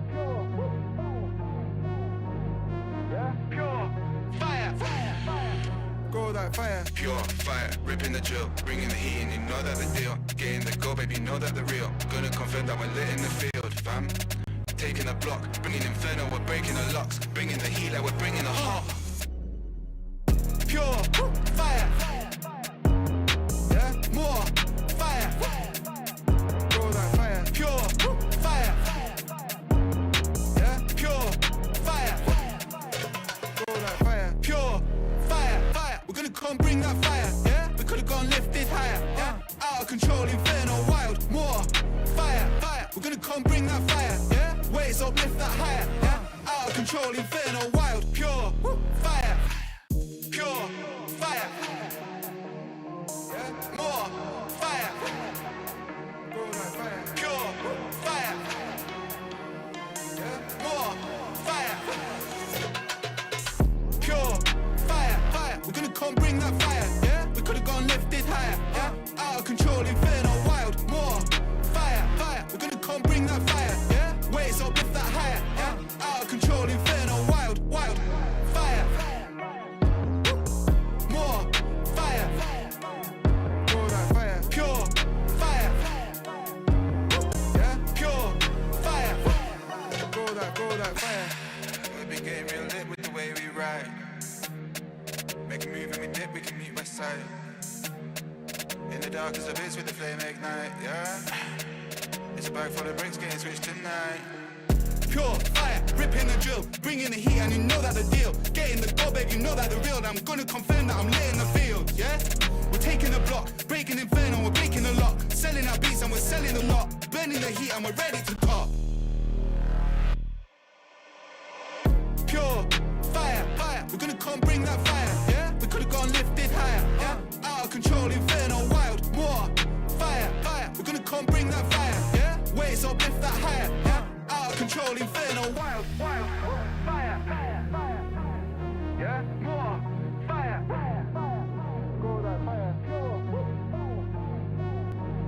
yeah. Pure fire, go that fire. Pure fire, ripping the drill, bringing the heat, and you know that the deal. Getting the go, baby, you know that the real. Gonna confirm that we're lit in the field, fam.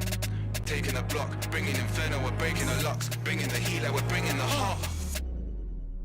Pure fire, yeah. More fire, go that fire. Pure fire, yeah. Pure fire, go that fire. Pure fire, fire, we're gonna come bring that fire, yeah. We could've gone lifted higher, yeah. Out of control, inferno, wild, more fire, fire, we're gonna come bring that fire, yeah. Waves up, lift that higher, yeah. Out of control, inferno, wild, pure fire, pure fire, yeah. More fire, go that fire. Pure fire, yeah. More fire,